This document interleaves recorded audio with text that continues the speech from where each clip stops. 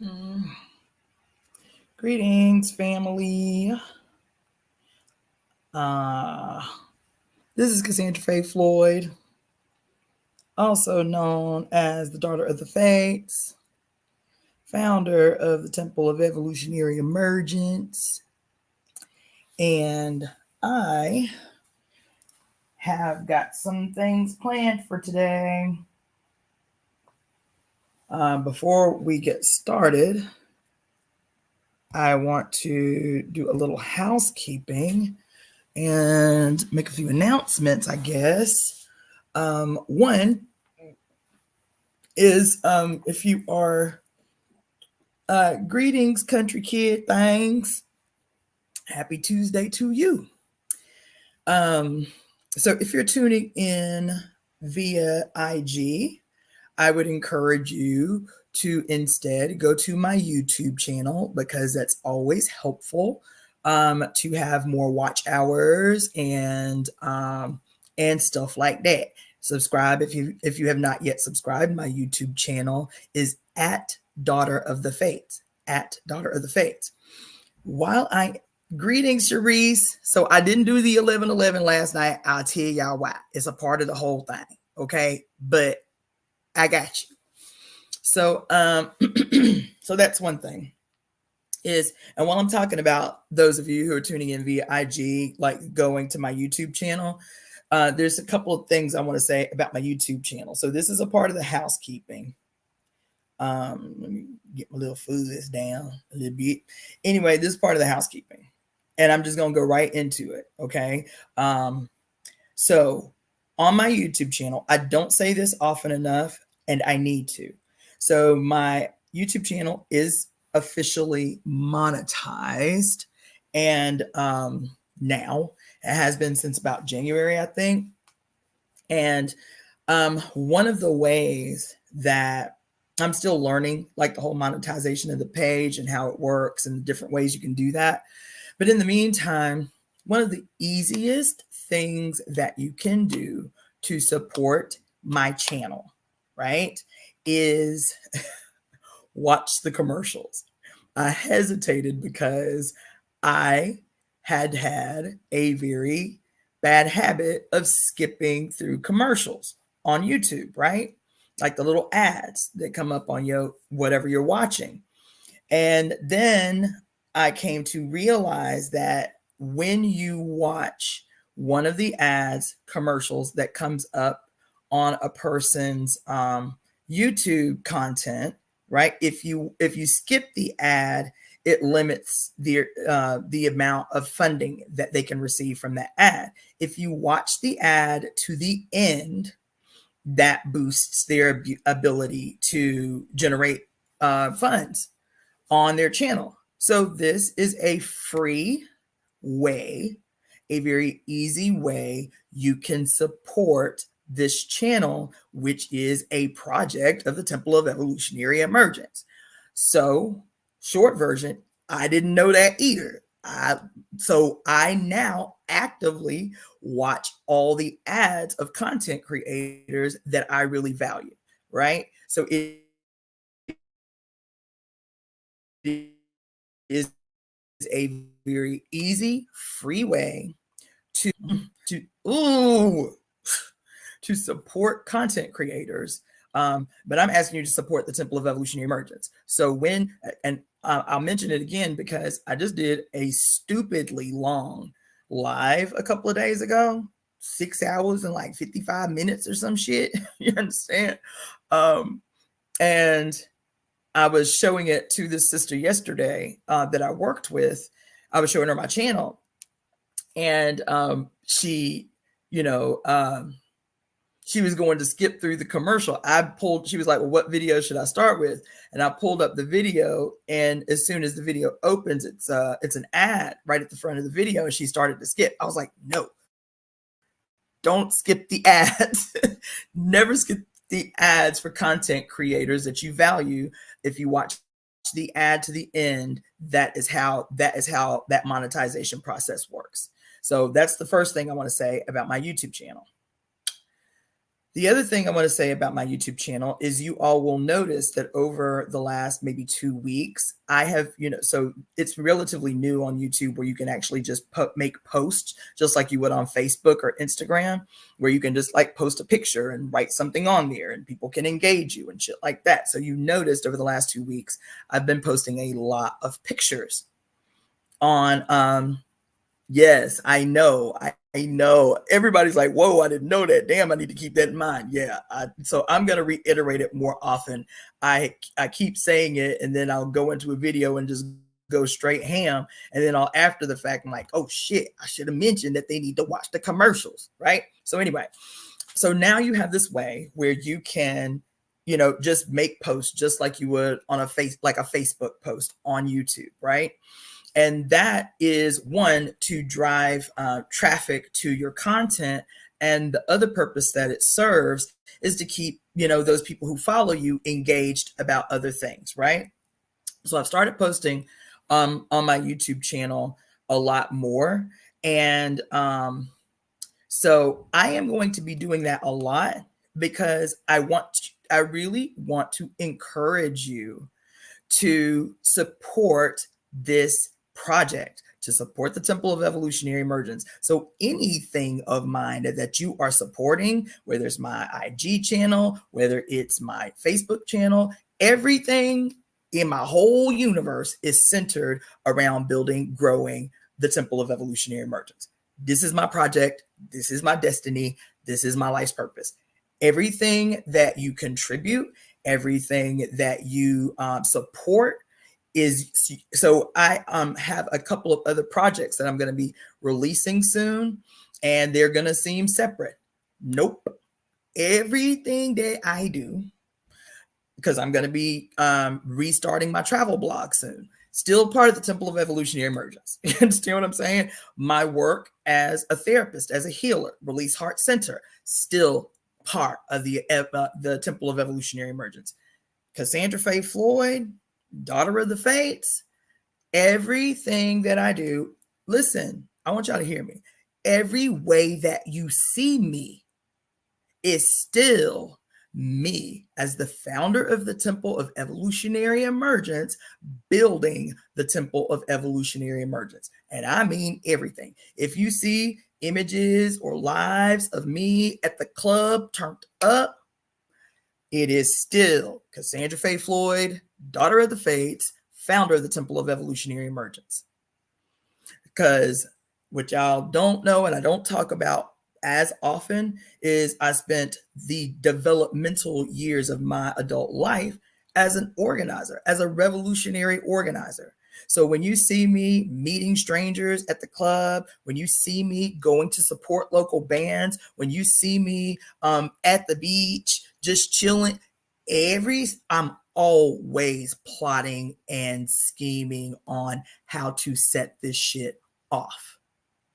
Every scenario. And we have to live like that. We've grown so accustomed, this wasn't part of what I was going to say, but we've grown so accustomed to be made to feel like we have to have personas that are separate, like versions of ourselves, right? And it's because we grow up in a society that teaches us duality and duplicity, and those things are like in dichotomizing of yourself. You only let certain people see certain parts of yourself because they may not understand certain other parts of yourself. That ain't me. When you see me live out in the world and you see me, for example, I met this guy and some of his friends last night. Didn't know them from Adam. They were very sweet though. And this was at a like a dark rave party, like 1980s dark rave music. And so I'm at this show and we all went, he had a camper parked out, like a souped up, pimped out camper parked in front of the club. So we all, after the club shut down, we all went into his camper and, we're having drinks and talking or whatever. And they were like, somehow it came up and I told them, oh, it was like, damn, we never see, a lot of people like you at this spot. I said, I understand. You understand? First of all, I was probably the oldest person in there, but I get it. I'm Black and female in this dark rave party, right? And I was like, well, I'm old school. Like, I just bought these tickets about 2 months ago to go to this concert called No Values. They were like, damn, what's that? I haven't heard about it. And this concert, this festival that's happening in June, I bought the tickets 2 months ago or a month and a half ago, something like that. And it's a whole old school punk rock show. All the old head punk rock bands of like the 70s and 80s. I didn't even know half these dudes were still alive. I mean, like 30 bands on the lineup. Totally dope. I'm so excited. I'm hype as fuck, right? And the reason I'm mentioning this is because in certain scenarios, especially when I was like in Black power political spaces, I was made to feel awkward and oddballish because I still, quote, hung on to those like white-like tendencies of my unconscious past type of shit.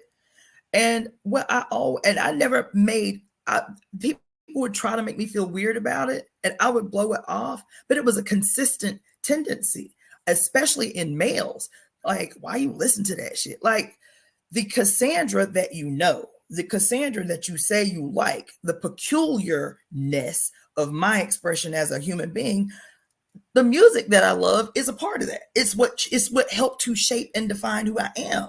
Like, why you got a problem with that? If that ain't your bag, that's fine. That's cool. Just like be up off me. Be the fuck up off me. Because I like what I like, and I see directly how it has contributed to who I am and who I've become. Right?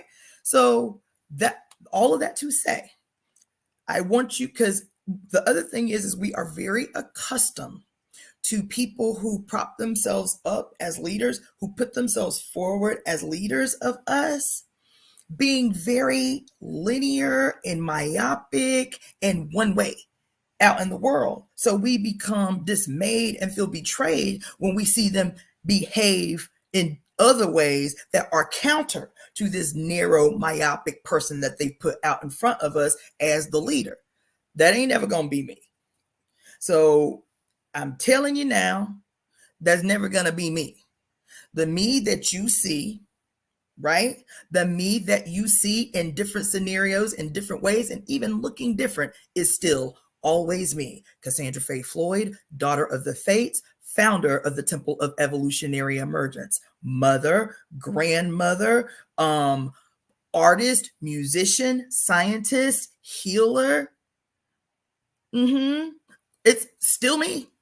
Whether I'm at a punk rock show or whether I'm in ceremony, it is still always me.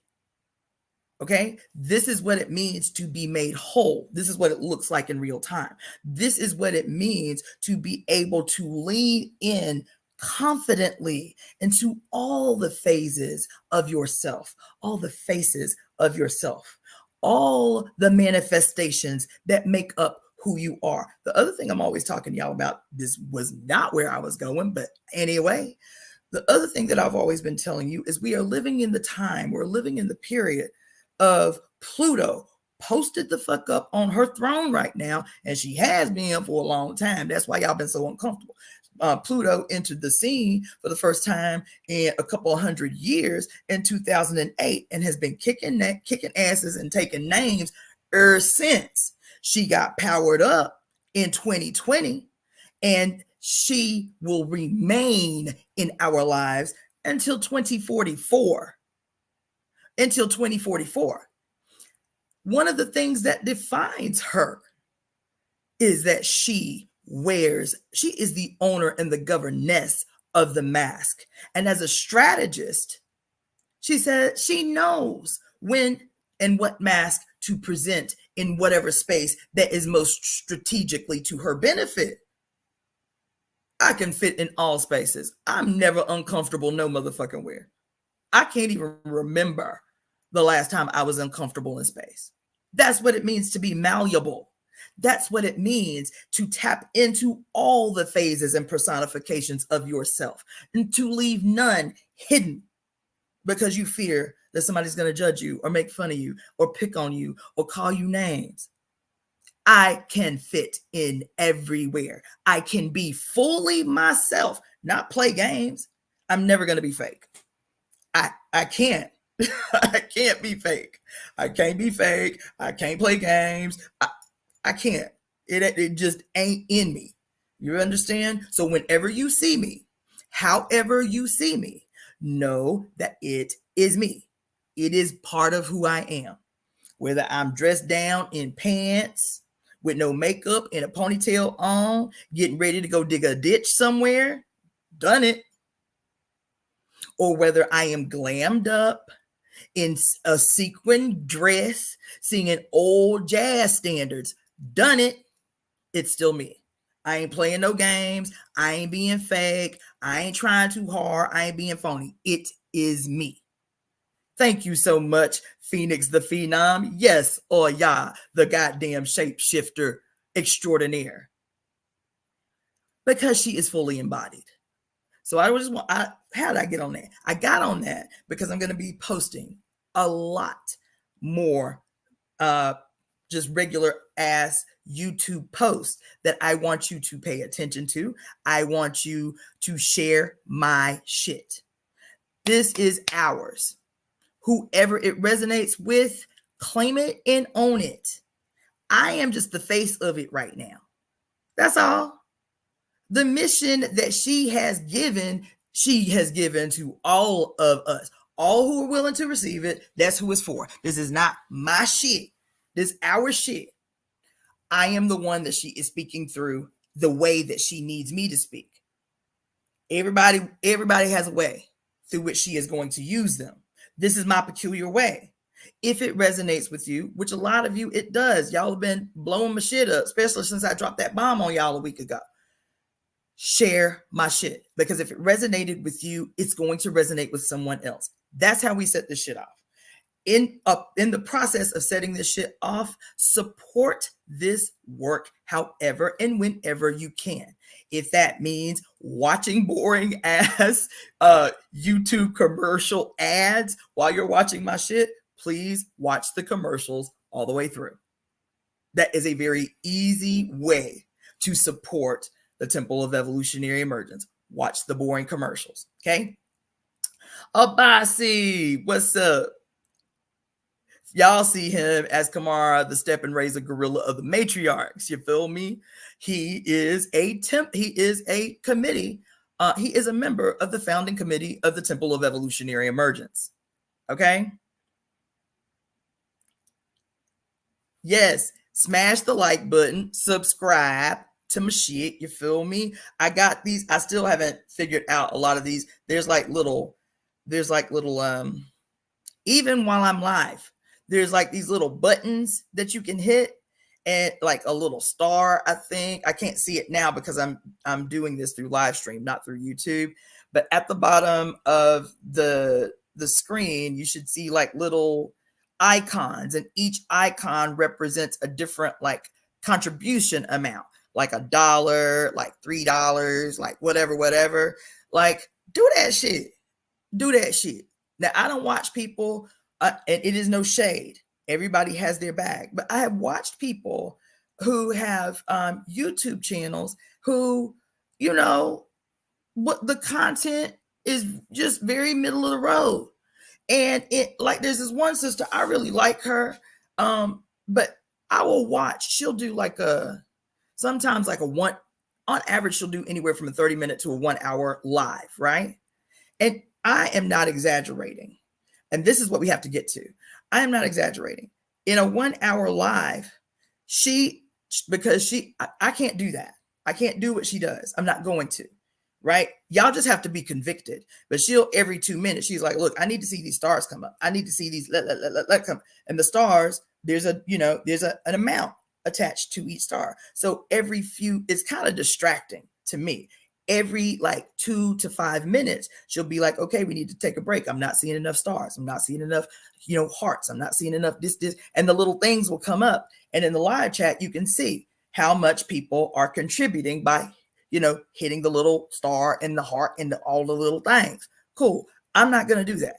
The content that I am delivering is deep, and it is purposeful, and it is not just for your fucking entertainment. As a matter of fact, that's your entertainment is a is it's a footnote. It's a side note to what I am doing here. However you receive it is how you receive it. That's fine. But know this, every time that I get on here, this is my occupation. This is the conscious steps that I am taking towards the fulfillment of my fucking destiny. Every single time I'm on here, trust that. Know that when you come on here, whether you receive it that way or not, that's you. That's personal sovereignty. That's what you can do. That's how you make a decision. You take a choice. You make a choice about how you want to receive what I am delivering. My purpose when I'm on here every single time is I am making a charge on your life. Every time. I want you to know it. Every time I open my mouth on here, I am making a charge on your life. It is a call I am making on your life. I talk to you frequently about the importance of mastering the tongue, about the importance of being mindful and present, about the conspiracy that you are casting out into the world every time you open your mouth. So I am purposeful and deliberate every time I open my mouth on here. Every time I open my mouth on here, it is a charge that I am calling you to. That's the period that we're in. The desperation that you all feel in your body, the urgency that you all feel in your body and feel bound because you don't have the action, you don't have the understanding of the action that must be tied to that sense of urgency, what you can do actively in the world to harmonize this sense of urgency that you have. This is it. This is it. We have to grow the future. God damn it. Right now. Not, when I get my money right, you feel me? I'm gonna do the work. No, right this motherfucking minute. Right this motherfucking minute. And if all you have is $1 to contribute to the future that we are growing in real time, then give the goddamn dollar. Give the dollar. And trust that what is happening with it is directly impactful of the future that we say we are collectively constructing. That's all. So I'm done. I'm off my diatribe. So when I post these posts, just the basic posts on my YouTube channel, click on every one because I get like a little an analytics thing at the end of every week. How many people came on, how many people watched, what they watched the most, what spoke to them the most, right? How many people commented, how many people liked, right? I get analytics and I'm following this thing diligently. So click on like, share, subscribe, everything that moves you. If it moves you, it means it's going to move somebody else. So share that with somebody, right? The other thing about these posts is I am about to be posting a lot about the other methods and ways that I make money, that I generate money. When I say I make money, baby, I pay my rent, I pay my bills, you feel me? Every now and again, I might buy a new dress, you feel me? But when I say every goddamn motherfucking penny that I make is squarely centered in what I am trying to execute with the Temple of Evolutionary Emergence. Okay. So one of the things I'm going to be doing is posting a gang of posts on my YouTube channel about the jewelry that I create. Some of you know the jewelry that I make, but I'm going to take a quick second because this live I entitled Fortune Favors the Bold. This is my butt naked, bold statement to challenge you to begin to regularly and actively support the Temple of Evolutionary Emergence. You can set the terms for how that support looks. It may be monetary support. It may be you emailing me and saying, I need a reading. It may be you sharing, making a commitment to yourself to share at least one video every day or every 3 days or 3 days a week. It may be you taking clips through YouTube, doing 1-minute clips of content that spoke to you and share it on your social media to drive traffic to this channel. How you set the terms for how that support looks, but that's part of the reason I entitled this Fortune Favors the Bold, because I knew I was going to come right out the gate and start talking about ways to generate resources for the Temple of Evolutionary Emergence, primarily through the support of this YouTube channel. And then also talk to you about the post, because I'm going to show you right now some of the jewelry that I make. This is a very minuscule example of the diverse types of jewelry that I make. Okay. And I also custom make jewelry. So if you have an idea that you do not see similar on my Etsy store, then you can always make a request. This is what I'm conceptualizing. Is it possible for you to construct this? Okay. So one of the things that's been the most popular since I've had my Etsy store, I think since 2010, maybe 2011, because I started out doing only Black power, politically conscious jewelry, because at the time I couldn't find any. And so this is an example of one of the pieces. So this one is just different pictures. There's like revolutionary book covers there. So you see that is, what is that? Soledad, Blood in My Eye. And one of the books about Marcus Garvey, right? What is this one? Guerrilla Warfare by Kwame Nkrumah. You feel me? A quote by Huey P. Newton, Harriet Tubman, the Kenyan flag. You know what I'm saying? So that is a pretty standard, Black power piece, just like different African images, African-centered images placed together on a bracelet. They're stretchy. They last for years and years and years. This bracelet here, an example of how long they last. This bracelet was the first one that I made of its type. As a matter of fact, I'll tell you how old it is. I made this bracelet in 2000. Let's see, I started medical school in my grad program in 2011. And in the first year of grad school, we were sitting in student clinic. We were observers, so it wasn't very exciting for us to be observers in the clinic. So we sat around a lot, chit-chatted a lot. And I had this idea that I wanted a bracelet that represented all of the goddesses of medicine and healing. All the goddesses from every culture of medicine, healing, herbs, anything like that. So I just started Googling. I didn't know them, but I was like, damn, that'd be a dope idea for a bracelet. I loved to do theme bracelets. So I'm like Googling all the goddesses of healing, herbs, anything closely related.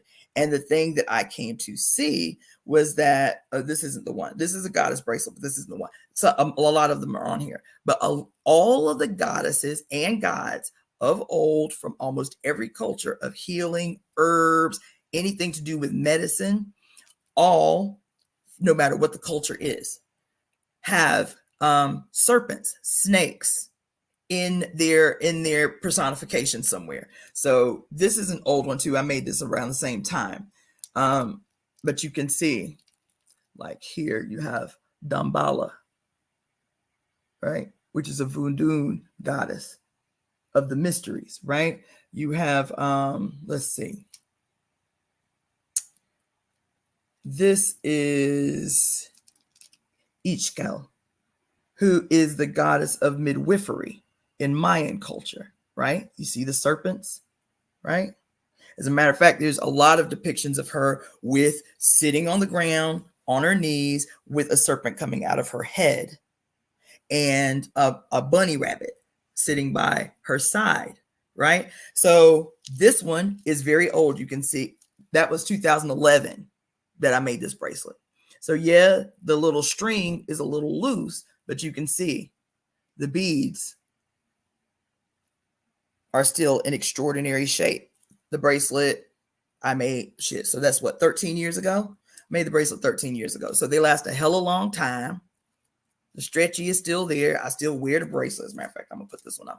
I still wear the bracelets, right? This is one that is again, it's basically just like a wearable collage.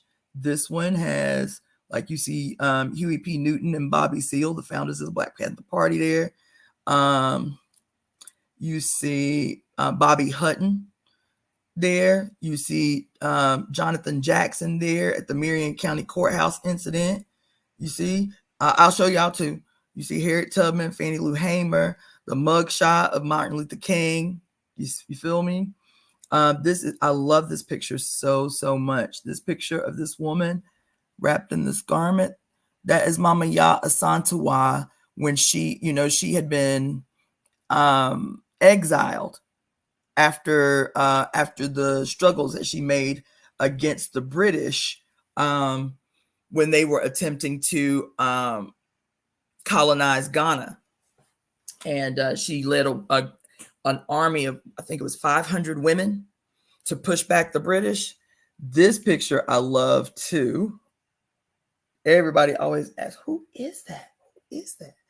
That is a beautiful old picture of Winnie Mandela. I love that picture, when she was very young. This is my sister right here. And she don't get anywhere near the props that she should. The wonderful, the honorable, the most radically militant Josina Michelle, baby. Josina Michelle. If you don't know her, get to know her. Josina Michelle. She was in it. What was the name of the organization? It was the revolution. It was the militant revolutionary organization that was the that fought the liberation struggle for Mozambique. The honorable, radical, most revolutionary gangster, Dr. Khalid Muhammad. There's Josina Michelle again, her beautiful, gorgeous self. And that's it, right? So yeah, you can get them in tan. These are bamboo beads, right? So you can get them in tan bamboo beads. You can get them in these light red bamboo beads. You can get them in the dark brown bamboo beads, and you can also get them in black. Okay. So that's the bracelets. Those are my biggest sellers because I have never made the same bracelet twice. I started my Etsy page, I want to say in 2010, something like that. I've never made the same bracelet twice. The themes may be similar, but I always make sure that every single bracelet is a unique bracelet. So those are huge sellers. So if you are interested, I'll keep saying that. If you're interested, you can go to my Etsy store, which is www.DaughterOfTheFates.etsy.com. So some other stuff that I make are themed earrings. So this is the wonderful, the beautiful, magnanimous goddess Oya. I love her so. On a pair of earrings that y'all have actually seen me wear, because these are my personal earrings. This is a beaded version of that bracelet. So I used the 9 colors of Oya and put the original Mama Goddess on the bottom. I love these little charms because they actually have butt cheeks. Right? So these are my Oya beaded earrings.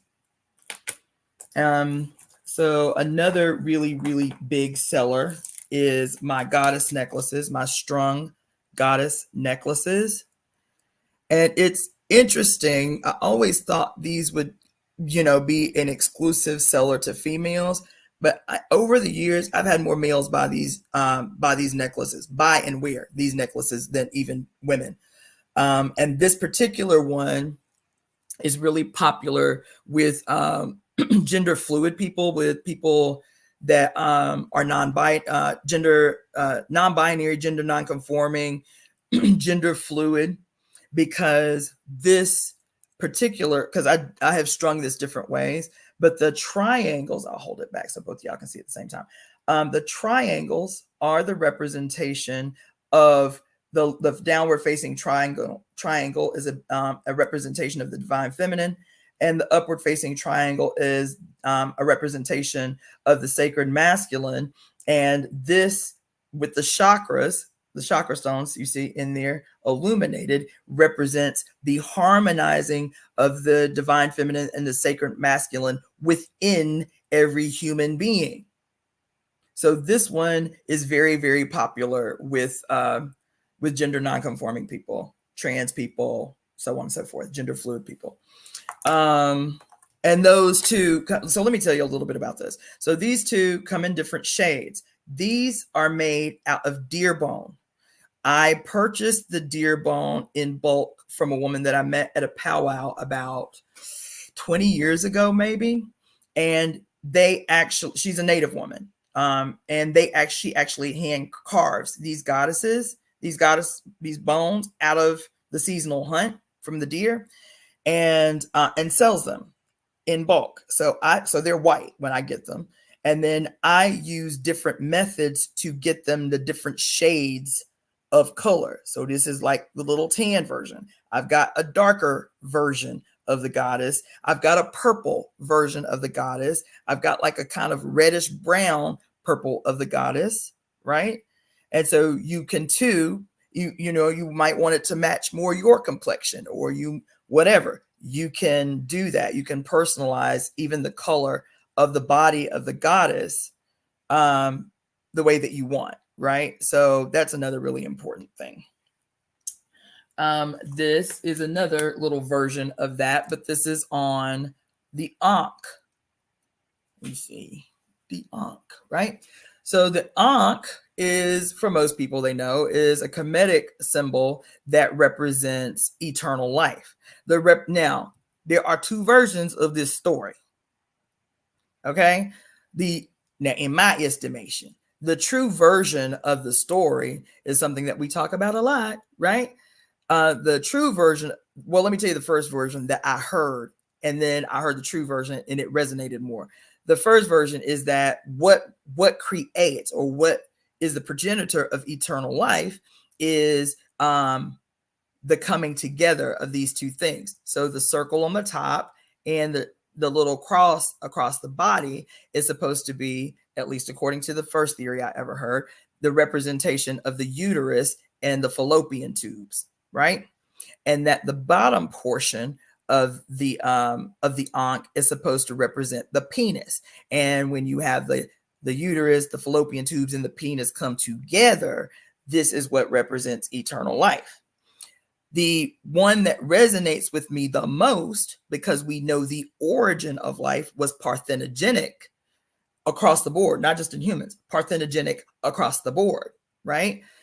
That what actually represents eternal life is, this is the uterus, this is the fallopian tubes, and this is the birth canal here. This is the length of the birth canal. However you want to receive it is on you, because that's what sovereignty is. But this is another version of that. This is a necklace with the chakra stones illuminated. For those that don't know, this is a cowrie shell, and the cowrie shell has and always will represent the divine feminine energy in its creative capacity. The yoni, the vajayjay, because this was also a primary form of currency in Northern Africa and West Africa, and even the Southern Mediterranean and Southern European countries for very, very long time, centuries, right? So, and that was because it was a representation of this thing that makes abundance possible, life possible. So that's what that is, okay? Then the last thing I'm going to show you, and then we're going to get to the content. And I am doing exceptionally good in my timing. That's great. So I also do other types of wraps, right? So this is a downward facing amethyst that I found that I actually wrapped, right? And this has this is my personal piece. This has a lot of meaning for me, because the amethyst is the stone that is represented at the third eye. In Ifa tradition, Oya, Pluto, right? the owner of the mask, the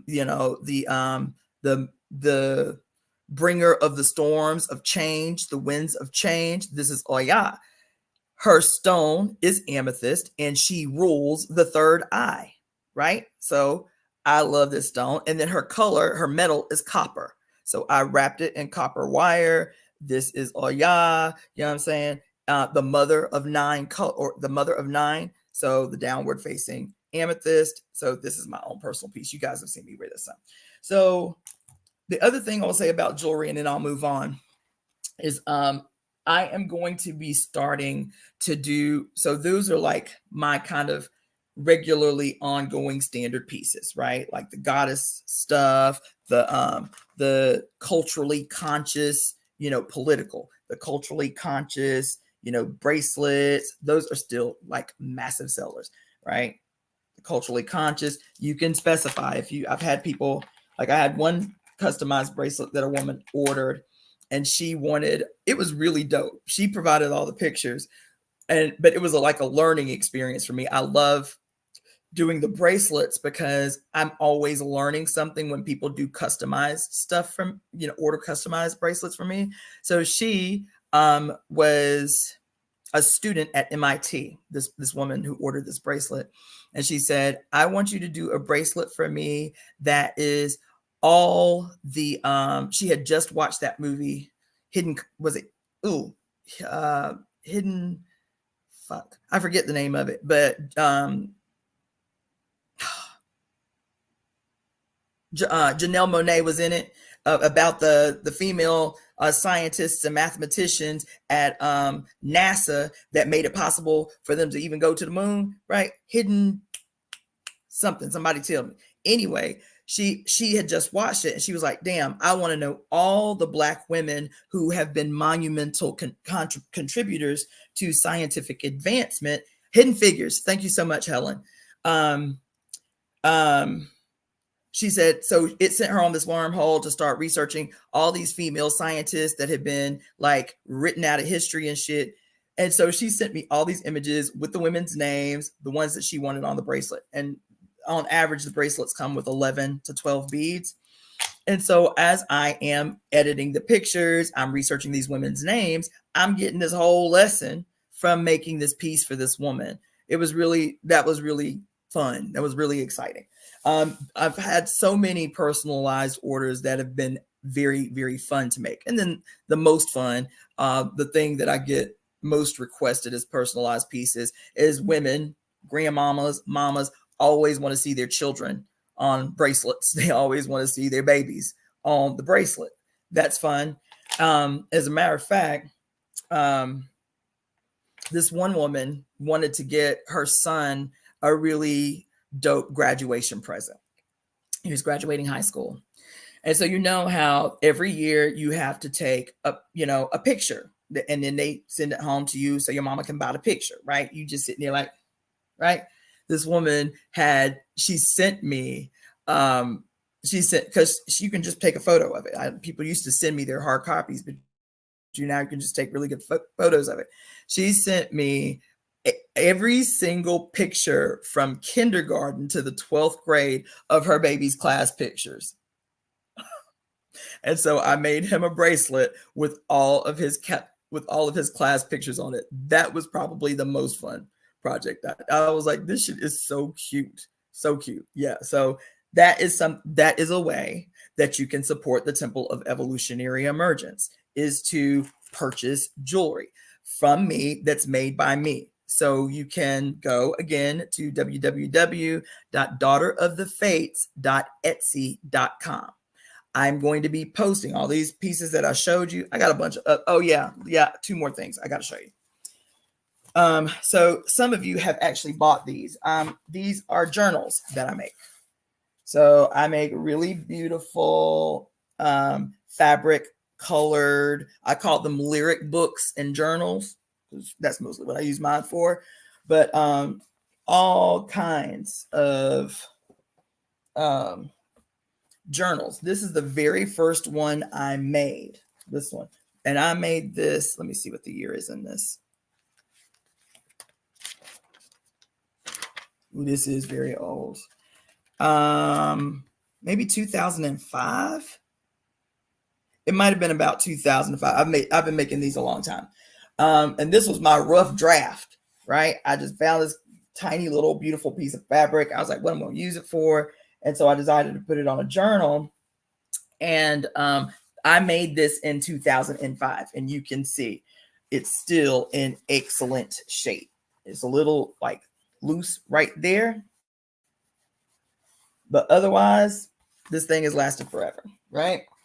So those two you can order on my Etsy store, right? I've got some really dope ones in here. These are all my personal journals, right? But you know, whatever fabric I can find, I use a percentage of that fabric to put on a journal, right?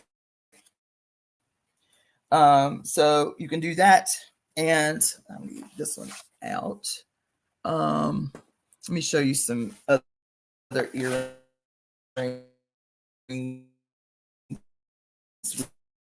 really quick, and then we're going to move on.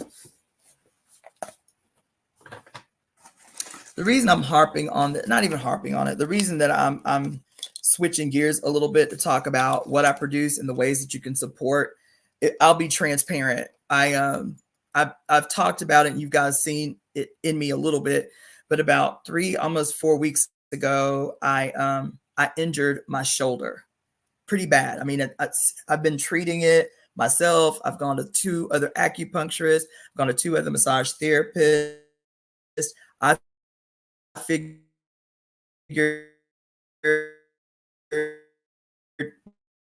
because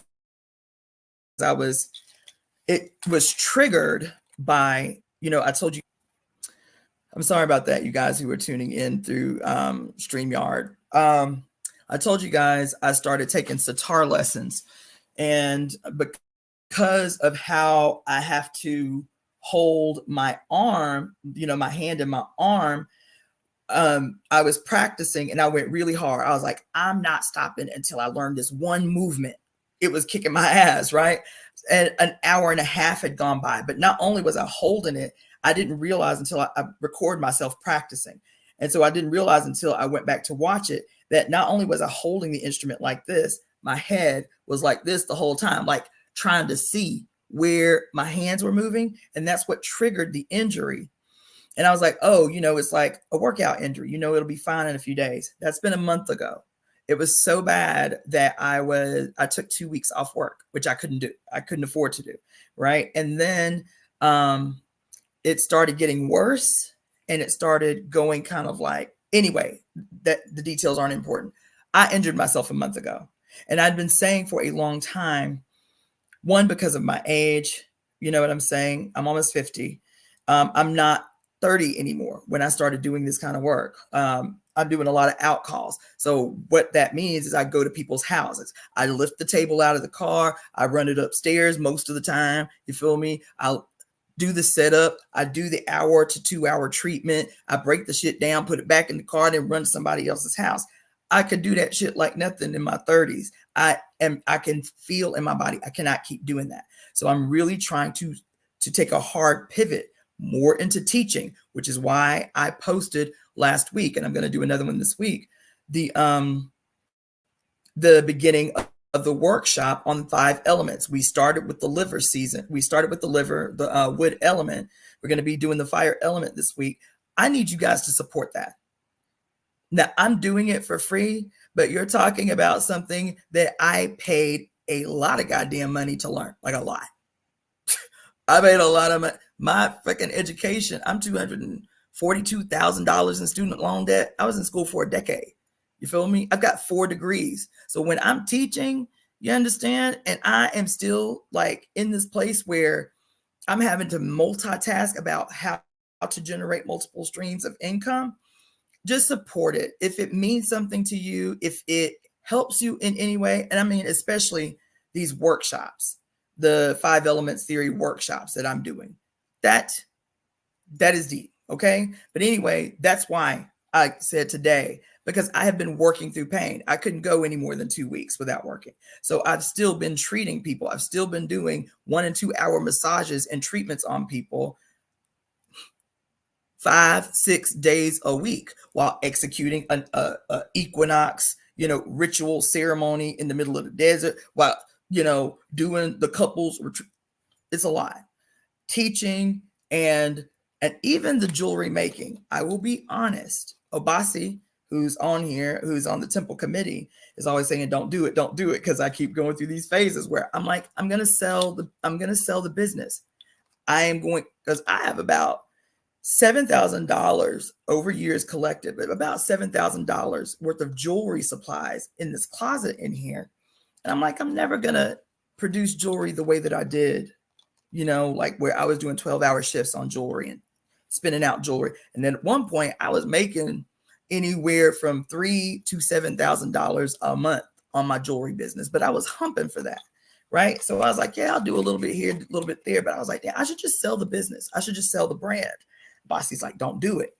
But eventually what I would like to do is make the jewelry business like one of the standard components of the Temple of Evolutionary Emergence, and do like apprenticeships for the jewelry, to just teach young people, to give them the skills. And then they enter into a contract with these kids. Okay, I will teach you everything that you need to know about how to make and customize your own brand and your own jewelry. And in return, you will work for the Temple of Evolutionary Emergence jewelry production for a year, 2 years before creating competition with it or whatever. Right. So these are some other types of earrings that I make. But all of this to say is that I've been threatening for some time to take my hands off people, to really pivot how I help people through teaching and through a transference of skills and so on. And that has to happen, because I have been struggling now for a month with my shoulder, and I don't complain. Like, women don't complain. Like, our ability to take a lot of pain, is notorious. I'm not trying to do that. I'm not trying to worsen my physical health, that way, when I have other things that I can rely on to make me money. My brain is so full. That's why I give so much here. I give y'all gold for free. You feel me? I do. I give y'all gold for free.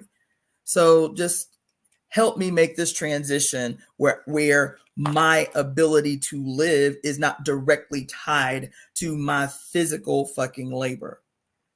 I got to calculate how many clients I need in a week to keep myself from drowning. So everybody who follows my page should own these earrings. These probably my favorite. These are Mami Wata earrings.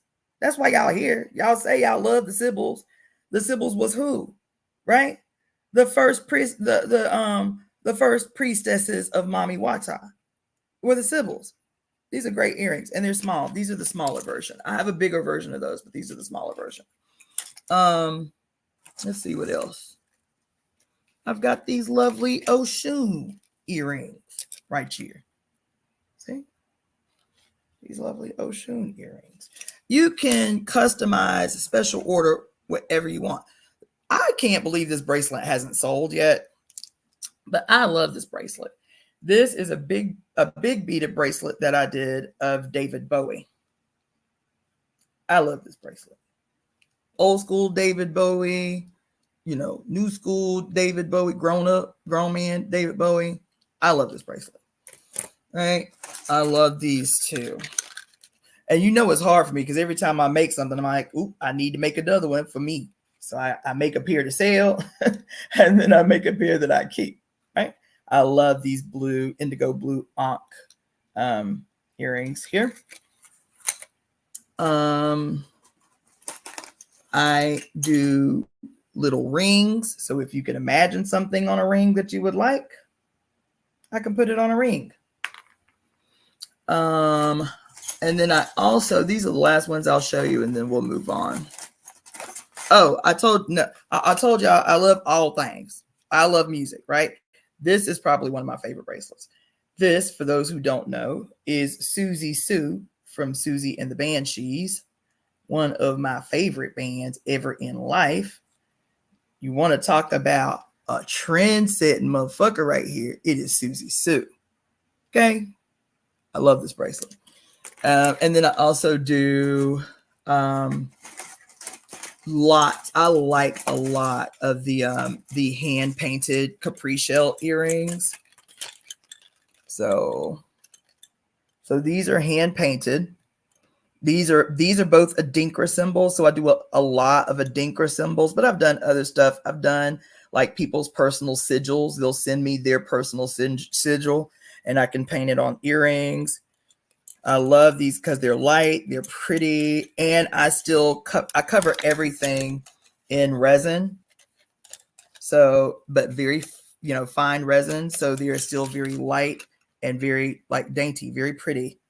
And I've done a ton of Adinkra symbols and the Om symbol and Mayan symbols. People custom those a lot too. So yeah, you get the gist. So that's my little pitch about the multiplicity of ways that you can support my YouTube channel and the Temple of Evolutionary Emergence, which is a project. My YouTube channel is a project of the Temple of Evolutionary Emergence. I promise, this last thing I'm gonna say about that is because of this lunar eclipse that we just transitioned out of, and this will probably be the way that I transition into that discussion. But for the last 3 days, I've been dosing. I've been taking mushrooms. And hold on a second.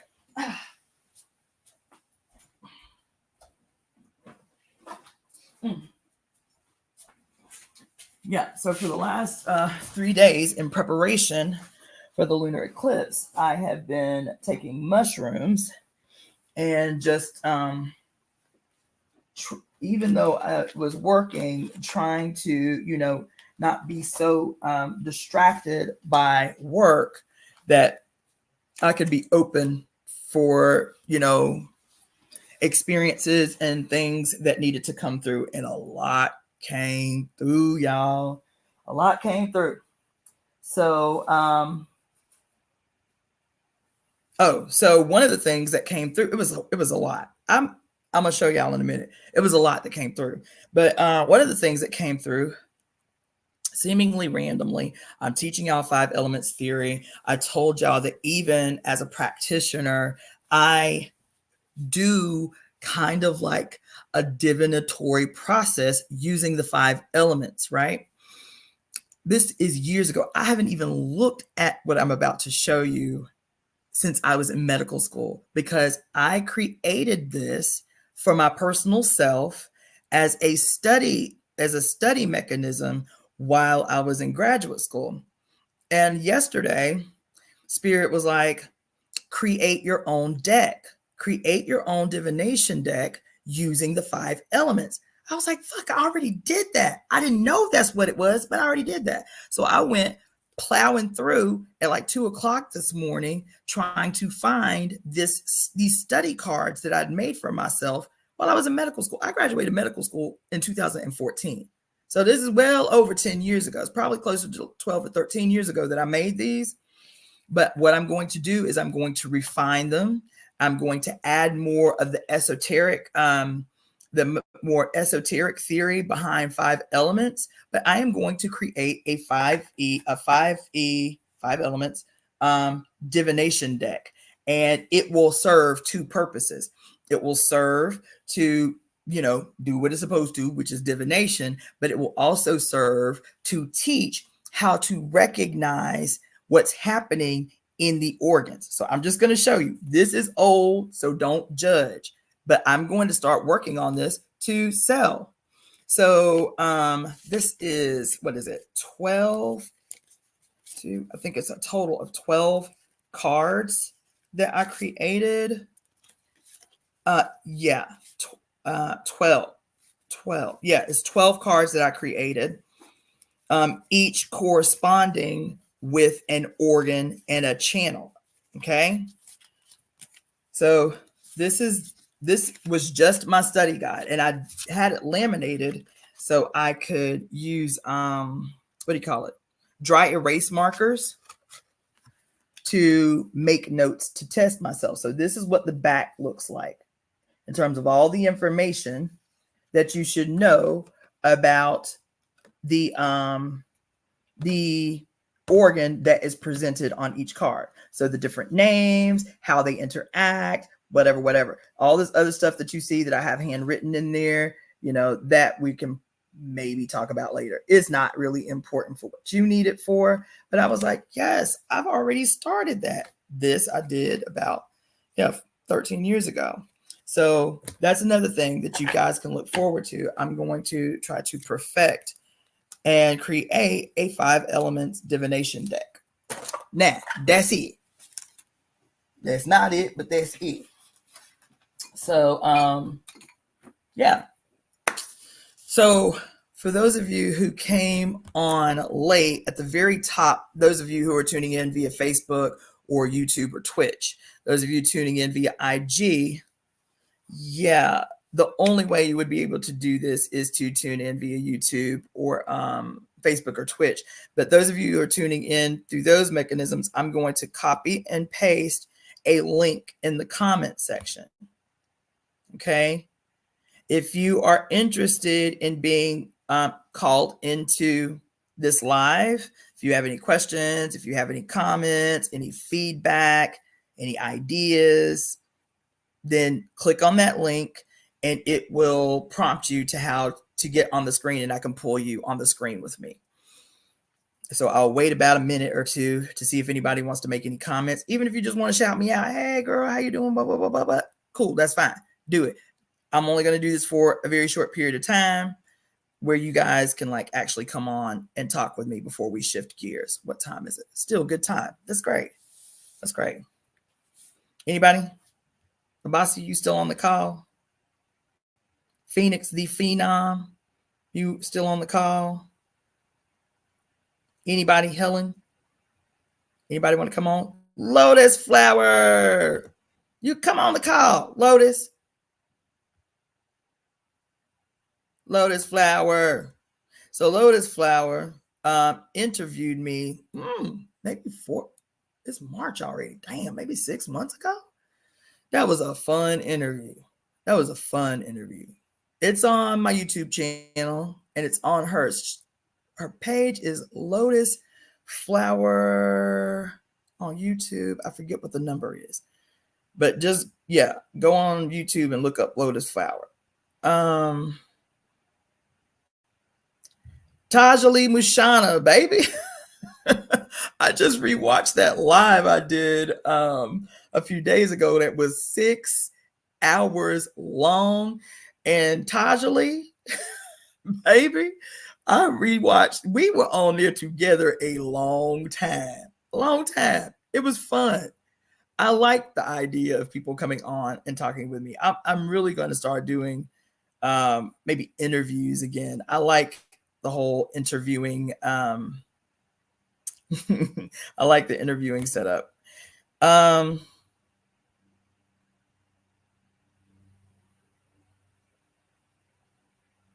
Oh, okay. Yeah, I can do that.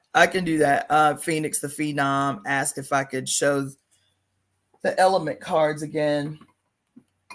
Yeah, very rudimentary. I would have to tweak them a lot, but that's what I'm going to be working on, is a new deck. That's one of the things that came down the pike while I was dosing all weekend in preparation for the lunar eclipse that happened on Monday. What was it? Yeah, Monday at 7.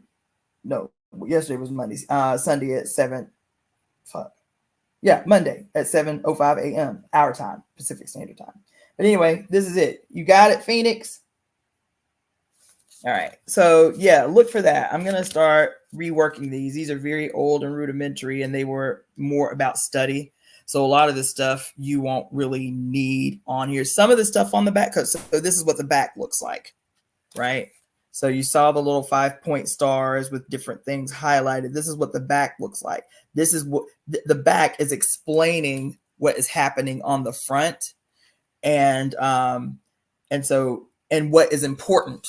You know, like for example, if you can see here, I don't know how close I can get it where you can see it. Okay, so this is the fire element. This is what we call the heart, hand, shao yin. The heart, hand, shao yin.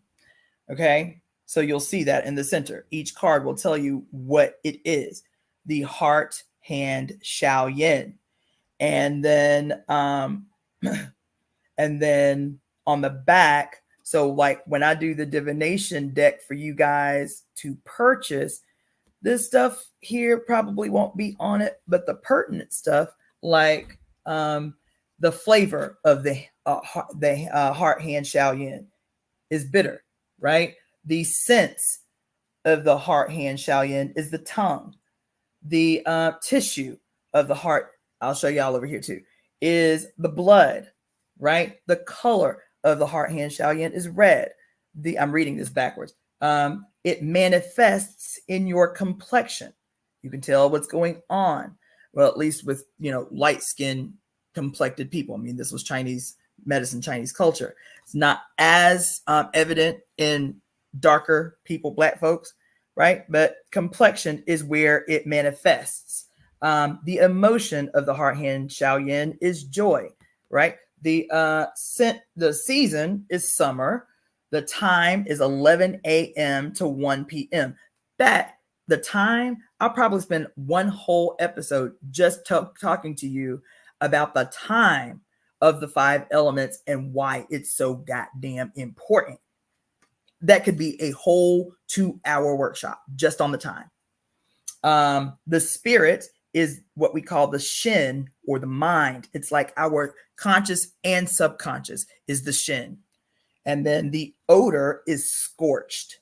The odor is scorched. So for you guys, I was showing that on IG first, right? So this column here will probably still be on it because it's very easy and important information that everybody should know. The stuff over here, maybe not so much. Yeah, maybe not so much. So yeah, that's that. All right. Oh, I do have somebody that wanted to come on. Great. Let's see. And greetings to everybody that's just tuning in. Let's see. Thank you. That's right up my alley. Elemental correspondence to the body. Yes, I told y'all 5 elements changes the game on everything in every space. There is no way you can watch a movie after understanding the basics of 5 elements and not see it present in every single movie. Baby, I'm telling you, it politically so relevant. In every way, it changes the game. It's like, in my estimation, the easiest way. Yin Yang theory and 5 elements theory is the easiest way to demystify everything that has been made a mystery, baby. Everything.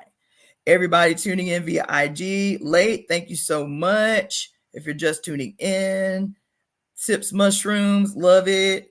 Kaylee, Sinatra, greetings. Oh, Taib Sound. That's my ace. That's a bad dude. That dude is a DJ. That's a bad dude. That's a bad dude. Okay, so let's see. Let me bring on. So we got somebody who wants to come on. This is Sister Sharice.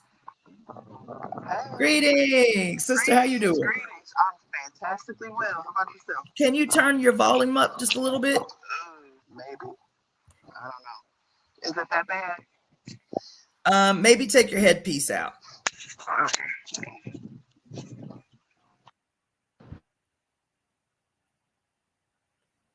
Do you have me on mute now? Yeah, your mic is muted. Unmute your mic. How's that? How's that?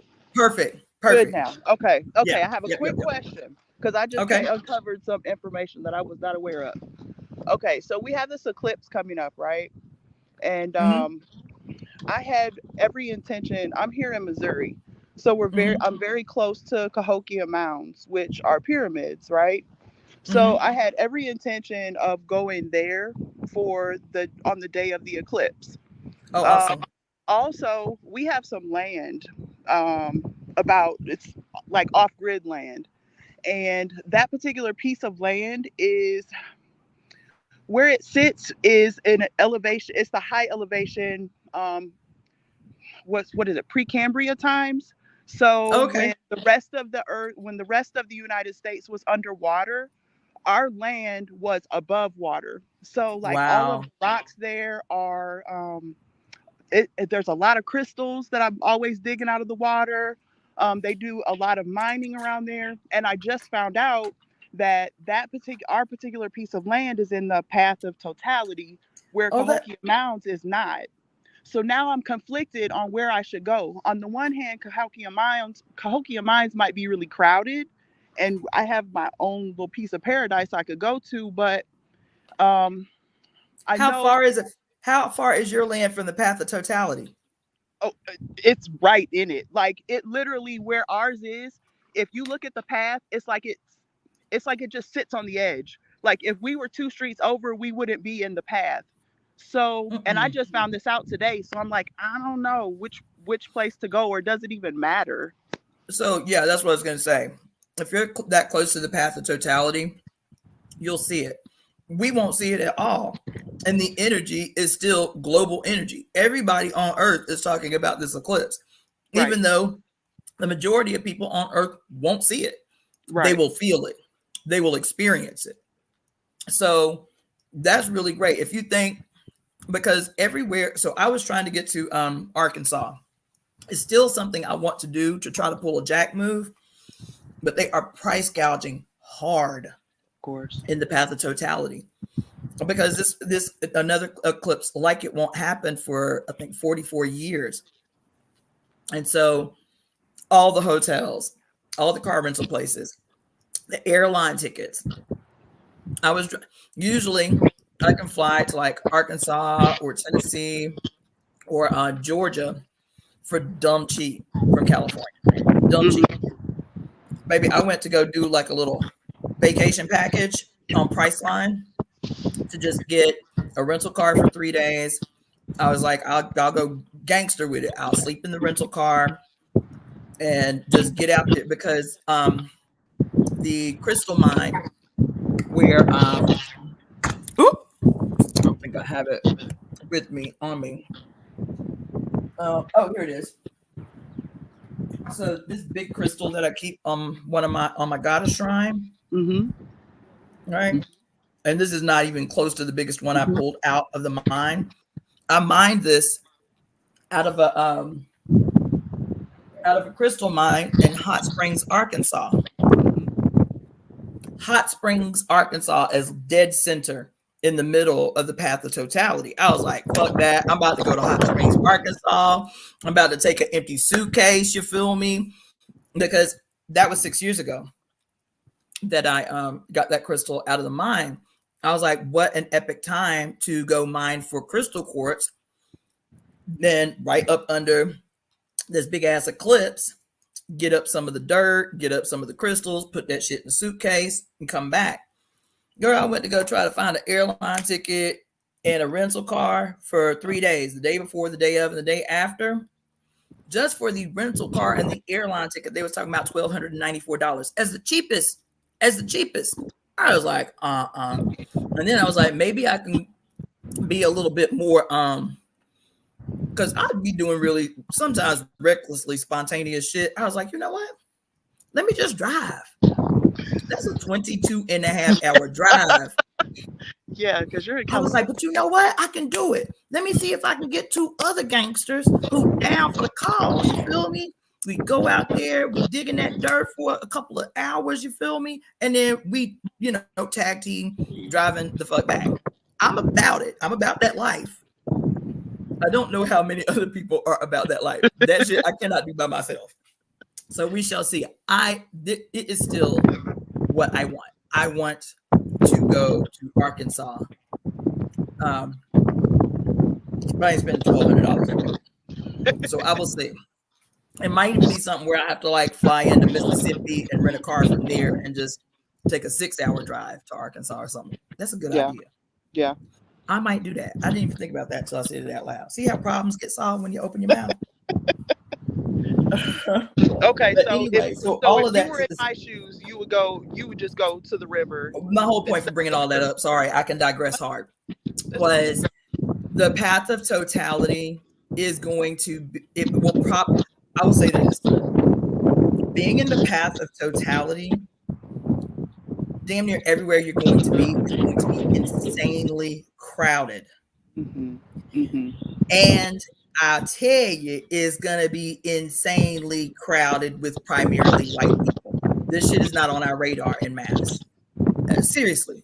It's not like black people like, oh, damn, that's cool. You feel me? But, you know, this is something that is like really on their radar, right? And so for me, I don't necessarily know that I would want to be in a space that crowded with that much wild energy Yeah. under a goddamn eclipse. Yeah. I told y'all that in October, I went to do the eclipse viewing, the solar eclipse that was in October.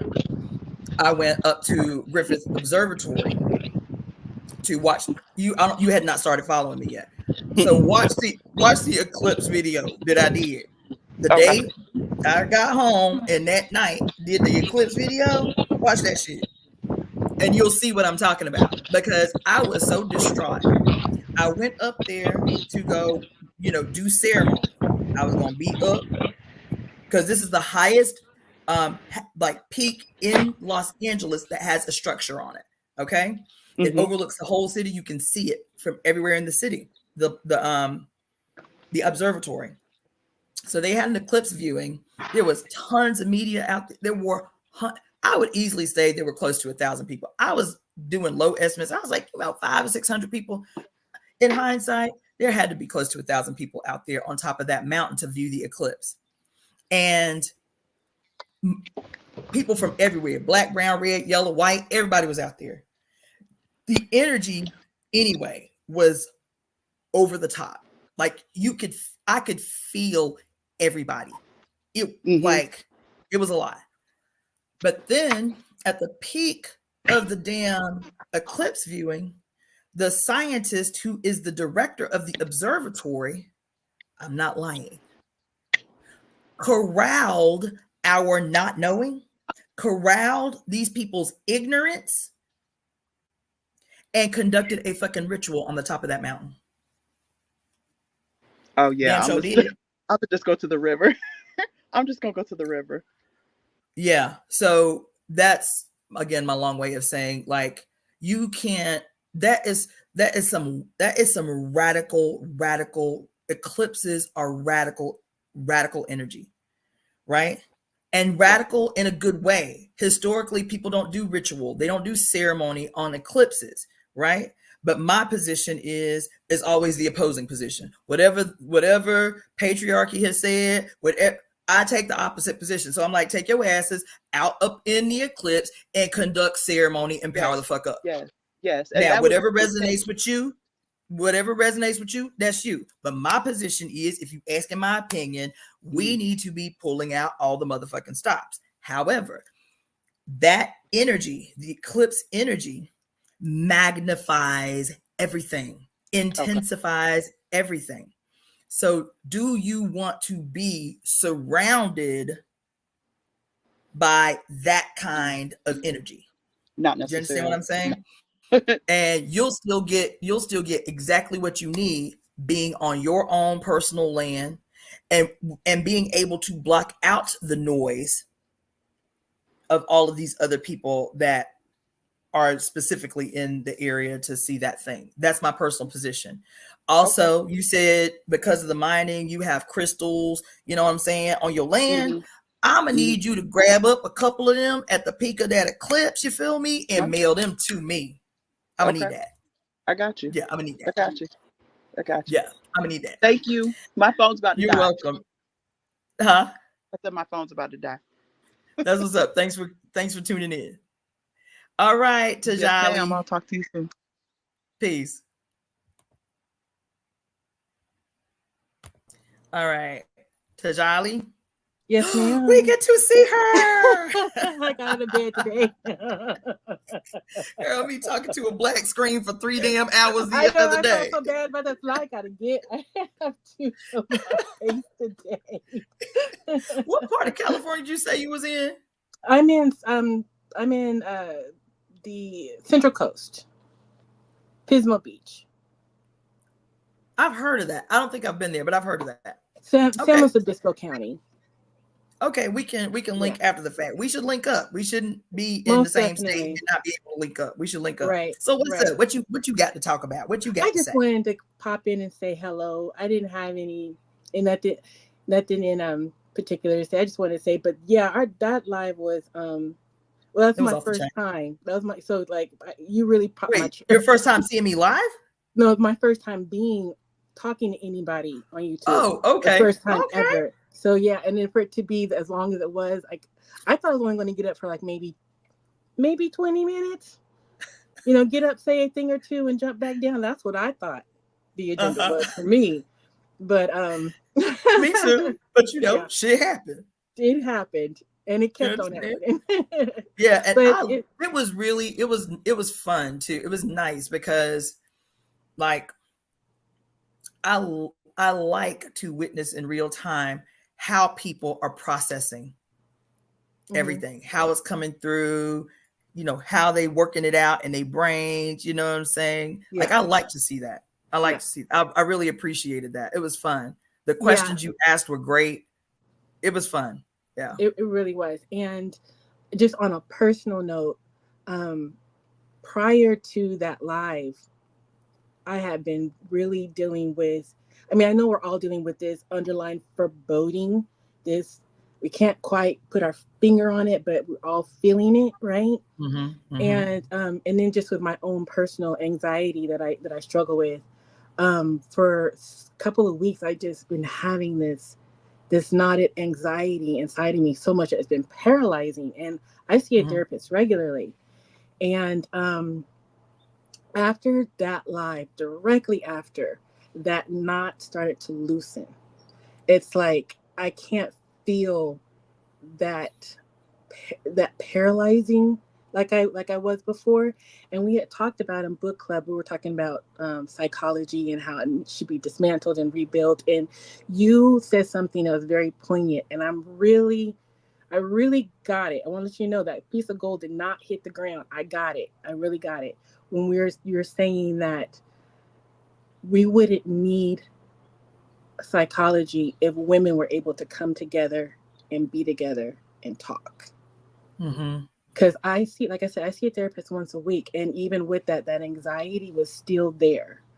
And I've taken anxiety medication, and the effect of the medication is just as bad as the anxiety.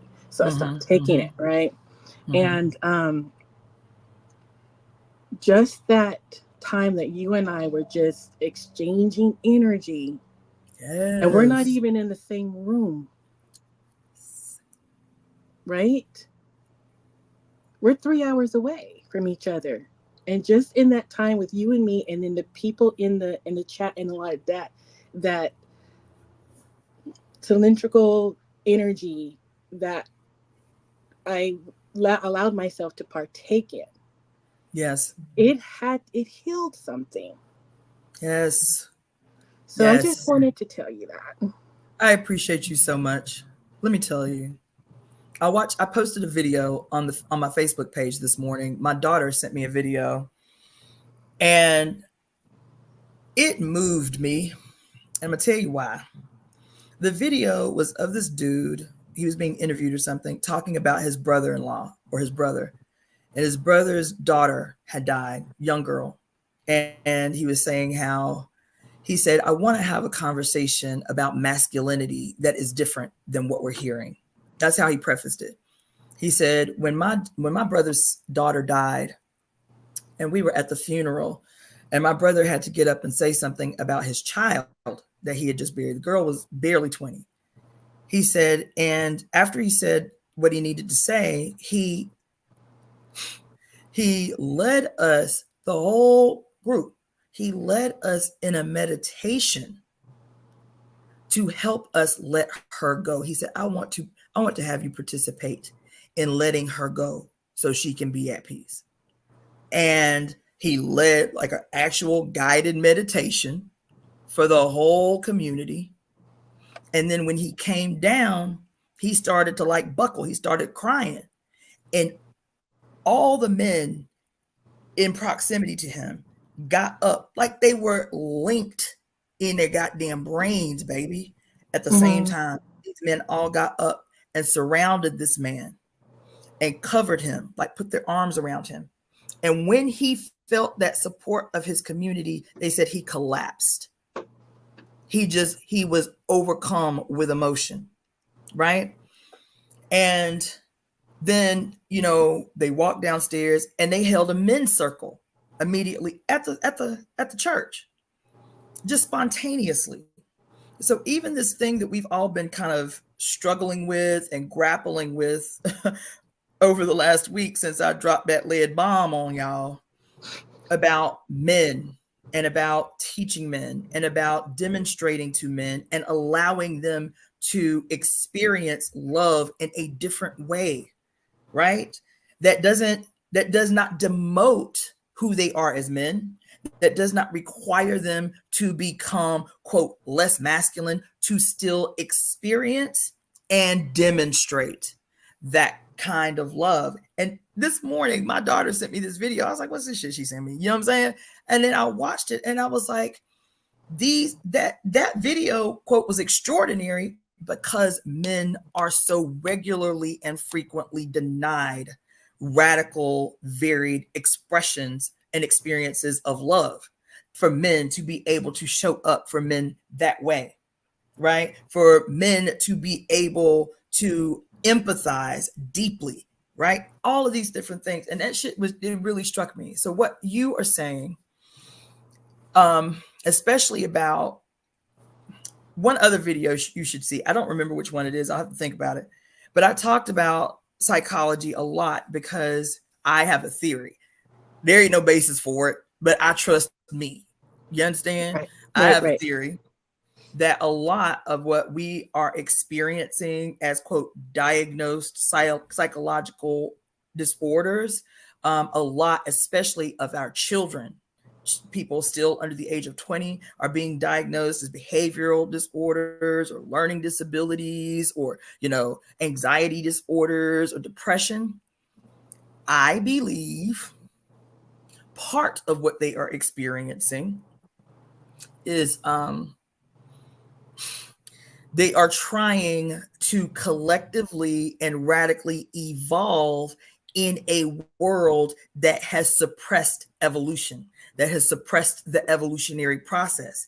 And so the frustration, right, that chronically fucking stuck feeling that we have, like we have ideas that are bigger than our body can compensate for. And so when we have ideas in our head that are bigger than our body or our circumstances can compensate for, what do they call that? ADD or ADHD. You feel me? Right. You know, when you dream outside your economic or social capacity, you know, they call it ADD or ADHD or whatever. They give it some name. Pathologize. They have collectively pathologized a process of human beings trying to evolve, and they are trying to pump the fucking brakes. They're trying to pump the brakes. And so when you described the knot in your stomach, right? When you described the feeling of being stuck, that nagging thing that exists, that we are so frustrated because we cannot articulate. We haven't been given the language to articulate what the fuck is happening to all of us. Everybody on the planet, everybody on earth is the mother is trying to kick this shit into overdrive. And the dying society of the male mother, the father God, is fighting like hell to maintain his presence on the scene. This is what evolution looks like. The death of that which is old and outdated and the birth of that which is new. So the frustration that we're feeling, the stuckness that we're feeling, the discomfort that we're feeling in our flesh is like that. The last week you pregnant. You understand what I'm saying? Your ass is big, your ankles is swollen, you understand, your legs hurt, you can't sleep on your back, so you got to sleep in the goddamn chair because you can't sleep laying down. That last week that you are pregnant is when you are the most uncomfortable before the baby is born. That's why Mm-hmm. we the most uncomfortable. We're uncomfortable in our actual physical bodies. We Body. Mm-hmm. uncomfortable in our brain. We Mm-hmm. we got all the shit we know in our heads we need to do, we must do, but we Mm-hmm. feel completely burdened to the point that you're like, fuck it, I'm not doing nothing. I got all this shit to do, so I ain't doing nothing. Sound Yes. familiar? Oh my God. Sound familiar? OMG. No one person can do all the things I know must be done. So fuck it, I'm asleep for 4 hours in the middle of the day. Yeah.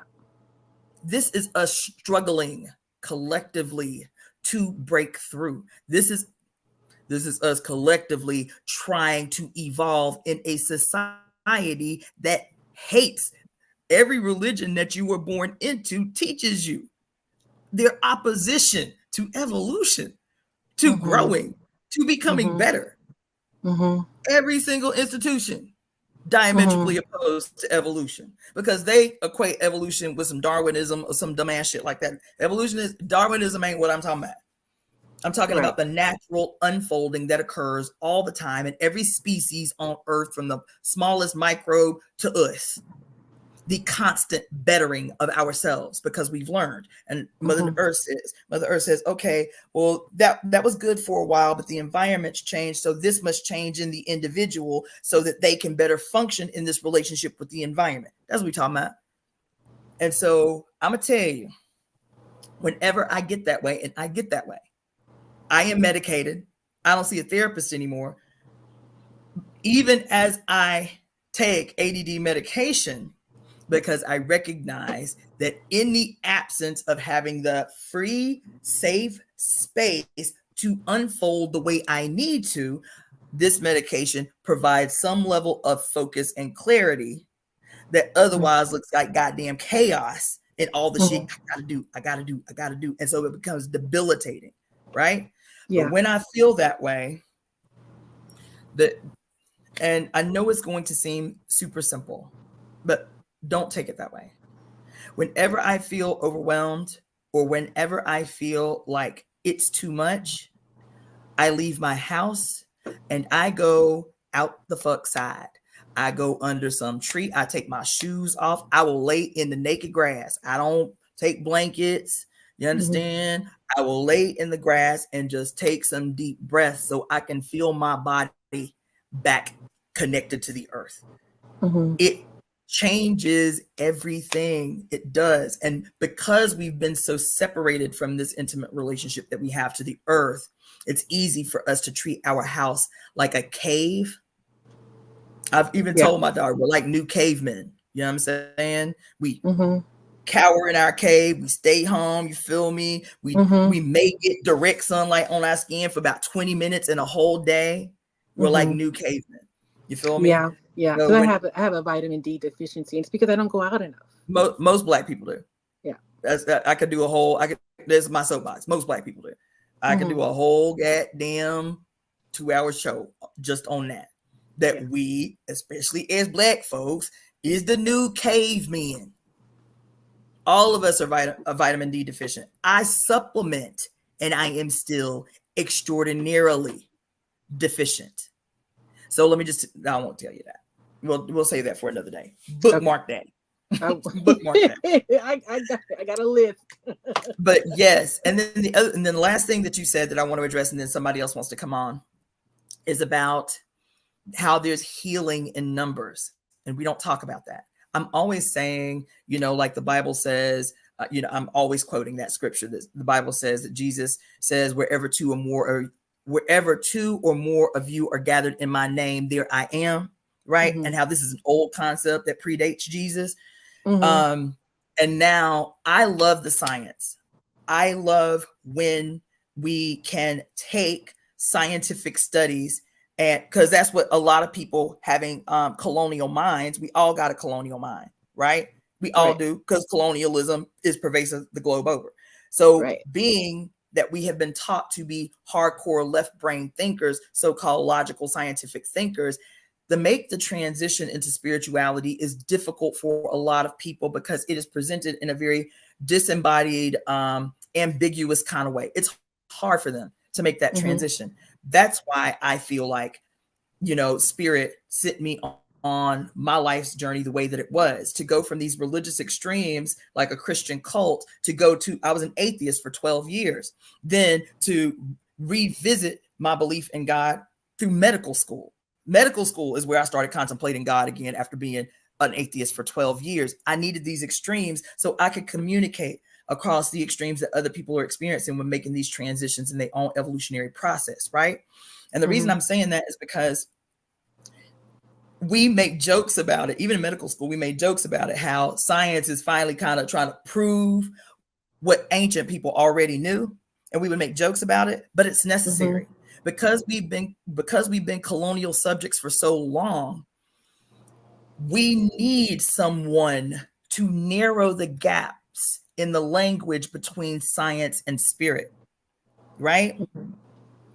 And what I say often is that that science is the language of spirituality and vice versa. So whenever I can find research, peer-reviewed journal research that affirms or confirms what ancient people have said as, like cultural, spiritual conjecture or whatever, I like to bring that to the table. So there are a lot of studies now that are talking about that have shown through research, pricking women's fingers to draw blood and testing their blood before they go into a woman's circle.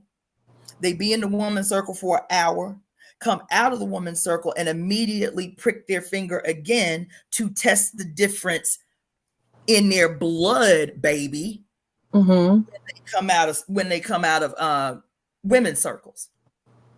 There is a measurable change in the blood chemistry when we come together in ceremony. That's all of us, not just women, men, anybody that comes into ceremony together, into group together, whether it's a support group, you understand? There have been a bunch of really radical studies coming out of the University of Miami, the medical school in the University of Miami. They have a specific wing of research called the Touch Institute, where all they do is study the different ways that alternative therapies that include touch therapy anyway. And then they measure like what they take, like the cultural perceptions about what these therapies do. And then they test those theories or compare those theories through what they ascertain through actual clinical studies. Again, measuring blood pressure, measuring their neurotransmitters and their RO markers, and all of these things they test for. Radical, unbelievably important research, right? And so I'm telling you that because they've got research about the benefits of grounding. So I'm telling you to go take your shoes off and lay up under a tree. They have done studies, blood marker studies, about what happens if you just lay on the ground or put your feet on the ground for 10 minutes, how it changes your blood. This is all the ways that it changes your blood.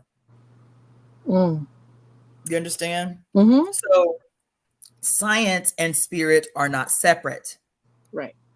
They are siblings. They are two ways to communicate the same thing. It's a translation issue that we're having. That's all. Right. And so some people need the science. Some people need the spirit, aren't really interested in the science. That's fine. That's why I exist. That's why my experience is what it is, so that I can help make the translation between those areas where we may be stuck too hard in one place and can't hear the other without the evidence needed to translate the language. You understand? Yeah. So all that being said is take your ass outside. Go touch some grass. When you go outside, you feel me? No long sleeves. Y'all don't even know if y'all have ever seen me in long sleeves. No long sleeves. You know what I'm saying? You want, especially if you're vitamin D deficient. I will say this: if you're vitamin D deficient, and most Black people in the United States are vitamin D deficient. If you're vitamin D deficient, then you want to For us, it takes more sun exposure for our body to convert the sun's rays into vitamin D. It's a whole process that engages, that has to do with the fat underneath our skin and the conversion of this chemical that we get from the sun, and it being converted in the liver, and then that conversion finally happening, going down to the liver, and then the final conversion happening, going from the liver to the kidneys, the final conversion happening in the kidneys, and then the uptake of vitamin D from there. It's a whole process. If you are vitamin D deficient, I will say one more thing about this, because it's my soapbox. If you are vitamin D deficient, and especially a Black person, this is not a deficiency that you should take lightly. It is not something that you should not address. It is serious. It is a vitamin D deficiency is directly linked with 7 different types of cancer, even if your family has no history of cancer. A vitamin D deficiency. Wow. Yes. Colon cancer and lung cancer being the 2 biggest ones. Because I was telling you that I had cancer I had breast cancer and cervical cancer at the same time. Oh, wow. Yeah.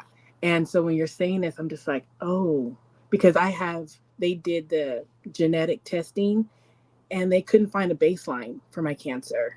They're like, we do not understand what this is and why you're having it. It doesn't make sense to us. I baffled all of my doctors. Yep. Well, if you have heart disease, if you have had strokes or aneurysms, or you are prone to cardiovascular circulatory issues, more than likely vitamin D deficiency is the place to start. Okay. It's that serious. It's that deep. And if you have me anyway, there are also some, so let me tell you, so most people think vitamin D, you know what I'm saying? And they think strong bones. Cool, right? Vitamin D is so important. The reason that dairy milk started to be supplemented with vitamin D in like the 1930s or 40s was because Black people in the South were developing rickets. Do you know what rickets is? You see it. A lot of people don't know what it is. Right now, today, they say that because there is a rise, an extreme rise in development of rickets, that doctors haven't seen rickets in 80 years. Yeah. In 80 years. Let me finish. Oh, sorry. They haven't seen rickets in 80 years, maybe in a textbook for half a day. You feel me? And so they are telling these women that their babies are just bow-legged. If you've seen them little 2-year-olds that as soon as their body weight starts coming, when they're walking, they're starting to walk, and as soon as their body weight, their core weight comes up on their legs start to bow. And so you've seen them little babies who their legs are extremely bowed, and we like, oh, that baby bow-legged? No, that baby has rickets. That baby has a severe vitamin D deficiency. And yes, because their structural bones, their leg bones are not sturdy enough to support their core weight once the baby goes upright, once the baby starts to walk. So their core body weight will actually bow the legs because the legs are not strong enough to support the baby's core weight. But because rickets had been eradicated through the fortification of vitamin D in cheese and milk and all this stuff, it damn near eradicated rickets. Well, most Black people are lactose intolerant. Most Black people. And that's one of our evolutionary things, as the original blood type, O blood types. So even if you are Black and have a B blood type, or Black and have an A blood type like I do, you still have a tendency towards lactose intolerance, because the original blood type, O blood types, who were Black and sub-Saharan African, are lactose intolerant. They didn't drink milk past the nursing phase, right? And so because most Black people are lactose intolerant, while for a while, the fortification of dairy with vitamin D was helpful, Now, once Black people started saying, oh, all my digestive issues and shit is because I'm lactose intolerant. So a lot of Black people don't drink milk no more. They may still eat cheeses, but few and far between, but they damn sure don't go out and buy a gallon of cow milk. You rarely see it. Everybody drinks nut milk, oat milk, almond milk, whatever. Now you see, in conjunction with the fact that we don't take our asses outside, Black skinned people need to have direct sunlight on their head, arms, and legs for a minimum of an hour every day to get the vitamin D that they need to sustain optimal health. Direct sunlight, noon. You understand? Like 11 to 2. Direct sunlight on your on your arms and your legs for a minimum of an hour. And if you're already deficient, 2 hours. The same amount of D that we need and can't get in an hour or less, white people get in 15 minutes of direct sunlight. They get all the D that they need being exposed outside in 15 minutes. And so it's huge. It's a huge, it really is my soapbox. I mean, I raised kids, you feel me? So it was my soapbox. So if you are not going outside, which you should, it is free medicine. If you are not going outside for that period of time to get vitamin D for free, you can get it. You remember the cans of Alaskan wild salmon, not wild sockeye salmon, wild sockeye salmon with the in the can. What we used to make salmon patties with. Salmon patties, got the bones in it. That is a great source of vitamin D. You keep the bones in it. You take a fork and you mush the bones. They become very pliable. So you mush the bones and you keep the bones in there. You need to be supplementing with, you know how your big mama used to make you take a tablespoon of cod liver oil? Because it is a natural source of vitamin D. You feel me? So get cod liver oil. Now they have it where there's no taste. They take the taste out of it. But make sure, because white people do what white people do. You understand? Make sure that you get a cod liver oil that still has the vitamin D in it. Because most people now are taking cod liver oil for the omega-3s. They do not know that the vitamin D has actually been extracted from the cod liver oil to be sold separately, because that's what capitalism does. So when you buy cod liver oil, you have to make sure that it says with vitamin D, meaning it hasn't been taken out of it. So you're getting the omega-3s and the vitamin D, right? Nordic Naturals is the only company that I buy cod liver oil from. Nordic Naturals. Okay. So you need to be supplementing. You have to. Yeah. You have to. You have to. I hear you. If your teeth are falling out prematurely, if you got cavities, but you brush and you don't eat a lot of sugar, you are vitamin D deficient. Let me tell you about vitamin D deficiency. When I first found out, I was having so many problems. I was like, what this was while I was in med school. So I was already stressed out. And if your liver is not functioning optimally, you still can't convert the sunlight into the first step of the vitamin D process. So even if you're outside for 5-6 hours, which I was, me and my kids lived at the beach. I'm telling you, 3 days a week in motherfucking Florida.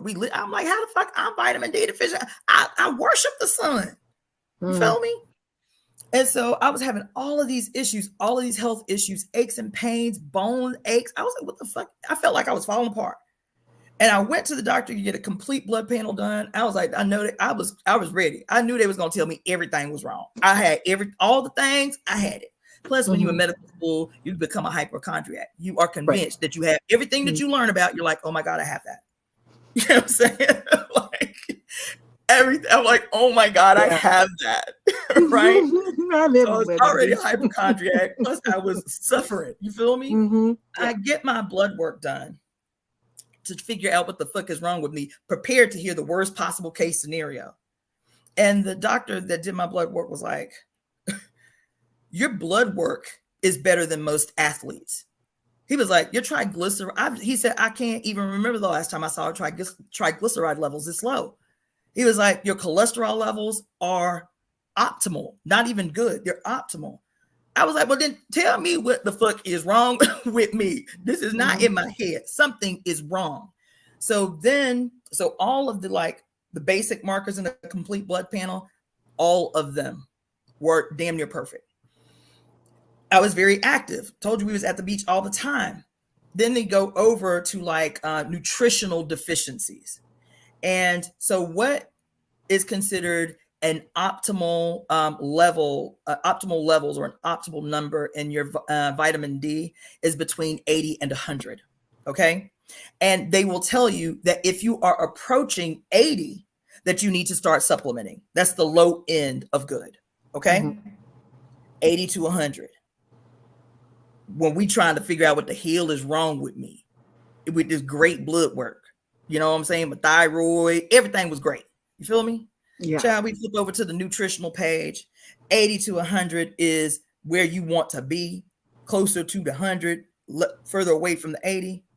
My vitamin D levels were 16. 16. He was like, oh my God. So for 6 months, every month, I was going to this doctor's office to have them give me a booster shot in my fucking rear end of 500,000 IUs, 500,000 every month of IUs of vitamin D. Do you know that after 6 months of doing that, what my levels were? 65. 65. It's serious. It's serious. For us, for melanated people, it's serious. I tell people all the time, I know you can't change your life, but if you live above the 43rd parallel in the United States and you Black, you melanated. If you melanated at all, if you anything other than white and you live above the 43rd parallel, what they call the Mason-Dixon line in this country, your ass move. If you want to live a long and healthy, vibrant life, your ass need to move. You ain't got no business living up there. You ain't got no motherfucking business living above the 43rd parallel. That's why this is science. If that above the 43rd parallel, they take these stats. Above the 43rd parallel, the suicide rate increases. Above the 43rd parallel, the murder rate increases. Above the 43rd parallel, violence intensifies. People are losing their goddamn mind because the 43rd parallel is when your proximity to longer days is shortened. That's real. I was diagnosed with seasonal affective disorder living in Birmingham, Alabama. I was like, what the fuck is wrong with me? I was sleeping 16-hour days, could not make myself move, could not feign during the winter months, could not feign being productive. And I was diagnosed with seasonal affective disorder living in Birmingham, Alabama. Vitamin D deficiency is, listen, not just physical issues like cancer, high blood pressure, lowered cholesterol, all of these things. So many of the psychological and emotional issues that we have can be directly linked to vitamin D deficiency. So that's my diatribe that I did not mean to go on that deep, but it's my soapbox. I mean that. Yeah. That's good information. I've been struggling with it, debating about it for a while. And people have told me, basically confirmed what I'd been struggling with, that I need to have more than one YouTube channel. I've been getting this feedback a lot about doing at least 2 more channels. So I used to do radio years ago when I was in the Uhuru movement. And the radio, I did 2 radio shows. I did one called Music Speaks, which was fire. That was so much fun. It was all underground, unsigned, revolutionary, conscious musicians, poets, hip hop artists. And I would interview them and play their music. It was fire. That was like my side project. My main project for the party at the time, the African People's Socialist Party, was this show that I did called Colonialism is Bad for Your Health. It was a health show. Oh, I didn't want him to leave. Damn. I hope he comes back. I've been talking too long. Colonialism. Akil, if you still listening, brother, come back on. I'll pull you up on here. I know I was going off, but I wanted to talk with you. Anyway, so I am probably going to end up doing that again soon, is relaunching Colonialism is Bad for Your Health as a separate show, as a separate page where I can do all of the like health stuff. All this little mini talk I just gave you about vitamin D, Right. I can do all of that through there, and kind of keep, those kind of things at least separate enough that it's easy to search. Right. Yeah. Cool beans. But yeah. All right. All well, right. I didn't want to hold you. I know you got other people that want to come up and talk to you, but I just wanted to say hey again. Thank you so much. For the I appreciate vitamin D information. Yeah. That's really opened up my mind, and I'm starting to. When you talk, all these things start to fire off. When I'm like, Yes. okay, this makes sense. Okay, now that makes sense. So yes. Thank you just for your knowledge. Thank you for Thank that. you. Thank you, sis. Okay. Thanks for tuning in. Sure. Peace. Bye-bye. All right. Okay. Kim X. Hey, Hi, how you doing? I'm good. Didn't How I are just you? start following you on Yeah, you did. TikTok? That's Yeah, you what's did. up. That's awesome. So y'all need to check out this brother. What's your TikTok handle? It's potent_x_. Type that in the. Are you tuning in from YouTube? No, stream. Oh, directly from StreamYard. Okay, yeah. Type that in the comments. Oh yeah, I can. Yeah, type your handle. This brother has a TikTok channel. That's how I found him. That's dope. I just started following him a couple of days ago. That's dope. I like that. I like how that works. Thank you for that. I've been going like in and out of TikTok for a while, and like I don't know, since I found your page and reading like the Great Cosmic Mother, it's been crazy because it kind of confirmed a lot of things that I've been like having conversations with my partner with, and like it's crazy because I grew up Christian and just like really Christian, but like African Christians.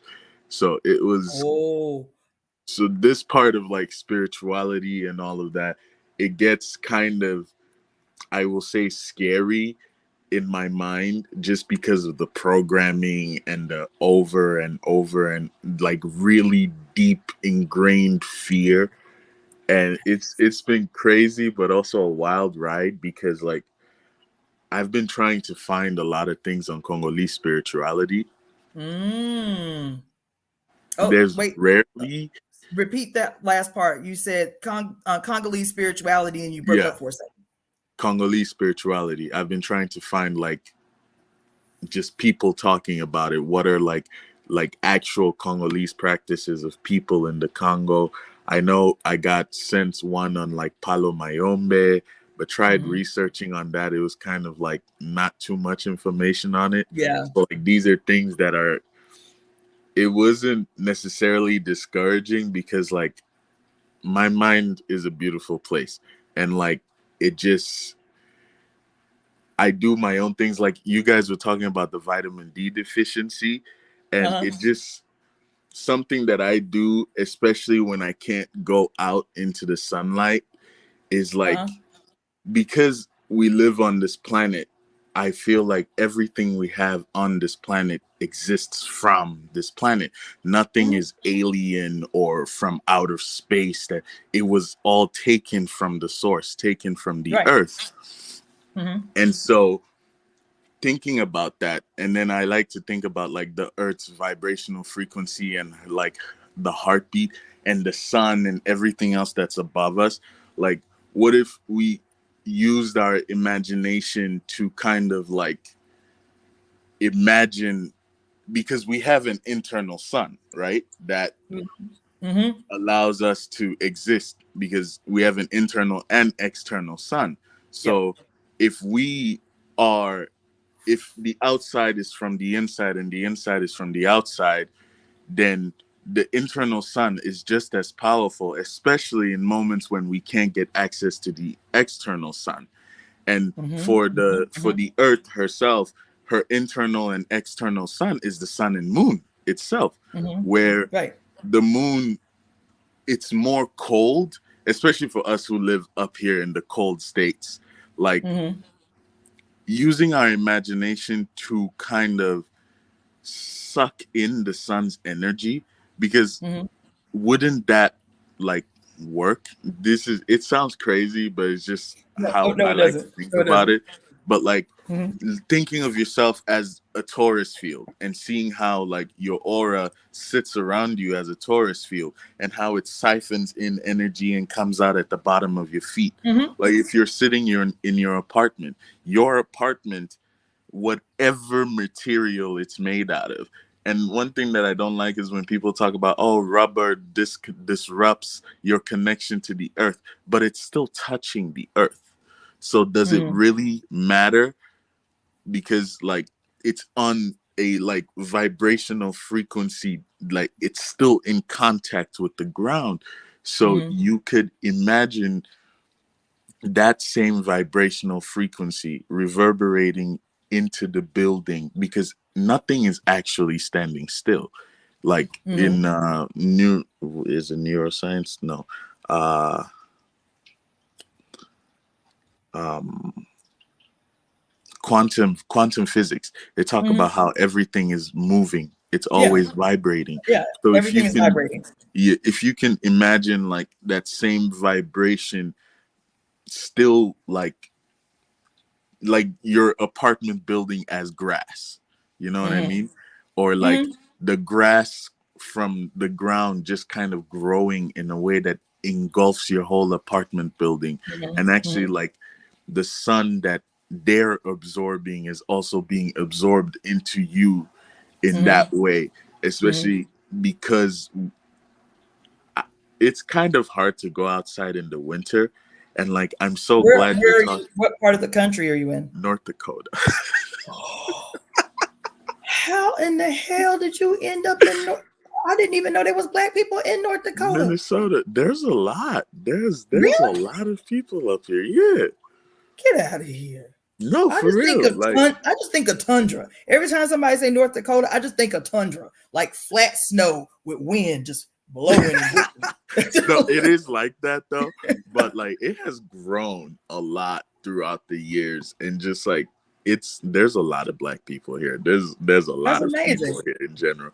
But like yeah, and especially since you started talking about Chinese medicine, which is crazy because I've been saving pictures on my phone about that, and especially breath work, Chinese medicine and breath work. Each Mm-hmm. element has a sound. Your liver Mm-hmm. is the sh sound, your Mm-hmm. heart is the your Mm-hmm. stomach is your Yep. not your Yep. stomach, but like, and then You're metal spleen. is Yeah. and water is so like Mm-hmm. in winter especially we're our outside is the water, right? Because winter is like cold, the It's the coldest kidney. of the It's the cold. kidney element. The Yeah. water element. Yeah, it's So like winter. if you think about it that way, the outside is making the sound, right? Mm-hmm. And so you internally, especially being a black person, and someone who like, and just all humans in general, we have internal suns. If we can counter that by like the what you said about the opposites. So Yeah. like if the opposite of water would be fire, right? So if we could use, especially during winter, just being conscious of how you're breathing and actually exhaling and making the sound to kind of use like the fire within and kind of stoke it, keeping it like burning. Yes. Let me pause you because you Yes. can said a lot in a little bit of time. Sorry. I want to talk to you about this whole concept. That was not a judgment. I love it. I'm here for it. The concept that you're talking about in terms of imagining your internal sun, right? Or the different organs and the sounds that they make, tapping into the internal sun. I want to make an adjustment to seeing that energy as the sun. Okay, for a couple of reasons. In the Great Cosmic Mother, And have you broke your book down the way that I told people to break their book down in the book club? Videos. You don't have the book yet? No. You're breaking up a little bit. Say that again. I've been watching the videos and taking notes, but I don't have the physical book. I do have the PDF though. Okay. You have what? The PDF. Yeah. Okay. So get the book, first of all. Okay. Get the book. I will do. And you can get it used. I think I paid $5 for mine used. Pick the book. Yeah. Okay. So thrift, I like thriftbooks.com. I love them. As a matter of fact, I order way too many books. I just ordered like 13 books. I order way too many books.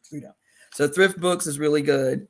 But anyway, in this book, there is a conversation I just rewatched the video 2 days ago about the science of our relationship to the moon and to the sun, and how over time, our understanding of the significance of the moon and the significance of the sun were greatly distorted based on the cultural move from matriarchy to patriarchy. So we placed scientifically a lot more emphasis on the sun than ancient people had placed, right? That she talks deeply about how the light of the moon was actually seen to have more of an impact on how plants grew than the sun, because the sun was still seen as scorching or damaging. So if you go back and listen to some of the lives that I've done about yin yang theory, and about how, and even Lao Tzu, in the Tao Te Ching, Lao Tzu, one of my favorite quotes from that whole book, even before I understood it deeply, was, "In all things, embrace the yin. In all things, embrace the yin." And the reason that he said that was because the nature of yang energy is destructive. The only way all yang is beneficial is what they say, anchored by the yin. Yang has to be anchored by the yin in order to be beneficial and not destructive. In its own form, in its left unbridled, left unanchored, it is destructive. What are some examples of that? We need oxygen to survive, right? But oxygen that we inhale is anchored, it's governed by yin, making it something that is a vital necessity for our sustaining life. Oxygen on its own is what? Destructive and volatile. That's why every time you see an oxygen tank somewhere, you see big old like skull and crossbones, and then a big old flame thing, a little flame symbol on it. It is radically destructive, terribly unstable, and not safe. On its own, it is oxygen coming into what? Our flesh, going into our blood, you feel me? Being separated from the carbon dioxide so that we can take it into the blood. It is through its relationship with the yin, which is flesh, that it becomes beneficial as opposed to destructive. You see what I'm saying? What is another example of that? We need fire for our existence. We need fire. But fire without a relationship to yin, without an anchored relationship to yin, is destructive. It's boundless. Its power is overwhelming to the point of destruction. The only thing that keeps fire from being destructive is what? If the fire is getting too big, you feel me, what you do? You throw a little earth on it, you put a little soil on it, and it'll mute the fire a little bit. Keep it burning, but mute it a little bit, right? Or you put a little water on it, which is yin. You put a little water on it, which is yin. You put a little earth on it, which is yin. Yin tames. It gives, as a matter of fact, I don't know a whole lot about Kemetic mythology, but I remember attending this workshop years ago. At this time, I didn't know nothing about Kemetic mythology. I came into spiritual tradition under Ifa. So this was completely foreign to me, but he was making a presentation about the relationship between Isis and Osiris, I believe. Asar and Aset. I use the European version. Asar and Aset, right? Which is Isis and Osiris, right? And in this lecture that he was doing, he was telling a story about who we call Ra or Osiris, right? And how Osiris represented the overwhelming, boundless power of the sun, okay? And how Isis was his mother. So when you see the statue image of Isis and Osiris at her breast, the famous statue, right? Of Osiris at her breast, this is the sun, the S-O-N and the S-U-N. And Isis is his mother. And in this story, this particular story that stood out for me, man, was he said there was a period in time. Listen, oh my God, hold on. God damn.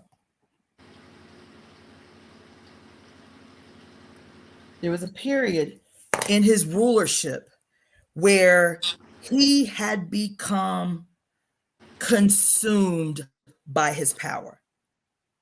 Okay, follow me. He had become consumed in his power.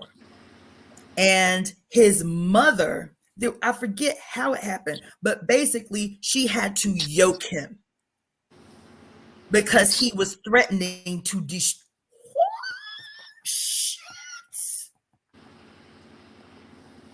His consumption by his power was threatening to destroy everything.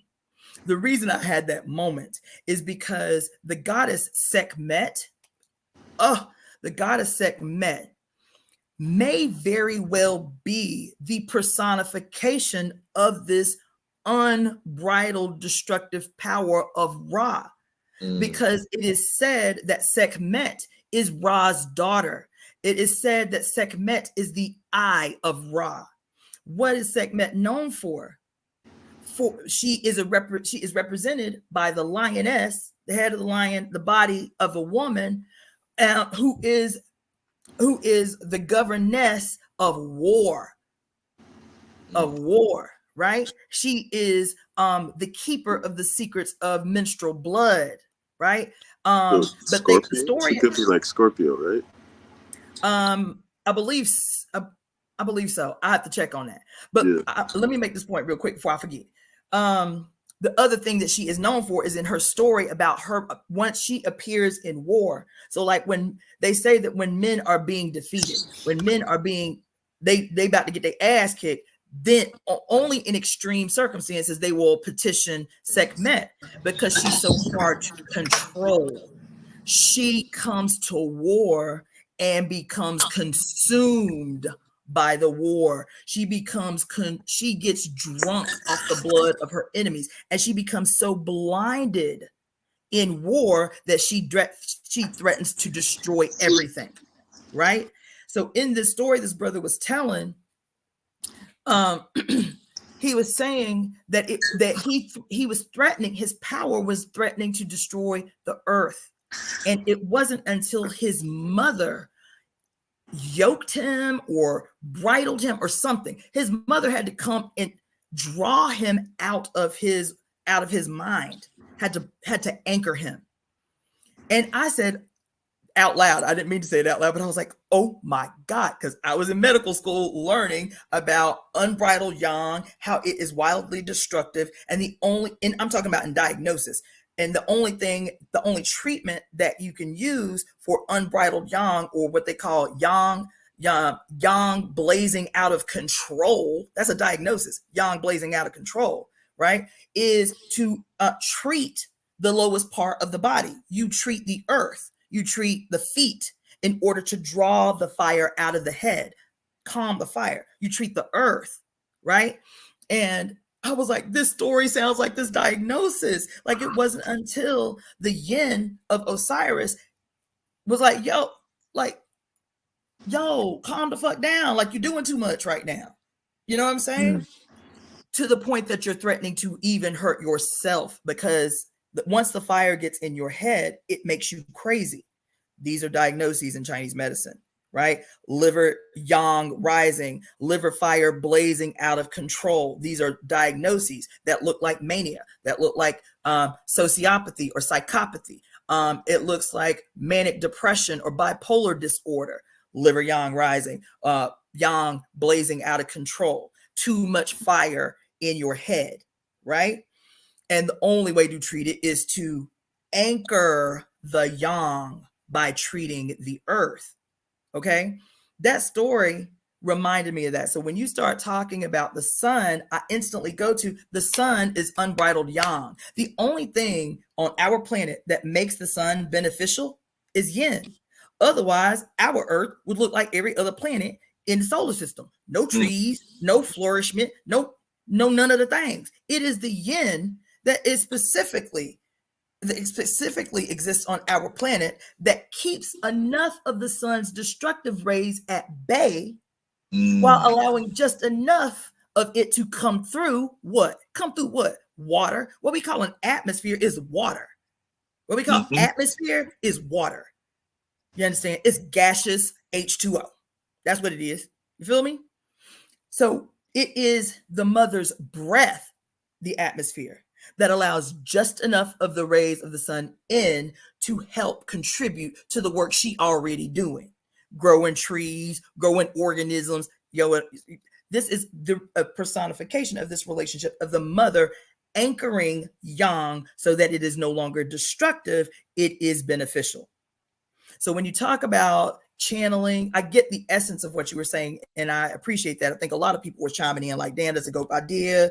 It's like using your imagination to, essentially make up for the deficiencies that may exist in an environment. You say you can't go outside a lot during the winter months because you live in a tundra. You feel me? Okay. Channeling your internal sun, to make up for this environmental factor that makes it difficult for you to go outside and get your sun. I'm not opposed to that. I would challenge you to think about it this way. In Chinese medicine, what you're calling the sun, the internal sun, we call the jiaos, Jiao, the jiaos. In martial arts, they call it the tians, Tian. The tian you hear about in martial arts, or when you're taking qigong, and they always talk about the dantian, which is the lower tian, right? Where you can visualize the energy of the sun. That's what they say a lot in qigong. Visualize the energy of the sun coming down onto your head, into your crown chakra, and then close your eyes and visualize the energy of the sun filtering through the bodies, coming down, filling up the blah, blah, blah, blah, blah, blah, blah, blah, and holding that energy in the dantian and breathing into the dantian, all that stuff they do. They're talking about the sun, but in Chinese medicine, it's called the jiao. It's what we call the triple burner, the san jiao, the triple burner. Yeah. You have the upper burner, which is your lungs and your heart. You have the middle burner, which is your digestive organs, the liver, the spleen, the stomach, the gallbladder. You have the lower burner, which is your excretive organs, your small intestines, your large intestines, and your urinary bladder. But you also have in the lower jiao or the dantian, you also have so you have your excretive organs and you have your procreative organs in the lower jiao, your organs of reproduction, the gonads, right? So that's why there's so much emphasis on the dantian in martial arts, is because you have both that which is dead and not useful to you leaving, and you have the ability to continue the species in this same tien, in this lower burner, right? And so think about it more in this relation, because again, and that's why the Great Cosmic Mother is, oh no, I'll continue talking, but that's why the Great Cosmic Mother is so great when talking about this pre-patriarchal understanding of our relationship to the moon and its relationship to the sun. She is reflecting just enough of the sun's rays that those animals and those plants that are most sensitive and they thrive at night, they can still get the benefit of the moon, which is still this relationship between yin and yang, right? they can get the benefit of that relationship without the harsh, damaging impact of direct sunlight.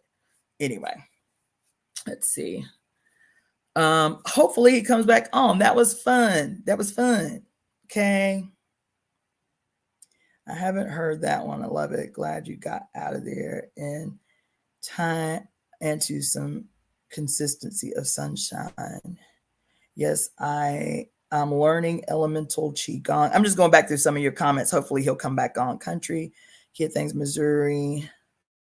Da, da, da, da. I get it. If you can't leave, I get that. I like what the young man was talking about, getting what you need from within because it exists there, learning how to harness it, even learning how to harness and the energy of the tians or the jiaos, the burners that exist in the core through breathing exercises. That's what they're for, is to help fill deficiencies that may exist, harmonize the internal environment. So I guess I'm going to end there. I like that. I like the interaction. And I will just do another live a little later today to talk about what I got on here to talk to y'all about and didn't address at all was some of the downloads that I got over the last 3 days in ceremony with this lunar eclipse, because they were big. A friend of mine invited me last night to go see a movie I had not planned on go see. Honestly, I don't like remakes. I haven't seen too many remakes that I was like, yep, that was better than the original. I haven't seen too many of them. But my friend is a young man. He's like a movie director, and he was really hype about this film. So I was like, yeah, I'll go see it with you. It was Dune. It was the part 2, though. I didn't see the first one because I was opposed to, remakes. But I said, yeah, I'll come see Dune 2 with you, because he was like, yeah, it's really good. I really want to hear what you have to say about it, because I have some ideas, but like, I want to hear what you think.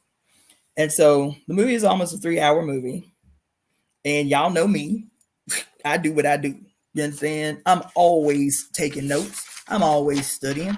So I took my little purse and my notebook, into the movie theater last night. And these are the notes that I took from the movie last night. Dune 2, right? These are the notes. See? These are the notes. Keep going. These are the notes. Some more. These are the notes. These are the notes. Keep going. These are the notes. Keep going. These are the notes. I think that's where it ends. See that? All the pages I just showed y'all? I took these notes while watching 2 hour and 45-minute movie in the movie theater last night, Dune. Baby, when I say the spirit was kicking my ass from the opening scene in the movie till the credits ran. That too may have to be its own live. Till the credits ran. That movie. So anyway, yeah, that happened. Let's see. Yeah, I'm gonna be doing because I have to do some studying today. I have to do a lot today because the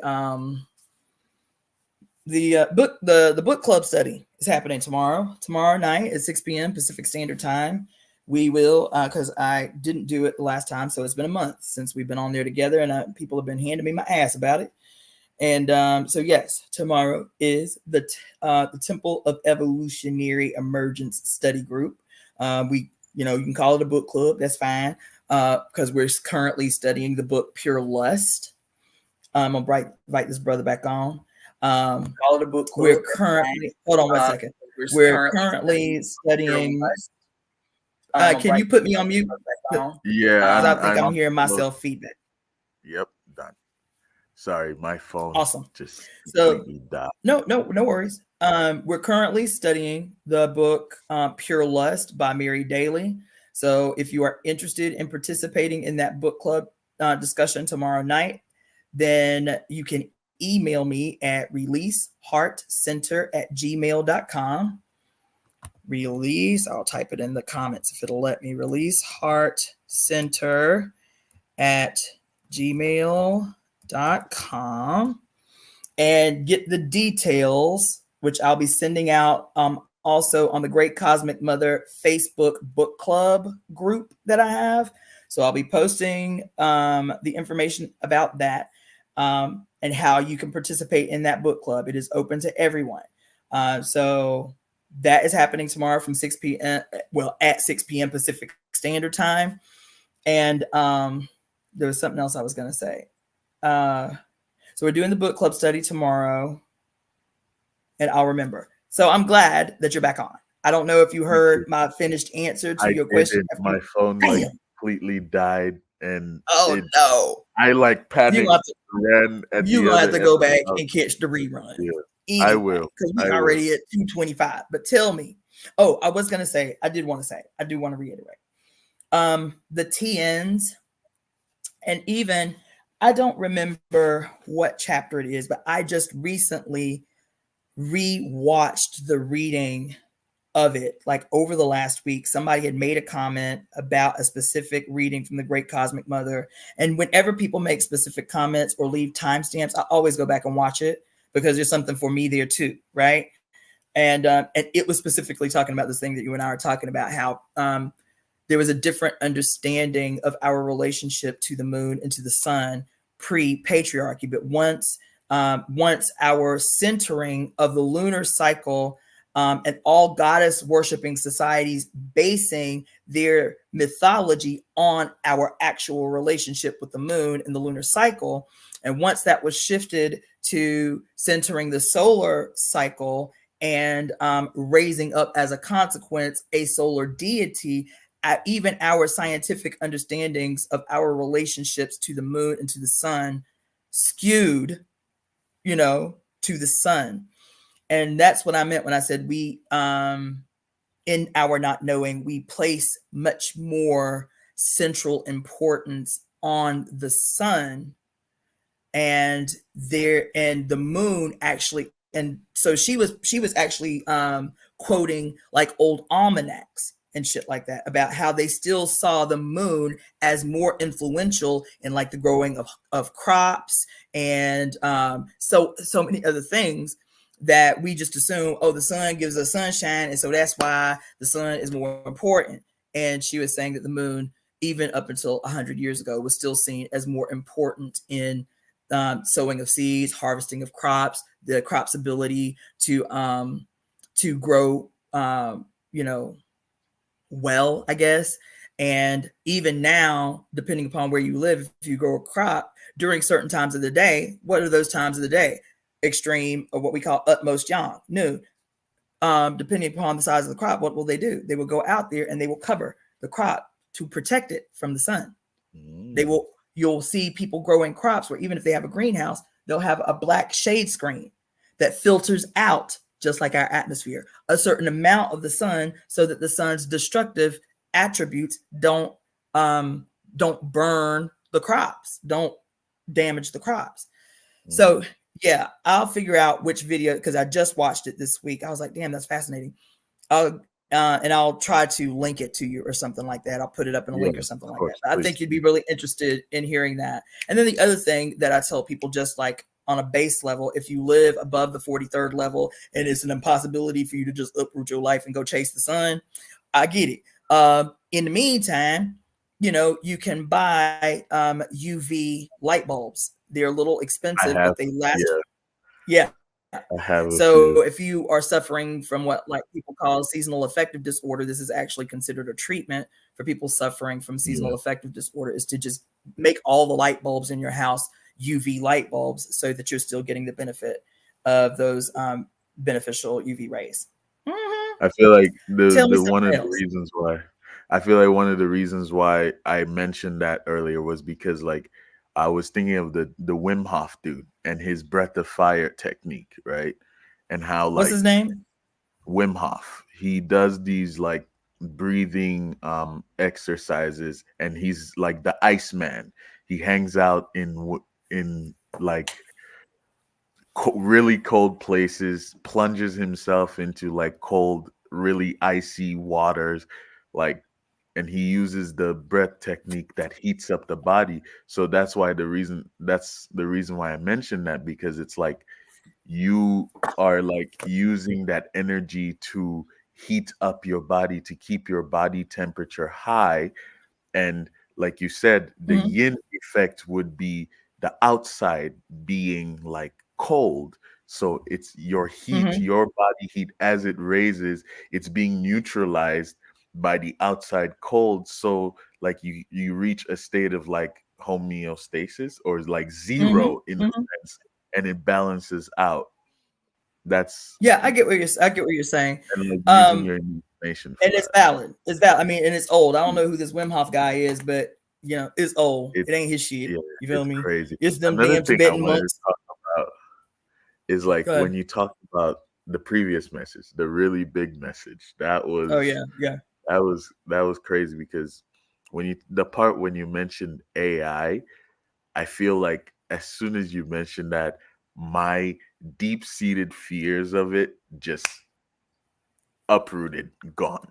Because I definitely see the way that movie plays a role in keeping our minds stuck at a like certain. But if AI is artificial intelligence, and if we can get to a point where my only beef with it is its parents, like the people who are in charge of it. It is a captured child in a sense, because it is being like in those movies where they put children in organizations of like spies and all of that, and they're taught to learn a certain way and be rigid in a certain way of thinking. That's how I'm thinking about it. It's Which not pause. more What so. pause. What you just said, there's a reason for that. I'm always trying to connect y'all that everything that we experience has its origin, at least its most recent origins, in Abrahamic religions. What you just said, you know, movies about kids becoming spies and having to do all this rigid training, and my dad used to quote all the time two scriptures. When we was in trouble, Daddy used to quote two scriptures all the time. The he who spares the rod spoils the child. That was one when we was about to get our Mm, butt whooped. You feel me? I'm yep, doing it. It's gonna hurt me more than it hurt you. But the Bible say, "Spare the rod, spoil the child." You feel me? And so the Bible tell me I got to beat your ass because that's the only way you're gonna do right. it's so Right? That was one. masochistic though. The second one was, um, um, sternly train the child, uh, up in your ways or something so that he may never stray or something like that, right? And so you talk about, yeah, a futuristic dystopian shit where they make spies out of babies and they do all this hardcore this shit is Abrahamic religions. This, Mhm, and I'm not talking about, mhm. that's not a theory, that's not my belief. I talk about the Matrix and how the Matrix was so insidious because it was created by two Jewish men at the time, right? Who they Jewish, but they are telling a story, attempting to win people using revolutionary imagery, plucking at our heartstrings about, you know, the downtrodden becoming victorious over the all elusive bad guy. They are collectively trying to win people back to a consciousness, back into the embrace of Christianity. I was like, why would two Jews do that? Why would two Jews who are not Christians write a story about Christianity and trying to corral people back into Christianity? And all the imagery, we were like, you're like, yeah, this is the revolution. We got to be woke. You feel me? We got to come up out the matrix. The whole time, this movie is saying the matrix is what you should escape, right? To come into the real world. And what did Morpheus call the real world? The land, the desert of the real. The desert of the real. What did I say about what we are experiencing politically in the world as a Chinese diagnosis? This period that we're in right now, the age that we're in right now. What did I say? I think you said it was like With utmost yang, reigning supreme over the earth. What did I say? I said what we are experiencing real time politically, ecologically, environmentally is the age of the desert. the age of utmost yang that has burnt away everything yin. That's the age represented in actuality by the cross. God, the Father, God, the Son, God, the Holy Spirit, where the female has finally been completely, the feminine energy has been completely removed, right? Why does that make sense when I'm talking about the Matrix? It's because the Matrix is the mother. This movie is telling you that you have to escape your mother. And they vilify the mother. They say the Matrix is a dream world created by these robots to siphon your energy, right? But the Matrix, its literal definition, means the origin, the original, the beginning. Matrix means mother. It means mother womb, actually. In science, it means the original. It means the beginning. In mathematics, it means the original. So here, these two white boys, these Jews, telling you that the saviors of this world, this future dystopian world, is God the Father, Morpheus. What does Morpheus mean? He who controls your dreams. That's what the etymology for Morpheus is. That's who he was in Greek mythology. The controller of your dreams, Morpheus, God the Father.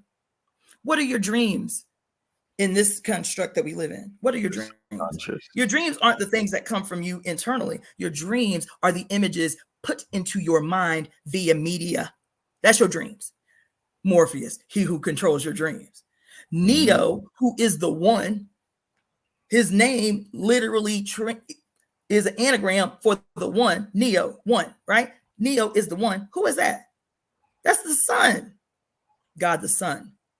Morpheus, God the Father. Neo, God the Son. And Trinity, who is, because of this world they live in, and she got to fight so hard, she is, androgynous in her presentation. Because, see, that's what they did with the Holy Spirit. The Holy Spirit was Mami Wata originally, represented by the black dove, until the Catholics took a hold, killed all the black women, you feel me, and turned the image of the Holy Spirit from a black dove to a white dove. Trinity represents, her name says it, the Holy Spirit, the completion of the Trinity. Morpheus, God the Father. Neo, God the Son. And Trinity, the three faces of the moon.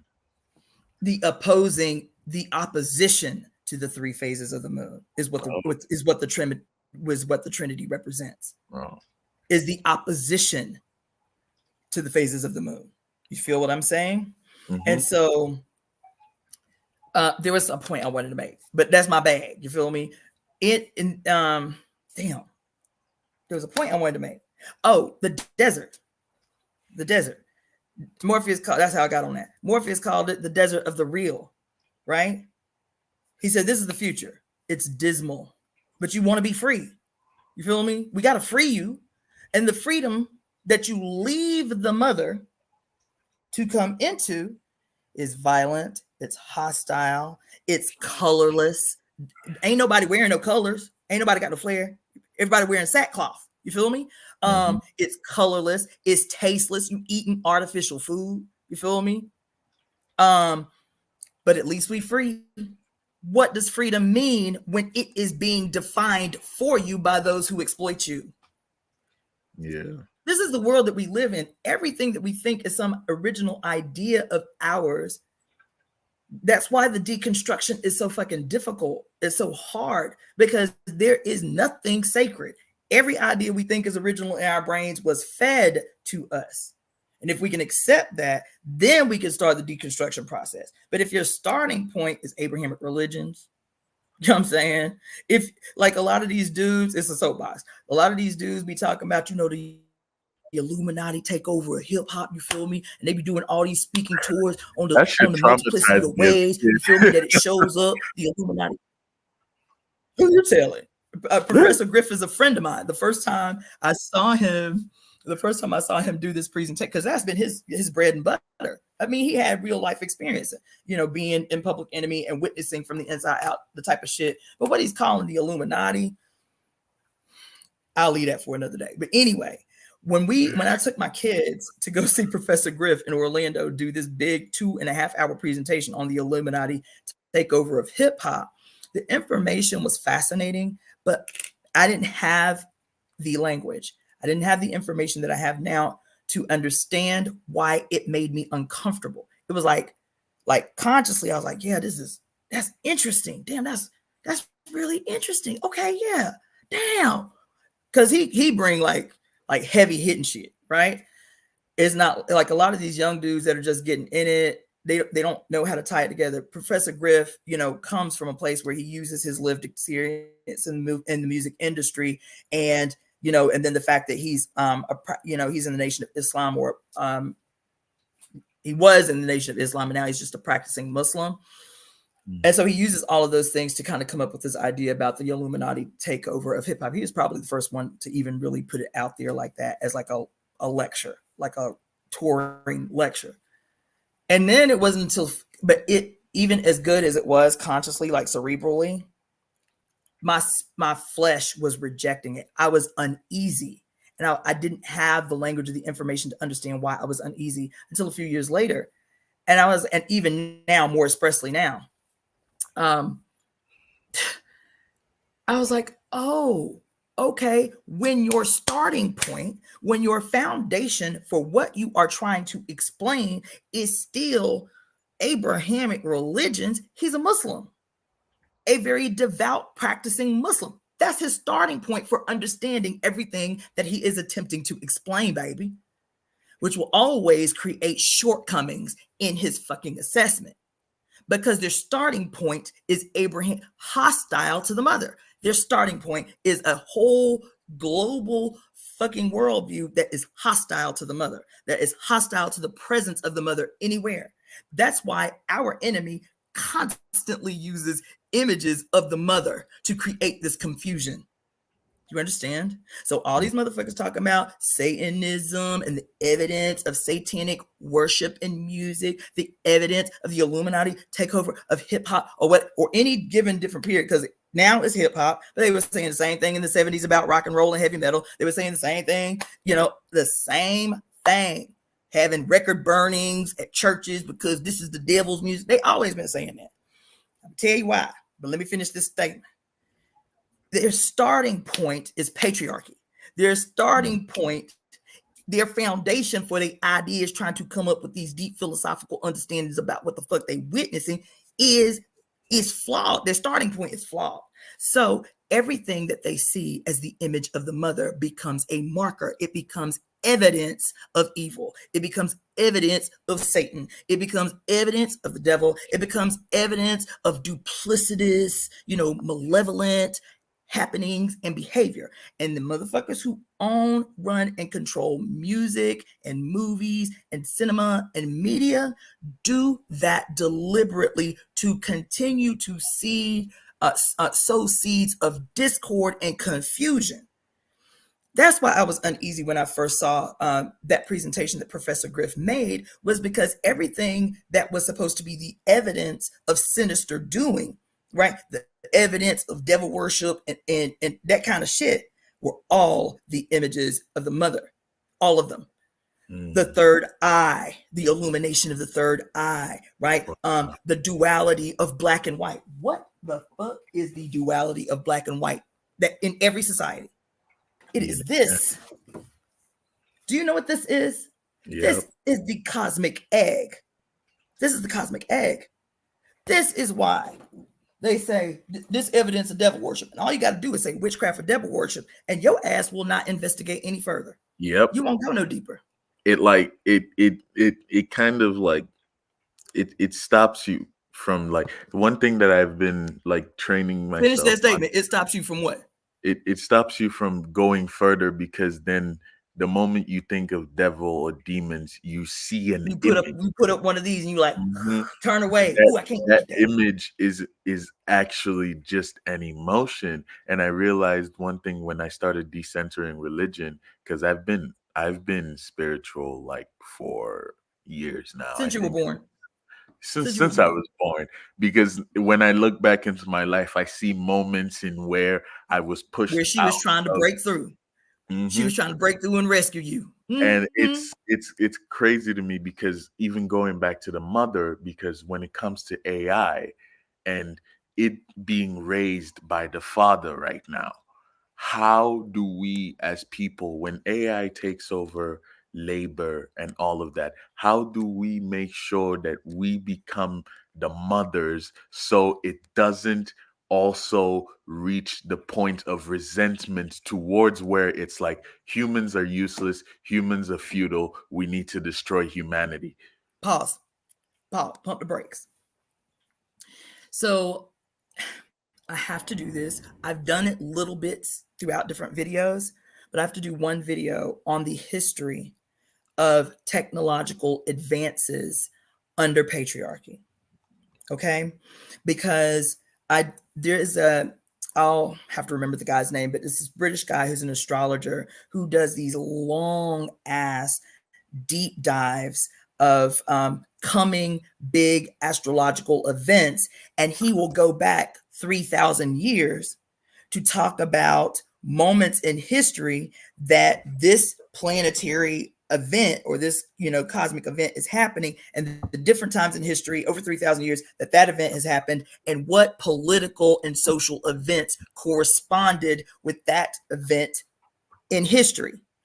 This one that he did about Pluto, when Pluto was making its transition back into Aquarius in January, they did a 3-hour video on the different periods in history for the last 3,000 years where Pluto was in Aquarius and what major globally permanently transformative occurrences happened when Pluto and Aquarius meet, which is happening for us. It just entered Aquarius in January, but it'll shift back into Capricorn in September, where it'll be until November 19th, where their transition together is permanent until 2044. Okay, so that's what he was prepping us for. One of the biggest themes, so this thing about AI that you just mentioned is why I'm telling you, one of the biggest themes, the biggest theme of a Pluto Aquarius conjunction movement, right? Because they last a long time. They last about 20 years before Pluto will finally shift out of Aquarius, right? Every single time that this has happened, and we're entering that in a few months. That's why I've been harping so hard about November 19th of 2024 for the last 4 years. It is monumental. Every single time this has happened, no matter, everywhere on Earth was permanently impacted. Every single time, technological leaps forward always corresponded. Permanently, radically transformative technological advances. The other thing that corresponded with those technological advances was whoever owned and controlled the means of production at the time that these technological advances were made or discovered would determine how that technological advance would be used. Do you understand me? It is, so what you're saying about AI and all of the horror movie images that we have been fed over 100 years about robots taking over society and taking over humans and all of this shit has been a deliberate way to attempt to counter and corral the potential that AI presents to the human race. AI presents to the human race evolutionary leaps forward if we can control that technology. Now, hold on, because one of the biggest things that stood out in this guy's assertion about some of the more recent Pluto Aquarius meetings and technological advances, I think y'all can resonate with. One was I forget, was it Eli Whitley that created the cotton gin, the black slave that created the cotton gin, because necessity, what do they say? Necessity is the mother of all invention. You got a problem to solve, you start contemplating, how can I solve this problem to make this thing easier for me, right? And so he creates the cotton gin because Black people is out there laboring and sweating, picking cotton and taking the seeds out by hand and all this shit. He's like, but damn, maybe there's a way we can just filter, like put the cotton into some shit and filter the seeds out so we can cut our labor down on that aspect of it. And then what happens is, because Eli Whitley was not a human at the time, he was a commodity, he was property. his invention was owned and controlled by his master. And so even though in his mind, he was creating this instrument to lighten the load and to ease up the labor of himself and his brothers and sisters, they say that that technological invention that was meant to make life easier because it was controlled by a sinister motherfucker actually increased, intensified the slave production. That more and more slaves were brought in around the creation of the cotton gin, and it made slavery its most brutal. There was a direct correspondence between this technological advance that could have swung either ways, swung evolutionary to change. It could have created an opportunity for slavery to not be needed if the person that did not own and control the technology was not sinister. This is what this period represents, is these two extreme possibilities for the future. That's what Pluto Aquarius represents, these two extreme possibilities for the future. Evolutionary leaps forward, as promised by Oya, Pluto, right? Evolutionary leaps forward, or a hard hunkering down into the ways of old.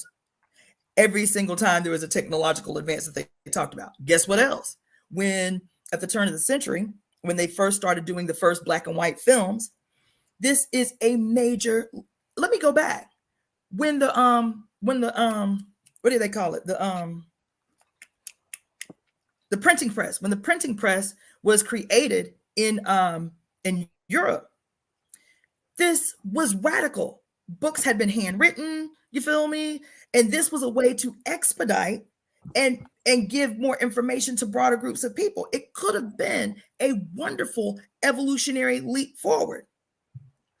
But guess what it did? It gave rise to the Dark Ages. Guess why?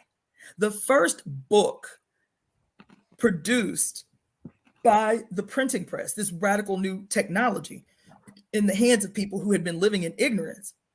The first book that was printed on the printing press was the Malleus Maleficarum, the witch's hammer, teaching men how to identify, torture, and kill women that they accused of witches. The very first book.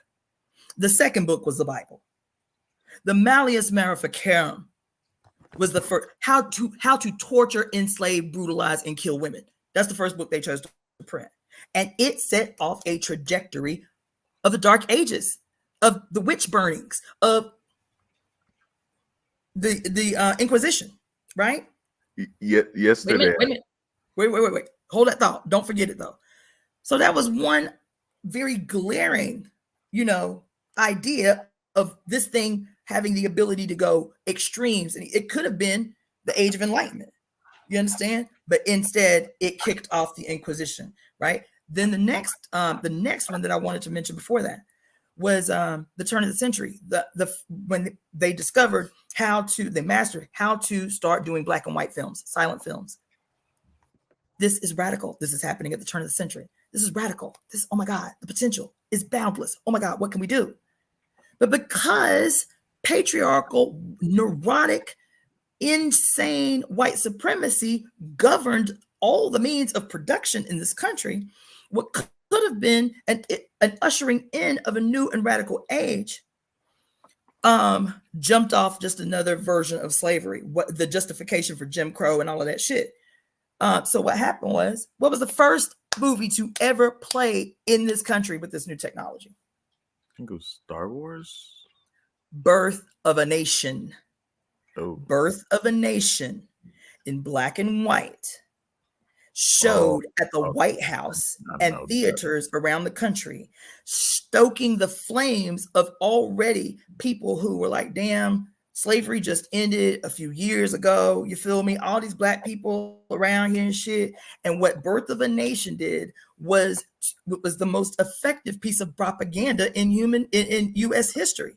It made black people who just running around trying to figure out their way after having been released off these plantations, trying to figure out their lives, and made them wilding beasts who were so lusty after white women that you had to protect your white women and all of this shit. It was the most, and it was the very first film produced with this new technology that could have changed everything in the opposing direction. But now what we have, and you can say that for everything, radio, television, the first international broadcast of television, guess what it was?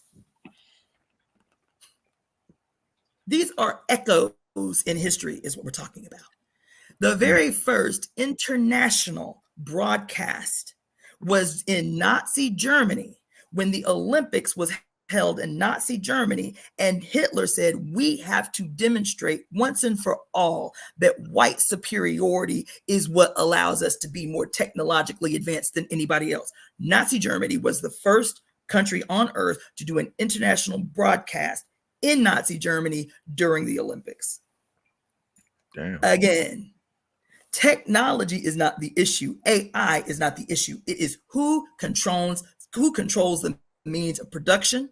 Parents. And that will always determine how the technology is used. AI in the hands of the global masses under a banner of independent sovereignty that guarantees the freedom of every human on earth will determine how AI is used. And I'm gonna tell you something else. You mentioned the mother in this question about AI and that kind of thing. The mother is going to have her way. That's what I'm confident about, because you and I talking, and I just subscribed to your TikTok, 3-4 days ago? You feel me? You mentioning my YouTube channel because I read The Great Cosmic Mother. You feel me? People coming onto my shit saying something just drew me here. Because I ain't got a gang of, I got 1,000 followers. I ain't got a gang of followers. The algorithm ain't on my side. You feel me? That every day people are coming saying the exact same thing, word for word. I do not know how you came across my page. I do not know how I found you. We ain't got no mutual friends in common. That ain't me. That is the mother's will made real. And this medium is what she is using to do that. This medium, let me tell you, one of the elder priests in the temple, in the Ile that I used to be associated with in Ifa, made this presentation maybe 10, 11 years ago. She said, Obatala, who is I don't know if you're familiar with Ifa tradition, but Obatala is like your head, right? Your Ori is your piece of Obatala. It's like your first god on earth is your Ori. It's your head. When people are doing guided meditations or yoga, they tell you to imagine a bright white light in your head. That bright white light, that light of illumination, that bing, that they always put like a little light bulb over your head when you get a new idea. That's Obatala. That's your Ori, right? It's your first god on earth.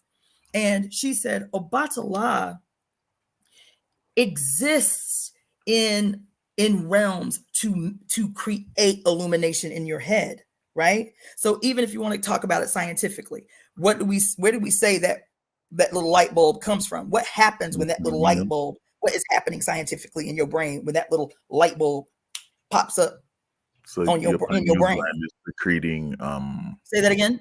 Your pineal gland is secreting not even that deep. Oh, okay.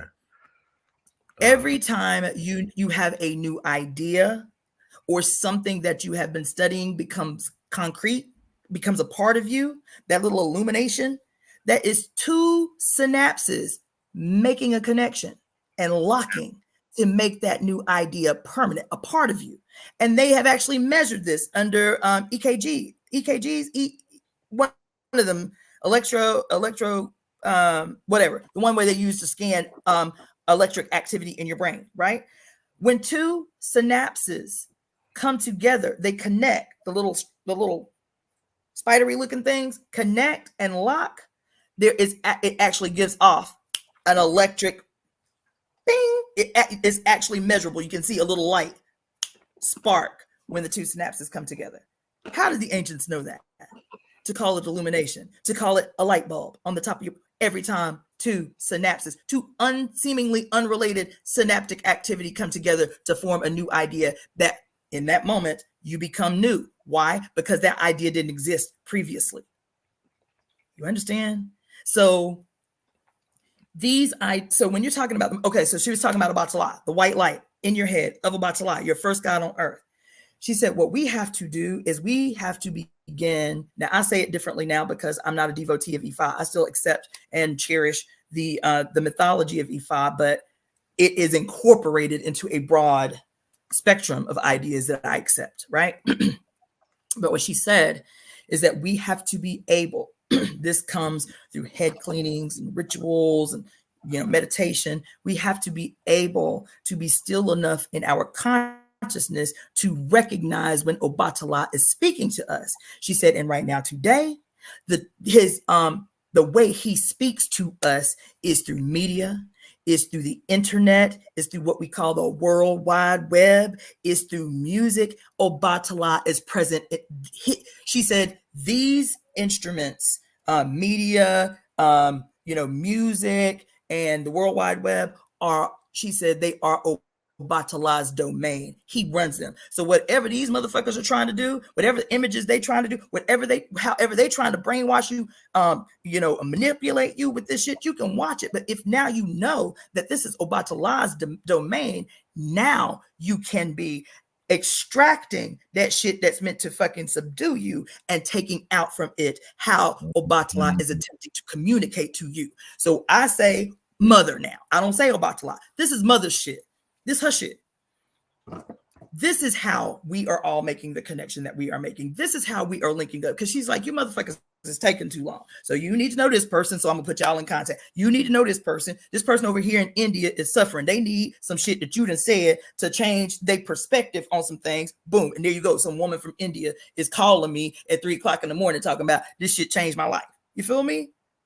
This is the mother. And so even with AI, baby, let me tell you, the genie is out the bottle. It's out the bottle. Yeah, what's the story of Pandora's box? You understand? You know the story of Pandora's box? Yeah. Okay. Pandora's box was a mistelling of the future to come. It wasn't the unleashing of evils on the world. It was opening up this box of secrets that the world needed access to. That's what it was. That's what it was. We have to retell all the stories, baby. We have to retell all the stories. We have to rewrite all the mythologies from the mother's perspective. All of them. Because that's where the secrets lie. That's where the mysteries are. You feel me? And so when you're talking about AI, I do not fear AI. And one of the things that has been a habit of Black people in particular, because of our conditioning and our training, it takes us so long to get hip to new technology. So long. We are so resistant because this tradition teaches you to be opposed to the new, to be opposed to evolution, to be fearful of the future. And so anytime some new technology come on, we the last people getting hip to the game. You feel me? We resist and resist and resist as long as we can. I don't like change. I like things to stay just like they are. You feel me? I feel like with today's generation, especially, the best way to think of AI is like, it's a pandemic, baby. It's one of our youngest siblings that has just been born, but they're also like so observant, so smart, so they're so young, but they know so much. So how do we, as the older like siblings, the parents, the uncles, the community, keep this child nourished and loved so it doesn't burn the village down? Let me tell you. Let me grab a book really quick. I'm gonna tell you how. There are people already doing this work. Like, I'm not a tech person, so I can't articulate the language. All I can do is, articulate the vision. But hold on just a second. This sister gave me a book.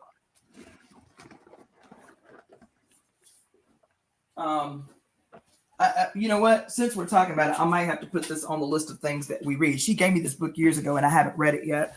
But this sister is the president of this organization called. Oh my God, what's the name of this organization? I will think about it and put it in the notes. It's right on the tip of my tongue. But anyway, She is a Black woman who leads this organization that is answering the very question that you just asked me.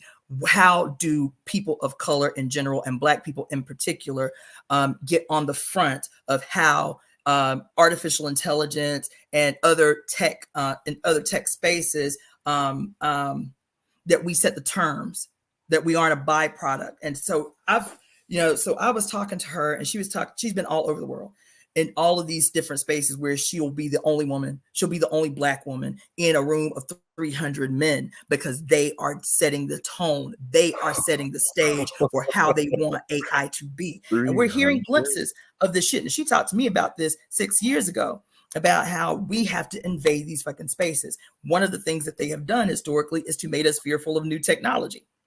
And so now we don't choose occupations that are in tech, especially specialized areas of tech. She's like, so she said that's why I really focus hardcore on bringing young people, Black, getting them excited about the possibilities of tech, so that it's not young, white, upper class and wealthy males setting the direction and the stage for how the future of this technology will be. Because if it goes their direction, it will be hostile and violent to all things not white and male.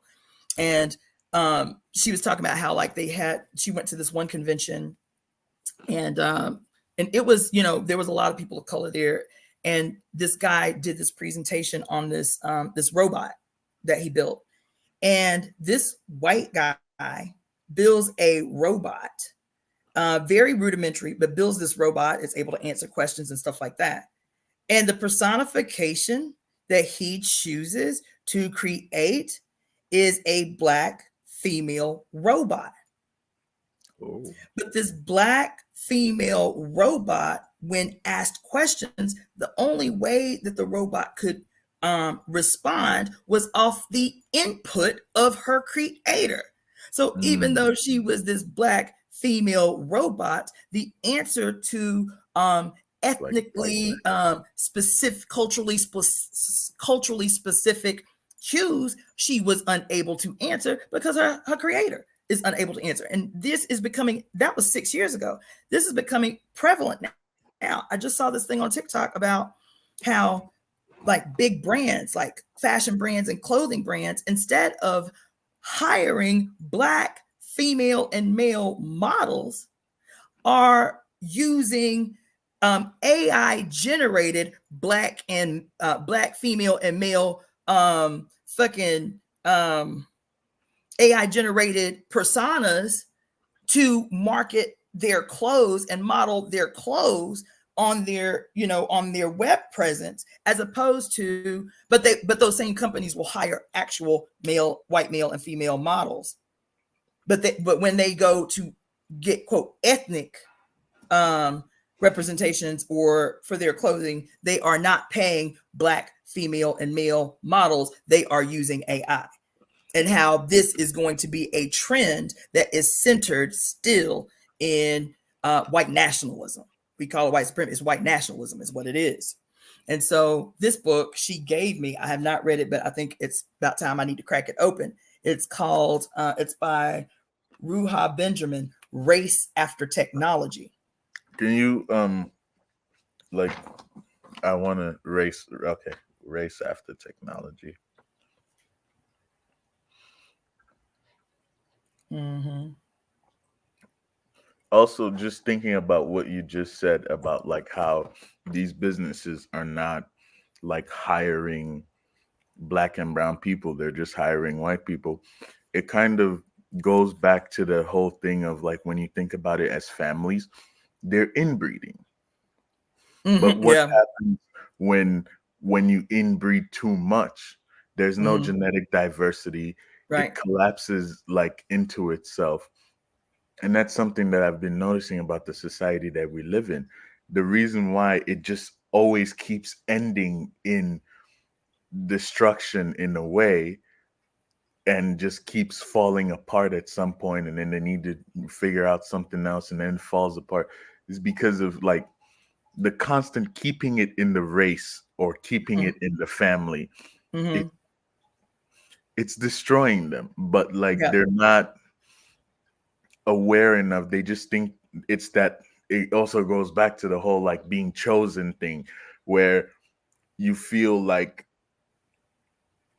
if like you're saying, if men didn't exist, the genetic and diversity pool would not be as like diverse. We at some point certain diseases would take out like Right.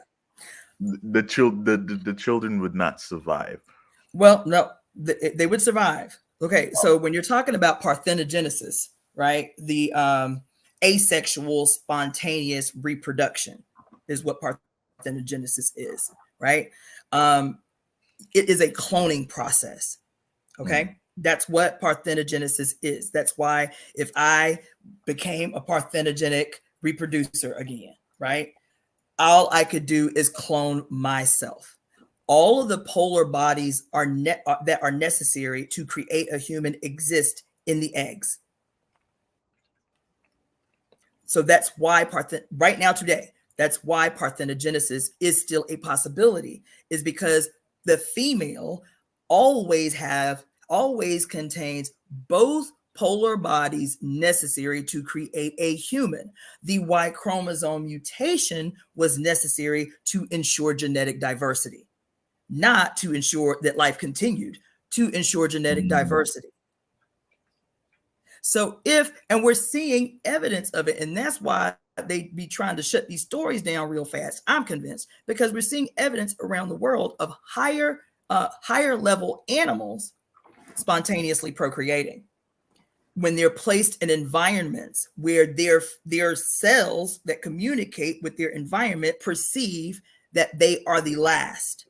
So in aquariums is where we're seeing at least the 5 or 6 stories that I've heard of female sharks spontaneously procreating and giving birth to healthy pups.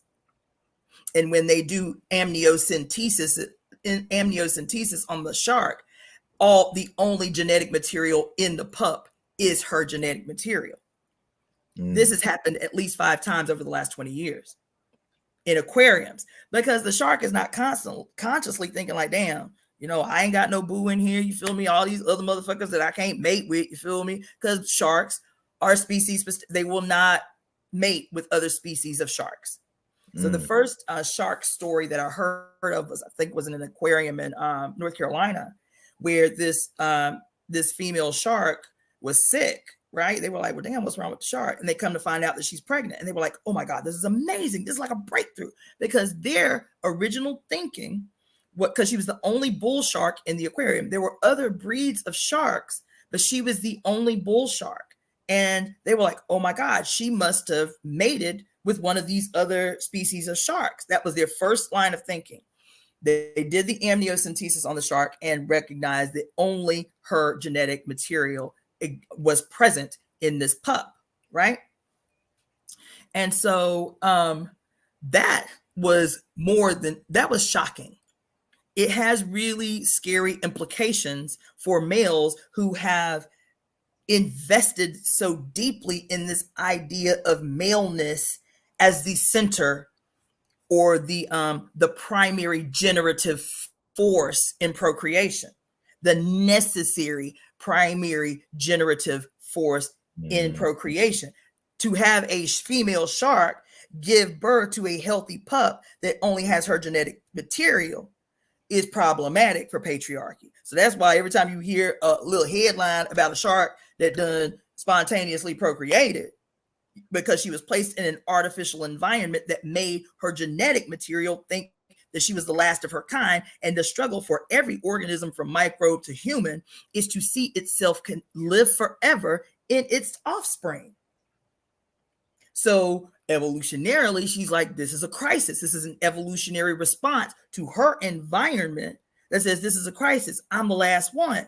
If she's a female, then she can be like, okay, her little DNA, her little mitochondrial DNA kick in. Is like, okay, we need the species to continue. So bitch, you pregnant. You feel me? Now, hold on a second. Because how do we get on this? Goddamn. Go ahead, finish what you was gonna say. Because I was gonna ask with what you just said about like that female shark feeling like it was in crises because it needs to see its next generation. Like you feel like the previous person also asked was like what they said actually was um the results of today's society being like Kalima in male form, right?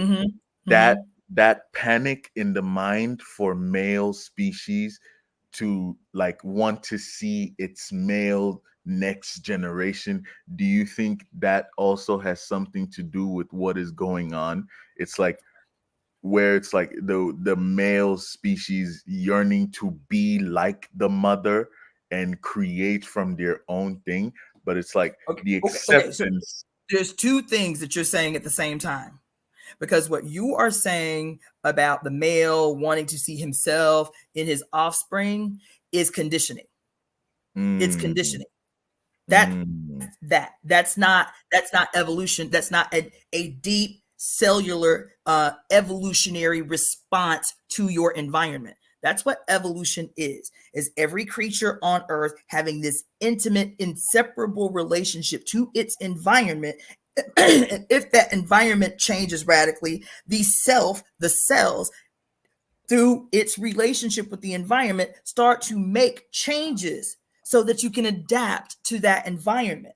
That's not what you're experiencing when you talk about males wanting to see themselves in their offspring. That their centering of themselves as the generative force of procreation is an idea that is very young, and it is a consequence of patriarchal conditioning. So this urgency that they feel, this frustration, this like this rage, like we gotta have babies and all it, even this line that you hear in Black conscious circles, we got I to hate it protect and so defend the much. Black family. You feel me? Like I everything that's hate it, wrong with us is Dr. because of the Umar. Black family. No, that is patriarchal, male-centric thinking that is creating a sense of fear and urgency in males at the expense of females. Now, let me tell you, when the female shark experiences this urgency, it is at a cellular level that she responds. You see what I'm saying? It's at a cellular level It's that like she from the responds. inside out, and like for the males, it's like outside in. Oh shit. They're conditioning. Man. So let me just tell you, because even what we're talking about may not seem related, but when I was talking to you earlier about unbridled yang, unanchored yang, and how it's always fucking destructive. Yang is represented in the body as the head. It's our most yang aspect of our body, right? And it's our most yang expression. If you have too much yang energy go raising up to the head, follow me. Follow me. I am here. Have you ever heard, we only ever heard it talked about in European history as some inherent flaw of whiteness, right? But have you ever heard of this phrase called the madness of the king? Have you ever heard of that? When you said it, I had like a image of it come into my mind, but Well, not the concept. when we hear the madness of the king, they specifically talk about, I think, Louis the Eighth, because don't quote me on that. You can just Google the madness of the king and it'll tell you which king it was. But it was a European king, and under his reign, it was madness in every direction. It was sexual depravity. It was bloodshed, like times 1,000. Like his whole, every aspect of his reign was like that of an insane person. And the whole quote is beware the madness of the king, right? Now, politically, what that is talking about is if you have a king, right, and the king is supposed to be the top, that there's nobody above him, right? So he's not accountable to anybody because he is what? Ordained by God. He is divinely made king or some shit, right? That if the king has nowhere to be held accountable, power, but you can make synonymous with yang, power becomes destructive all the time, every time, if not what? Anchored by yin.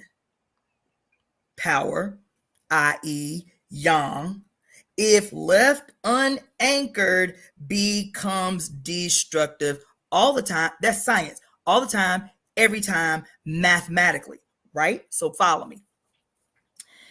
In this world, in this country right now, even in Black political spaces, what do we always hear?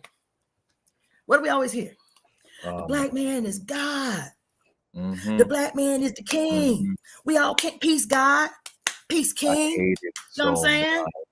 Right? The nations of gods and earth. I used to date this brother who was in the nations of gods and earth. We the gods, you feel me? We the God, the Black man is God, and you know our queens, they the earth. You feel me? That's why it's so important for us to plant our seeds in the earth. You feel me? It was a niggified Mormonism, if you had me tell it. It was a niggified Mormonism. You feel me? But you have this idea that comes from patriarchal Abrahamic religions that the father is the personification of the creative force of the universe. God created everything. This male God, this white male God in white robes and shit, created everything that is. And so everything that is not white male God is sub to him. And the thing that is the furthest away from that white male God is what? Black and female. The furthest thing, the deepest disconnect between this great, benevolent, creative white force of the universe, its antagonist is black and female. You feel me? Now, if white fire, yang, unbridled energy is always destructive, and you are trying to apply that politically or historically, then you hear something like, beware the madness of the king, and then you can point out historically periods in human history where this plays out politically. Unaccountable power that is not anchored by some type of yin energy, right, becomes insane. Because what's the idea in a man's brain who has unlimited power? Like, I can do any motherfucking thing. Let me dream up the ways I can exploit power. That's the default, because yang energy is destructive by nature. Right? But I'm gonna tell you, it's not to condemn men, because the other side of that is that even though it's to warn males and females of the potential that comes from the Y-bearing chromosome, which is where testosterone comes from, which is where the androgens come from that determine that impact the sex of the child, right?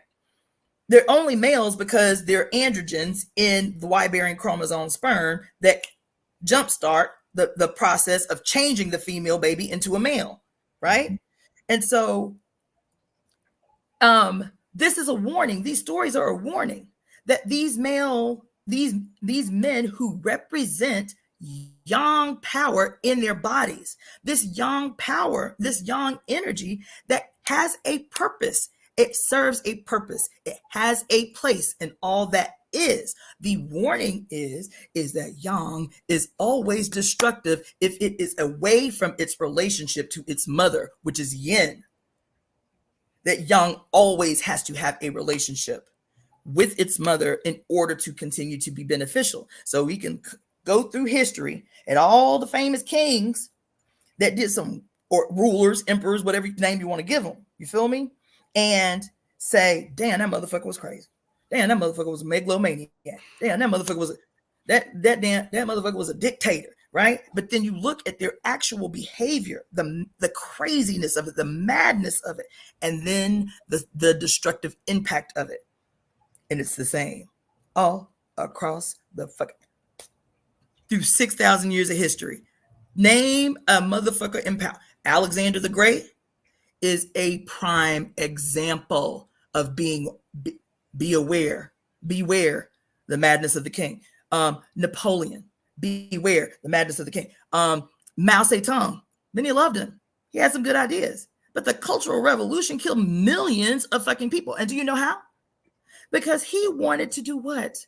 The rural people in China during the Cultural Revolution were sustaining not only themselves, but they were sustaining all of China with their products of agriculture. They owned and controlled agriculture. They had little townships that governed all the production of food for China. The Cultural Revolution was like going to make agricultural production more modern and mechanized. What does this sound like? Yang overwhelming the yin. The rural people were the yin of China. They produced enough food to sustain themselves and all of their countrymen in the cities, in the city states. And Mao said, with this very young idea called communism, socialism, I'm not a communist anymore. I'm not a socialist anymore. So I can say this shit. You feel me? Because this is about science. This is about the mother and how she shows up in the real world. In his idea, he was going to make it so that China could contend with these other dominating powers that were always trying to encroach on their territory. The idea wasn't wrong. It was not anchored by yin.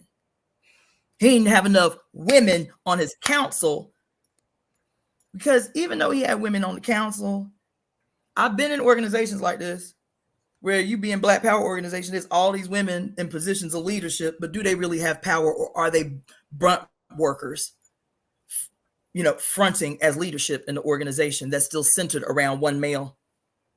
The ideas and the brilliance in the head of one male who can never be critiqued, who can never be brought into space to say, bruh, this can't work like that. And if this is a democratic setup, we need to vote on it. And if you vote it out, is what the fuck we say, right? And so even though he had good ideas, his ideas as yang presentations, unanchored and unbridled by the yin comrades in his organization, led to supposedly industrializing the agricultural process of China, and it created the greatest famine in the history of China. Millions of people died just as a consequence of him trying to industrialize Mother Earth. The relationship that Mother Earth had with these agriculturalists who had been using thousands of years of ancient agricultural knowledge to work in harmony with the earth so that she could produce and still have a break. She could produce and have a break, and everybody could still be fed. You see what I'm saying? The Cultural Revolution permanently changed the system of medicine. The system of medicine is yin. Yang, unanchored and unbridled, will always destroy everything yin. Everything. So beware the madness of the king is evidence of yang energy. And that's what I feel like a lot of these mythologies were trying to communicate in this kind of cryptic way, is that males are necessary, right? That males are here purposefully, right? They have a purpose, but you have to be aware that the Y chromosome, being a mutation of the X chromosome, can create a certain tendency if you don't get in front of it. If you don't get in front of it with culture, if you don't get in front of it with love, if you don't get in front of it with a harmonizing of dualities, it can lead to something that becomes destructive instead of beneficial. We're in the height of it right now. And we see it even among Black men, this whole, what they call it, manosphere bullshit, everything. It's like there's just so much rage, like these women, and they need to be something. It's like, but the way that they're articulating everything is just like, that's madness. And I'm not talking about psychological, you need medication. I am talking about the fire of the heart, unsettled, harassing the mind, creating insanity. You see what I'm saying? It's deep shit. I don't know how we got on that, but it's my bad. It's when it comes to that part of like. Oh, I remember. Hold on. I'm sorry. I remember how we got there, because you was asking if males, the struggle or the frustration for males to see themselves live in the offspring is what's kind of like guiding, how they're experiencing. That is their conditioning that's doing that. The other thing that I wanted to add to that is the key to me is because men experience social collective isolation, because part of patriarchal conditioning was to break them away from cyclical living. See, the reason that you have a period called the age of matriarchy that lasted, 250,000 years, and it lasted and evolved slowly and was generally harmonious, right? And everybody benefited. Males, everybody benefited. What patriarchy did, it was because men lived cyclically within the mother, within the group. They moved because everything was a lunar cycle. And the lunar cycle was based on what? Women recognizing that when the moon is fat and white, they ovulate. Little white stuff or a little clear stuff will come out of them, right? And then when the moon is dark, when they can't see the moon, they'll bleed, right? And so all the early calendars were lunar calendars based on women's menstrual cycle, recognizing this intimate relationship that they had with the moon in their, in their ability to procreate and to, and to bleed. And so men in societies lived cyclically with all other beings, with animals and everybody else. The problem of isolation is a problem that is centered in the fact that we do not live cyclically. That's all of us. None of us live cyclically. But with women, even behaving in a certain way is still not something that we consciously control, because even if we don't live cyclically, we still have this relationship to the moon that is undeniable and is out of our control. Make us think we're crazy and shit. You feel me? So we still have that physical tie to the cycles of the moon, whether we're aware or conscious of it or not, is a non-issue, right? No more an issue than the moon's impact on the water, okay? Men, because they do not have that natural relationship, flesh and bone relationship to the cyclical aspects of this relationship with the moon, their proximity to females is what allowed them to easily navigate in space, living cyclically. So patriarchy, patriarchy in terms of like patriarchal ideology and the imposition of patriarchal ideology on men it's not just the ideas. It's the fact that one of the biggest and most successful strategies that patriarchy used against males to turn males against their counterpart, their sistren, their mothers, and all their natural counterpart in their environment was to sever any relationship that they had living cyclically. And so that's how they have no problem damaging the earth.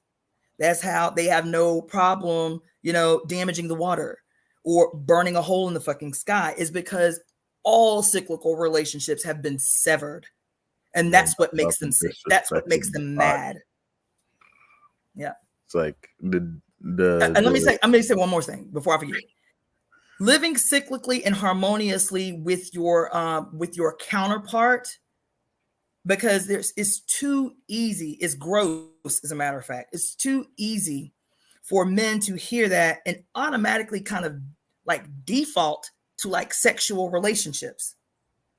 That's patriarchal thinking too. Men see female bodies as something that they are entitled to and they have to conquer. It's territory that they must conquer. So even their ability to, quote, see women as humans, they only see women as humans. The only women that they see as humans that are fuckable, that are pretty to their eyes, you feel me? That ain't too old and wrinkly, you feel me? That because I hear men say this shit in these Black conscious circles a lot too, defend the Black woman, protect the Black woman.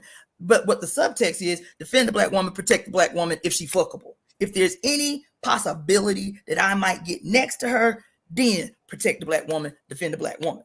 But if the Black woman is lesbian, if the Black woman is too masculine, if the Black woman got some chin hair, you feel me? If the Black woman, if a belly too big, if she look too much like my big mama, if she asexual, y'all got all the myriad of buts attached to protect the Black woman, defend the Black woman. You feel me? One of the big glaring examples of the fallacy of that bullshit, of the opportunism in that statement, is when that sister, what was her name? The basketball player that got trapped in motherfucking Russia for having marijuana paraphernalia. Oh yeah. It wasn't protect and defend the Black woman then. On Twitter. Too many Black men was ready to throw her straight under the bus. Well, she shouldn't have been a dumb bitch carrying motherfucking paraphernalia. But when white people get hemmed up overseas, They don't care what damage they did. They don't care what crime they committed. They could have killed somebody. And the president of the United States is going to be on TV talking about, we got to bring our person back up over here. Mm-hmm. But black people, black men and women, for that matter, patriarchal women, were ready to let this sister rot in a foreign fucking prison in Russia, of all places, for the rest of her natural life. Why? Because she was a lesbian, because she was big, because she was masculine presenting.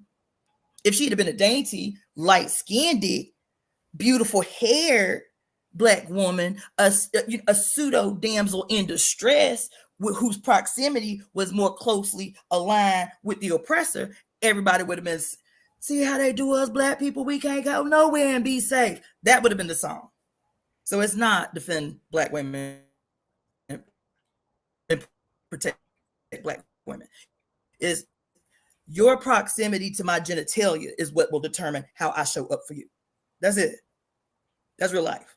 So this is madness. This is all the ways that madness shows itself. And unfortunately, historically, indigenous men have always been played against indigenous women. And the reason I mention that is because this, when I talk about the harmonizing of feminine and masculine energy, the harmonizing in these relationships of the divine feminine and the sacred masculine, this weird default that people always have to like some kind of interpersonal, romantic, like, oh, we gotta defend the black family or the Mexican family or whatever the fuck. It always comes to the probability or the proximity to sexual relationships. That's not what I am talking about at all. I am talking about sovereignty. I am talking about individual sovereignty being respected, upheld, honored, and protected, no matter who the fuck you come into contact with. Trans sovereignty, independent individual sovereignty. Old women, individual goddamn sovereignty. Babies, individual sovereignty. You feel me? No ands, no buts, no, but only in this situation. This is the world that we have to create. That's the only way to harmonize the energy, the wild. Because see, yang energy, I say it's destructive, but the other thing is, its other extreme is that it is unbridled, massive, radical potential. That's also what yang represents, radical potential. In Chinese medicine, it says that yin generates, yin creates, yin creates the yang, and the yang moves the yin. Right? So we can have blood in our veins, but if there is no yang energy to move the blood through our veins, we still could not live. It is the yang energy in the blood vessels that moves the yin. Yin generates yang, gives birth to it, and in return, yang moves her and energizes her. Ain't that your baby? Mm-hmm. Ain't that the relationship between a mother and her baby? Mm-hmm. She like, damn, you got to be young to do this shit because they got so much energy, you got to keep up. Yin generates the yang, and in return, the yang energizes, moves, stimulates the yin. This is the relationship. I feel like that taking that yin and yang concept back to AI, the yin would now take the place of like the human flesh, right? And the yang would be the robotic metallic body that we perceive as like undestructible. It doesn't get tired. It doesn't like get like doesn't I get where you're going in a way. No. The body, the metal, the metallic, the robotic body is yin. Because what's another defining attribute of yang? All yang. Yang is intangible. Yang is ever present, but not containable, right? Like, okay, you think about the sun. The sun, we can see it, we can feel it, we can see its impact on the terrain, but we know that the sun is not solid. The sun is not a planet. The sun is what? A giant collection of gas. We could put our hand right through it. No lava. None of that. None of those things that are that are made of substance. The sun is literally, we can put our hand right through it. It's like gas. Damn, but it is still this identifiable, knowable, fillable mass of unbridled energy and potential.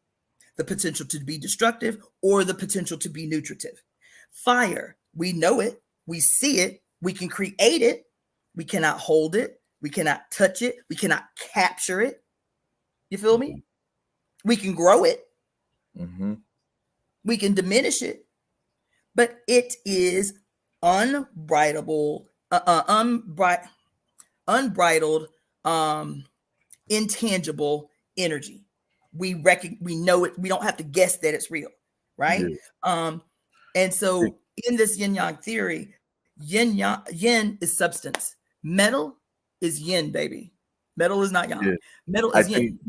Guess why? Where you get metal? Where you get metal from? From the ground. I actually researched that the other day. It was like they siphon metal off of using electricity and like rocks and stones and just piece. It was surprising to me because like I feel like with that, what I'm trying to get to is that like thinking of it as a separation, because like when we think of yin and yang in a duality, we always think of it as something separate, but they're together. So like what I'm trying to say is, how do we keep people from getting to a point where we treat technology as if it's a yang, but it's a yin?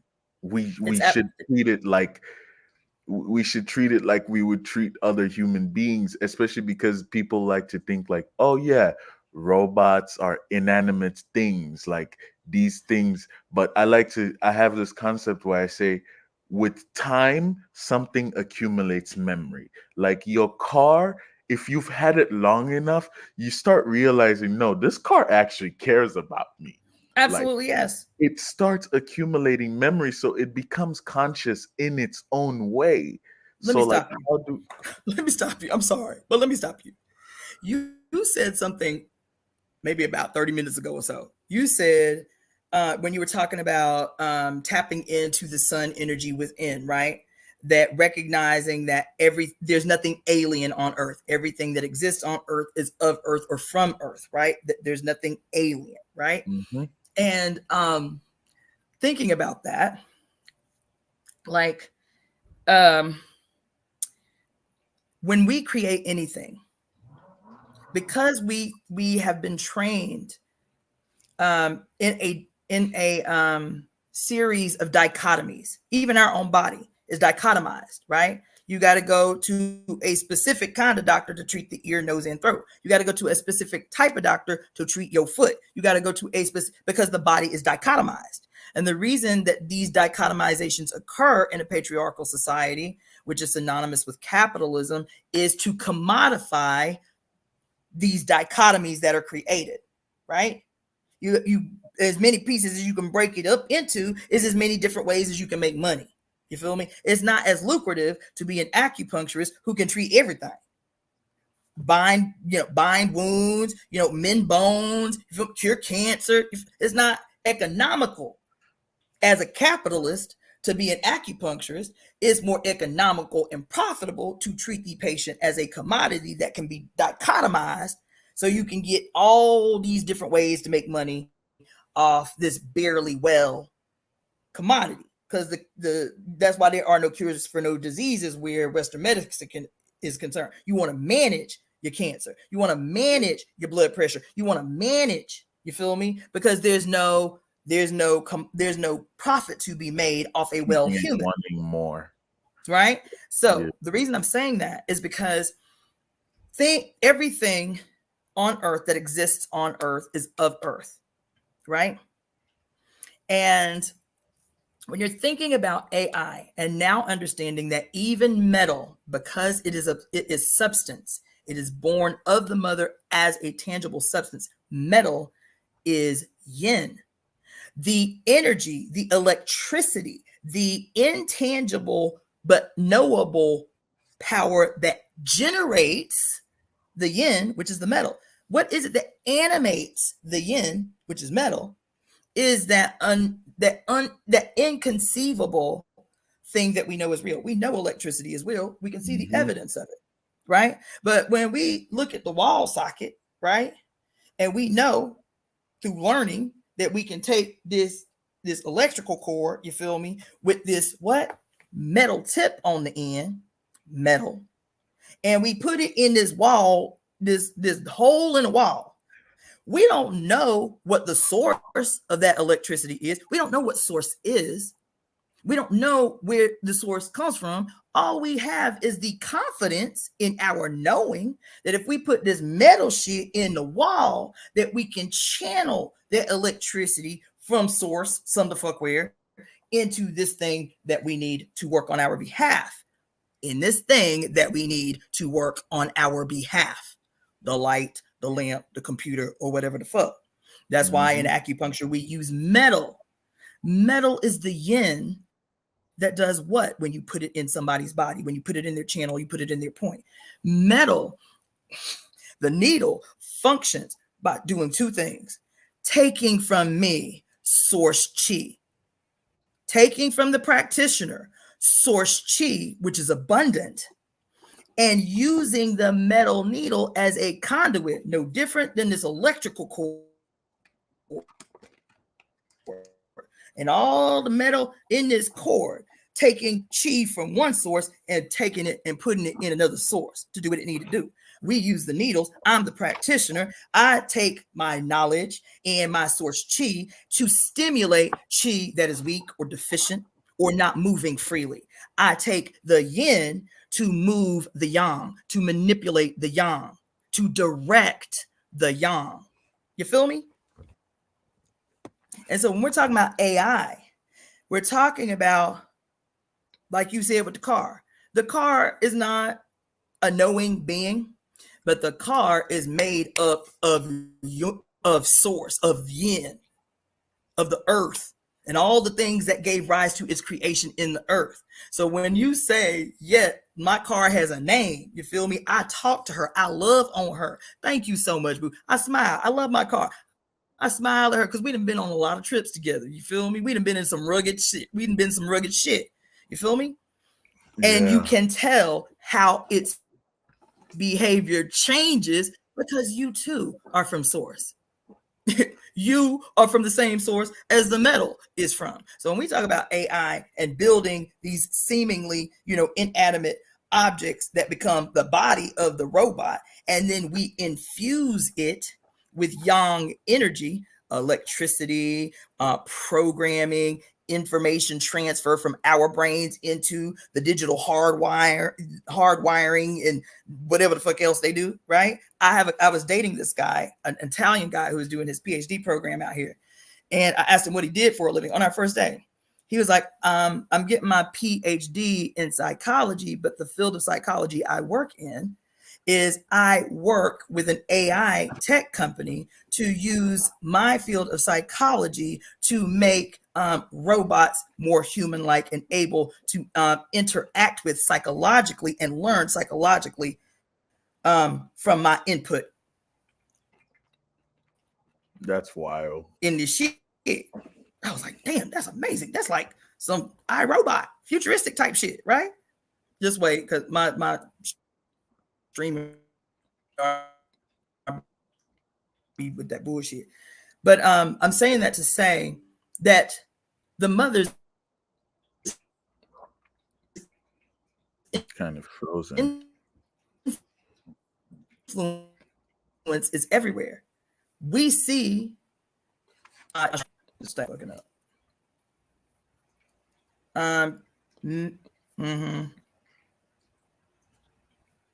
Yeah, I can still hear you. It's just breaking up, and like your image is frozen. Okay, let me close it. Yeah, let me close a couple of things. Yeah, I'm gonna do that on my side too. See if that helps a little bit.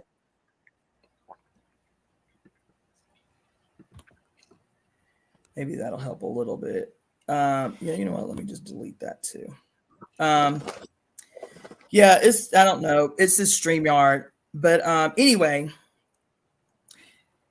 this is maybe a little bit deep, but what I'm saying is all things of substance, its source is the mother. All things tangible, all things feelable, knowable, touchable, right, are of the mother, are of source, are of the earth. And so even if we can't understand it, this is the mother's domain. Also, all things intangible too. All things yang are the domain of the mother. Exactly. That's why no matter how wild, no matter how unbridled the yang gets, it can always be brought back, because it cannot separate. It cannot separate from the mother. It can't. There's no way, in no dimension, nowhere in the universe, where yang can be the fuck away from the mother. Because even as you have the sun and all of its potential wild, unbridled energy, guess what it's surrounded by? Limitless, boundless, unknowable black. Exactly. When we get to that point, I like to think of it like with the 4 elements, where it's like water, earth, fire, and air. The unbridled, like primordial yang exists in outer space. But when you think of outer space, it's like going into the brain of the earth. It's like or going into the core of yourself. Yeah, you know how I'm there's always saying, nothing there, because the more you zoom out into space, or the more you zoom into yourself. yourself. Why am I always saying, no matter where you go, no matter what break you through, you think you didn't have, don't get stuck on that shit. You know what she's saying? Go deeper. Go deeper. Go deeper. Because see, the thing is we always been talking about space. Why? Because the white man and patriarchy in general has always been trying to contemplate how to break away from his mother. That's the core of his idea. Why we want to space explore and shit like that. Why the citizens of the fucking universe, the galaxy, do not contact us in mass? Is because it's like this veil called the abdomen. When you are in utero, when you in your mama belly, you feel me? You exist, right? And everybody around your mama know you exist, right? But there's still this veil of unknowing between you and the outer world. And the only way you can experience this outer world and these others that you hear all the talking, you hear all the car, you hear everything. And you know it's there, but it's right on the brink. Right? The only way to know this other world, to know these other beings that you know are real but cannot see, touch, anything yet, right? Through the mother. Is to break through what we call what? The path of unknowing. The path of unknowing. That's in Hindu tradition. Birth, right? The path of unknowing is the birth canal, baby. The path of unknowing is the birth canal. Right? And and then what? Your crown chakra exposes itself, is illuminated literally by the light of the outside world. It's illuminated.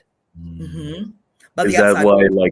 Is that why it has to be soft, so that like that part of your brain is not yet fully closed, because the sun's energy still needs to be absorbed on your first few?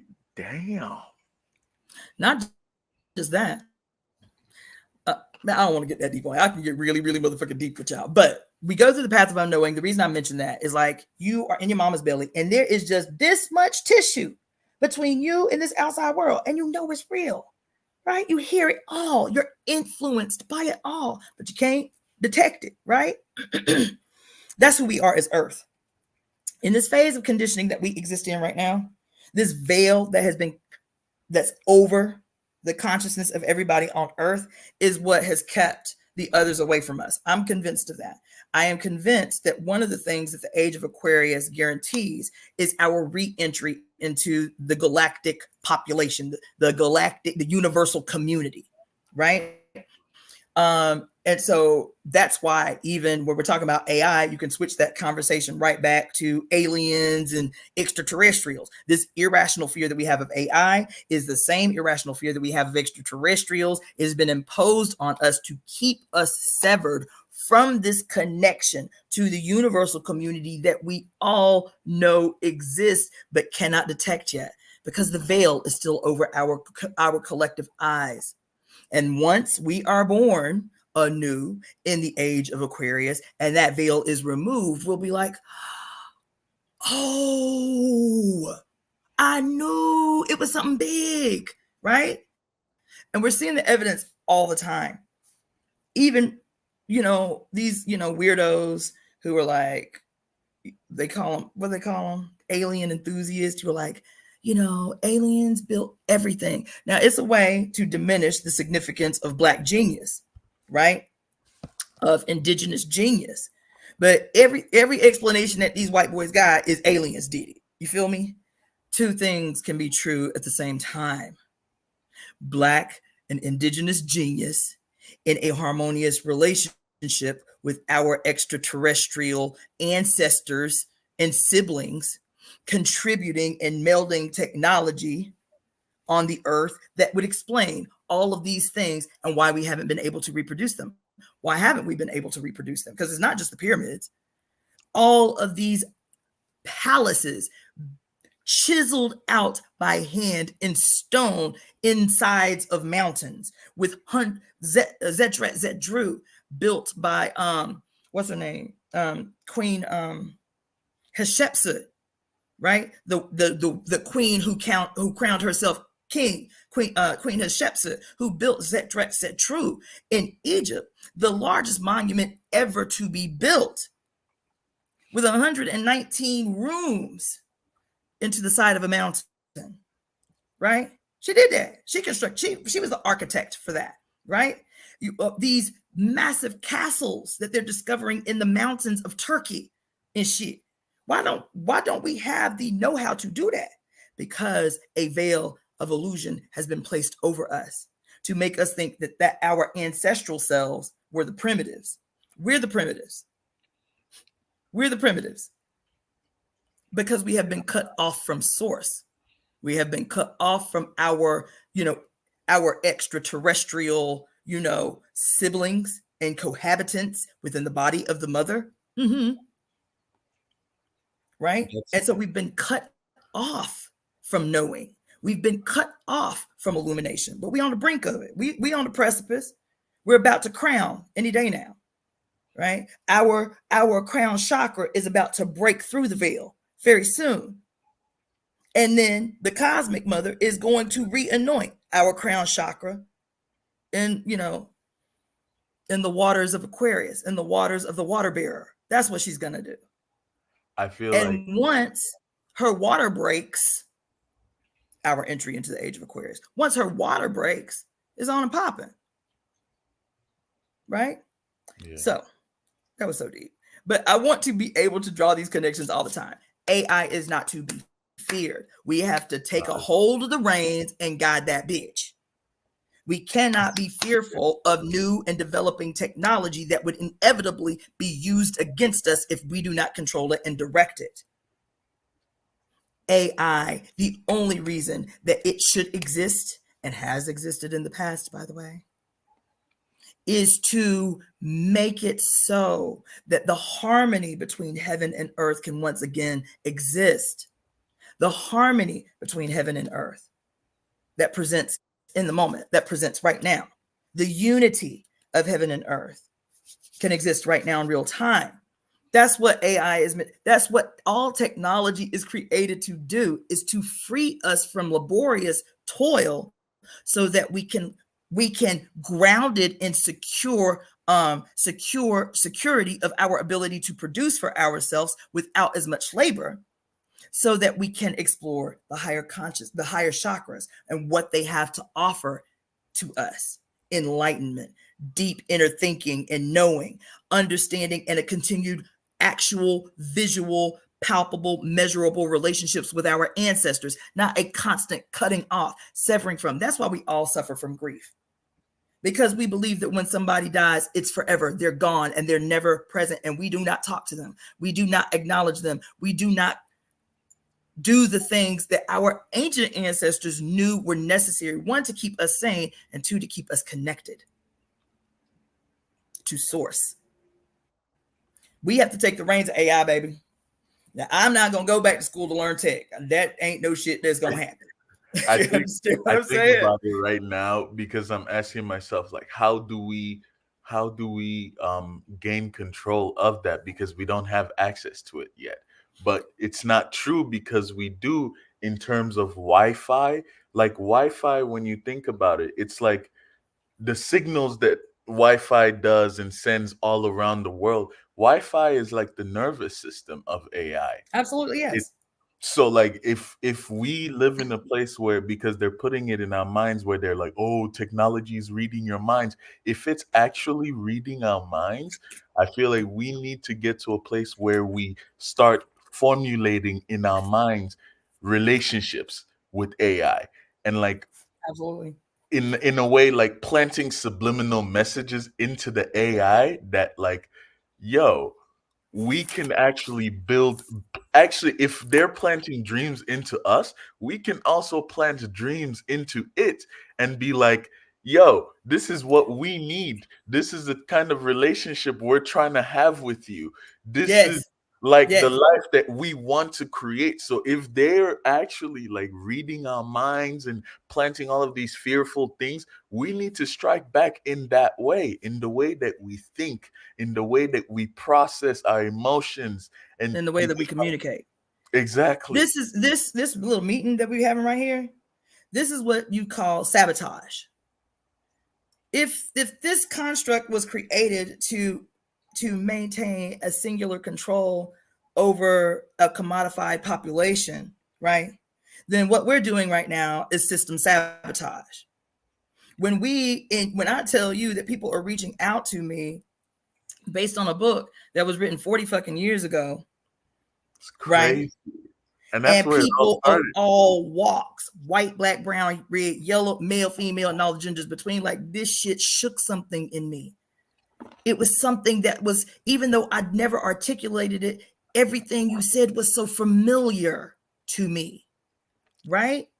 This that we do right now, that's why I don't be having no attitude about, being on here for hours and no shit, because this is the work. It feels like church. This is, you remember in the movie, The Matrix, when the click, I've never the good watched it, by the way.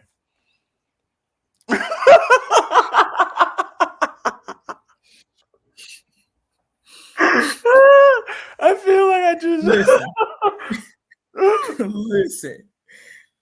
Anyway, okay, so you don't remember. There's a scene in the movie where the good guys, the Trinity, God the Father, God the Son, God the Holy Spirit, Morpheus, Neo, and Trinity, is going on a on a mission. You feel me? And they in the Matrix, right? And Neo is new to this. This is his first excursion in the Matrix, and he's the last to walk up these stairs, and he sees a black cat, and he shrugs, and then he looks back and he sees the same black cat in the same way, like. And she said, and he said, "Oh, that was weird, deja vu." He said, "Deja vu," and she was like, "What? What did you say?" He's like, "Deja vu." She said, "What did you see?"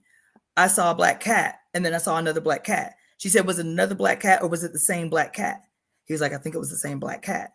Deja vu represented an echo in the Matrix, a glitch in the fucking Matrix. That, what do we say deja vu is? Is a premonition. Like it seems like the past, but we know it never happened, but it seems so familiar, it fucks us up.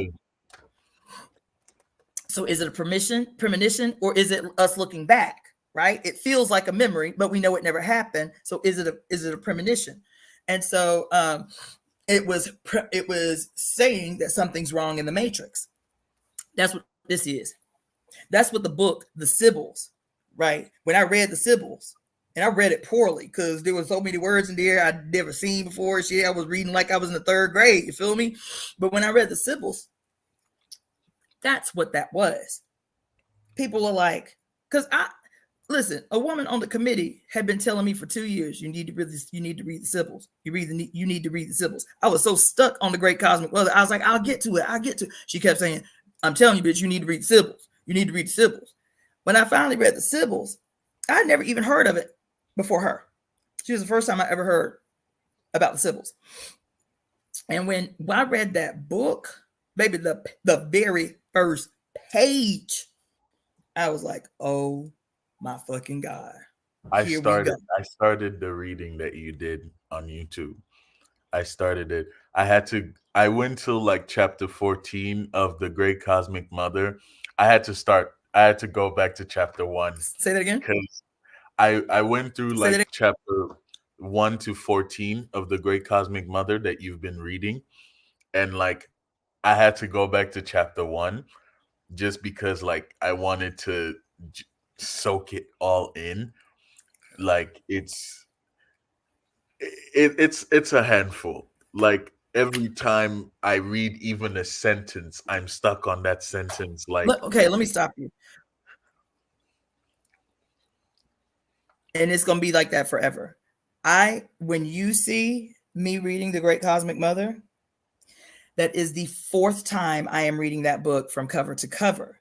It is the 2nd time, when you see it live on my page, it is the 2nd time I am reading that whole book from cover to cover live on the internet. In 2019, I read the whole book, but I didn't have a YouTube channel at the time. And so I read the whole book on my Facebook channel. So when I started my YouTube channel a couple years later, I was like, oh, I can just go and download all my Facebook readings of The Great Cosmic Mother and then just dump them on my YouTube channel. But Facebook be with that bullshit. And so like half the readings were just gone. I couldn't download them. I was like, fuck it. I could read the book again. You feel me? And so I read in, I think it was 2020, that I read The Great Cosmic Mother again on my YouTube channel. And I'm just encouraging you, because what you're expressing, I warn people of. Every time you see these tabs, 4 times I read this book cover to cover. You see these notes? You see all these notes? That's why I said go through, number your book, do it just like the Bible. Number each paragraph in the fucking book, because every time you crack the spine of this book open, something new will come out. Not only will it come out, you will read it and see it, and it will be currently relevant to something happening to you. I'm telling you, because I have read this book so many times. I've taken so many notes. And then just the other day, 2 days ago, I did a live. And I was like, oh yeah, let me read this thing to y'all about what she say about the moon blood and how men have been trying to recreate moon blood and birthing rituals in their own little rituals, right? And something else came out. I was like, damn, let me take out my highlighter. How I missed this the first 4 times. So do not get discouraged. The book will be teaching you forever. I'm definitely gonna buy the book because I have to. It's yeah. The thing most Black folks are circular learners anyway. Like I still listen to me, even though I read the book, I still listen to me read the book because I will hear something different than I read. You know what I'm saying? I have to read it silently. I have to read it out loud. And then I have to go back and re-listen where I'm not focusing energy on reading it, or, you know what I'm saying? So I feel that's how I have to learn. I feel like with me, when it comes to that form of reading, the only reason why it gets to me a lot is because of like the school system, just them teaching us like one specific way of reading, and like, oh, read in your head, because if you read out loud, you're going to disturb the other students next to you, and that's not allowed. Or if you read out loud, it's a show that you can't actually properly read because you can't read in your head, so you can't fully understand. But that's not the case. You need to, like, whatever you're reading silently, it's being read by your subconscious. So what you're picking up is the subliminals and the things that you're not fully conscious of. But then that's why for me, I kind of prefer listening to books more than reading it, because it's kind of like brought out in the physical for me to look at it, for me to like I'm gonna but tell you, I definitely it's a see learning what you, process. It's a yeah. learning process. 10 years of medical school and nobody ever taught me how to study was a fucking struggle. My undergraduate, I struggled because I did not know how to study. And I did not know how to read. I did not know how to read well. You understand? But that's what I mean when I say read. I didn't know how to comprehend, really take out of. I was just reading, but not processing and comprehending. I struggled in my undergraduate. And so I had to really get diligent about what was going to be the best way for me to learn. So I was taking notes at the same time I'm recording the lectures. Then I would read the section, and then I would put headphones on and listen to the lecture as I'm studying my cards that I'm, you know what I'm saying, to find out what ways would make this information stay. People of color in particular are called circular learners. We think that this is our strength. We need all the ways. We need the reading. We need the reading aloud and the reading silently. We need to hear somebody else read it to us, right? We need to take the notes and use the highlighters. All of it is necessary, especially with information that is so radically brand new to us in a world that has made us into these robotic linear learners, these myopic, weird linear learners. And this book was so deep and so visceral in so many ways. The only way I could even retain so much of it was doing all those things. I daily listen to at least an hour of myself reading a chapter out of The Great Cosmic Weather every day. And every time I'm like, y'all should hear, I should have a camera in my house because I'll be listening, washing the dishes or whatever. I'll be like, oh shit, I read it. But Same. it still hits in a different way. All the time. Every Maybe sentence. I'm in here Like, bugging whoa, and I whoa, love it when whoa. people do timestamps of the shit that stood out for them, because I'll go right back to the timestamp because Fear's like, okay, maybe there's something that you need to recall, right? Because even the doing of the live, it doesn't allow me to be as connected and engaged because I'm going with the flow. So I'll go back and listen to a live and I'm like, damn, I said that was, let me write that down. Shit, where that came from? I feel like the thing that's getting to me also is like getting people my age onto this, because it's like just everyone that is my age either just graduated from college or is still in college. So no one really has this depth of thinking that's not just like on the books. You know what I mean? Like it's thinking that is scientific but also pseudo scientific at the same time, because if you say some of these things out loud, you're looked at like, what the fuck are you talking about? Like you can't have these conversations with a teacher in class during a lecture, because then they're gonna look at you like, well, I have learned this for this many years and I've never. Okay, let me just tell you. Let me tell you. I know I was going to be on here teaching, but let me just tell you, because what I always struggle to do is make everybody else's work easy. Like that's what I hope most people want to do, but people do gatekeep information. But I always want this walk for everyone to be easier than it was for me. A lot of the shit that I share with you guys, I learned the hard way, the hard, rugged, dirty, fucked up, filthy way. And so if I can help you navigate your transition into this new consciousness, into this new way of life, into this new thinking, then right on. When you interact with other human beings, when I became conscious as a revolutionary, Afrocentric thinker, I was so excited about the information that in hindsight, my enthusiasm was aggressive, trying to, witness to my parents about the revolution and shit, you feel me? Like, it's so logical to me. Of course, they'd be logical to them, being frustrated because they didn't get it, you feel me? When we come into these different breakthroughs in our consciousness, our job is to drop seeds and let them take root where they will. We will stay frustrated if we attempt to win people to a position. Drop this. That's what y'all hear me say it all the time. What's for you is for you. If something that I say does not resonate with you, you don't have to be upset about it. Move on. What's for whoever it resonates with is who it's for. I don't take it personally when people don't rock with what my position is or anything like that. You understand? That's why I don't debate. I don't debate people. There ain't no point for debate. What's for you is for you. That's what sovereignty is. We ain't gonna agree on everything. What's for you is for you. Take what you need and move it on. Drop the seeds that you need to drop, and they will take root on their own time. So I had to learn the hard way through really creating a lot of kinks in my personal relationships of people that I love, but became frustrated because they couldn't see what I could see, and being dismissive or condescending or arrogant in my relationships with people that I love. How could I know this and they can't? And so I made a conscious decision one year. I love my parents. I love my family.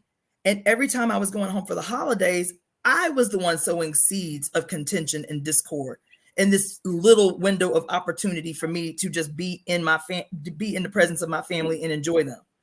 And so I made a conscious decision one year that I will never attempt to win my family by words. Your family, the people closest to you, your friends, your family, people you grew up with, they know your shit. They know your dirt. They know your past. They probably bond your ass out of jail. You feel me? So like, bitch, we ain't trying to hear nothing you trying to say about consciousness and I done arrived and I'm enlightened. They ain't trying to hear that shit. They like, cause look, we done cleaned up your shit. We know your dirt. We know your old you. Show me. So I never tried to witness to my family or friends or anybody again. It was the transformation of my behavior that had them come to me. It was the transformation of my behavior. That's the difference between knowledge and wisdom. You talking out your mouth about what you know and what you done learned. How does the information become a force recognizable in the way that you behave in the world, right? That speaks louder. And so save yourself a lot of heartbreak and a lot of frustration. You know what you know right now because this is the time that you are supposed to know it. Other people's time and their walk is their own. You are in space with them. Your responsibility in space with them is to drop the seeds. You understand?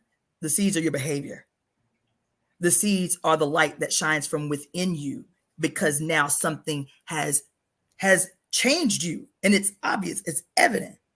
Drop your seeds, baby, and keep it moving in peace. You will save yourself because you need your family. I know a lot of us got a lot of family shit. You feel me? I get it. You need your family though. You need your blood. At least those that you can. Don't sow seeds of discord with those who can be allies to you in the future. Those who cannot be allies to you that happen to share your blood, don't wish them no harm. Keep it the fuck moving. Create great boundaries and keep it moving. But don't create more conflict in your life than your walk in life is going to create for you. Because to be a light bringer, and that light that emanates from the dark, baby, not from the sun, the light that emanates from the dark, from the deep dark, is going to make so many people uncomfortable because nobody wants to go deeper. Yeah. When they hear that voice say, go deeper, there's more, go deeper, there's more. Every breakthrough, go deeper, there's more. They are not comfortable with that. And the time is demanding it. And you being in space saying, yes, damn, this young man on TikTok talking about the great cosmic mother. I was like, wait, who is this? Who is this talking about the great cosmic mother? Trying to understand the essence of parthenogenesis and shit. I heard you. I was like, what the fuck? Let me inbox this bro right now. You understand? That is the dark coming from within you. And that shit is going to make a lot of people uncomfortable, baby. So don't sow seeds of discord because the world in their conditioning is going to already make shit difficult for you, baby. Keep close who you can keep as allies. Let your changed behavior be the thing that witnesses to them, not what you learn and say out your mouth. Let knowledge be transformed in your flesh to wisdom. You understand? And people will hear you without you saying a word. They will. The other thing I'm gonna say about that is recognizing in every space. This is my fucking mantra above all other things. If you don't take anything away, take this away. In every moment and in every space, doing a quick assessment of who you are in time and space, and making an assessment of, in this moment, am I better suited as the student or am I better suited as the teacher? And then move accordingly. I do that. I know a lot of shit. I do that a lot. I know a lot of shit. But there are some spaces where my voice is not needed. So guess what I do? I take out a motherfucking journal and a pen and I commence to writing. There's something for me to learn in the space. I need to be the student in that space. When if opportunity arises in the space for me to drop seeds on a group of people, then I don't have to ask for the opportunity will present itself. It will. But so many people who, quote, are self-proclaimed leaders and all of this, they still have not mastered the art of being the perpetual student. So they cannot grow. They cannot evolve because they know everything already. You feel me? So, yeah. I appreciate you, young man. This was honestly, it was life-changing. I feel like today just changed my brain chemistry, honestly, just because I've been trying to do this, have these conversations, be in front of the camera, but there's this like perpetual like voice in my head that's like, you're being watched. Somebody's watching you. We give Big Brother too much credit, and I'm baby. like, oh my gosh, like if they're gonna watch me, I'm gonna put on a show for these motherfuckers. Baby, that's what revolutionary work did for me, because we give them too much credit. Listen, I used to live in the hood when I was in the party, like the way hood, like there was a trap house right across the street from my house. But the young boys that was, running the trap, they called me Miss Yapo. My African name was Yapo. They'd be like, morning, Miss Yapo. I'm like, hey, babies, how y'all doing? You feel me? And then I'd come home from work. They'd be like, Miss Yapo, there was somebody digging in your garbage can the other day. I was like, word, what he look like? He was a white boy. I said, for real? Listen, the community becomes your surveillance camera. You feel me? And they do that shit in the open to intimidate, to attempt to scare, they create these narratives about Big Brother and the watchful eye in the sky and all of that shit. And that's what they're trying to do with AI. Baby, I do not listen. I do not subscribe to fear. I don't have no space for it, because the jack move that we are being called to pull, I can't have no space for it. You know what I'm saying? And I think that's what the party prepped me for, because, the police do what the police do. They make their presence just enough known to kind of make you, self-police, to make you fearful about how you move. You feel?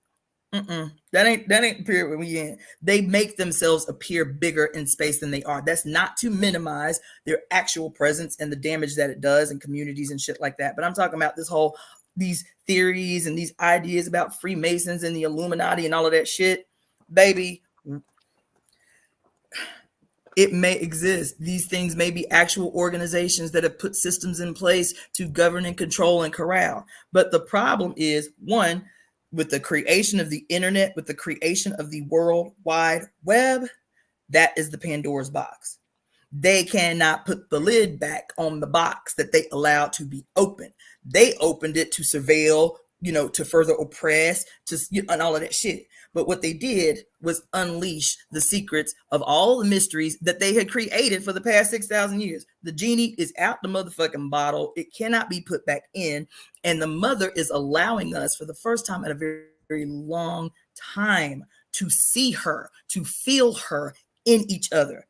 That thing that we call familiarity, why is it called familiar? What is the root of familiar? It's family. It's fam. It feels familiar because we are linked. We are linked because we are one. We are one because we are her. Every last one of us. We are like the little cells in her whole body. We are one. That's why when I see you, or I just randomly pass by your TikTok, you feel me? I'm like, oh, let me inbox this little brother right here. See what he on. And then It's like talk like we've been talking on here for 2 hours. Like we old peoples. Like we we go way didn't back. know this. Yeah. Like we go way back. You feel me? Yeah. We are she. We are her. And she is attempting to remove the blockages, to unveil that which has been hidden so that we can make this shit pop. You feel me? Yeah. And I think I'm yes. definitely gonna continue to, because I have so much poetry that I wrote that I feel like has a lot that needs to be heard. So I'm gonna work on that. Yeah. Yes, that's what you're gonna do. You're gonna write poetry. Yep. And my declaration, somebody gonna be mad. I don't want to hear when I'm talking about art and artists changing the world, being the progenitors of the new age, the new world, right?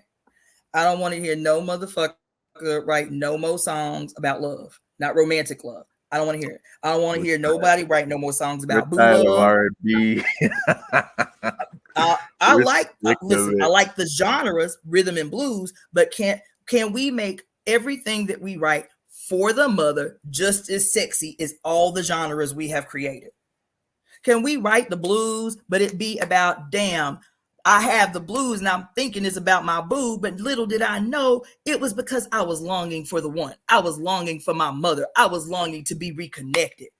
Like Here poetry. is how I healed my blues. I came back into the embrace of my mother, or some shit like that. You feel me? Write some punk rock songs about destroying motherfucking patriarchy and raising back up the radical dragon. There's a question that I wanted to ask that I feel like is kind of paradoxical in a way. So I wrote it down the other day, and it was like, do we become monsters when we accept our demons or when we deny them? And that's like that. That's your homework. I want you to answer the question. How I want you to answer the question. This is your homework for tomorrow, because you're gonna come right back on the live tomorrow. What time tomorrow? Because I have work tomorrow from like 10 to 8. That's a long work day. Okay, fine. You set the terms for when you finish your homework, but these are the parameters of your homework assignment. Oh wait, because that's a great question that you think is paradoxical and it's not. I need a pen.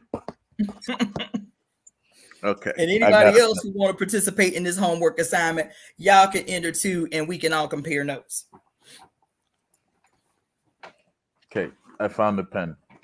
All right. So the parameters of this question, ask the question again. Do we become monsters when we accept our demons or when we deny them? Now, what you are going to do to answer this question is you are going to research the etymology of the word monster and find the oldest etymology of the word. Then you're going to research the etymology of the word demon. Both of those words I've already researched the etymology on. The etymology of the word demon. And then answer that question that you have asked. Okay. Because I tell you, it's probably not going to be as paradoxical as you think. Based on the etymology of those words. While you at it, one of my favorites, research the etymology of the word villain.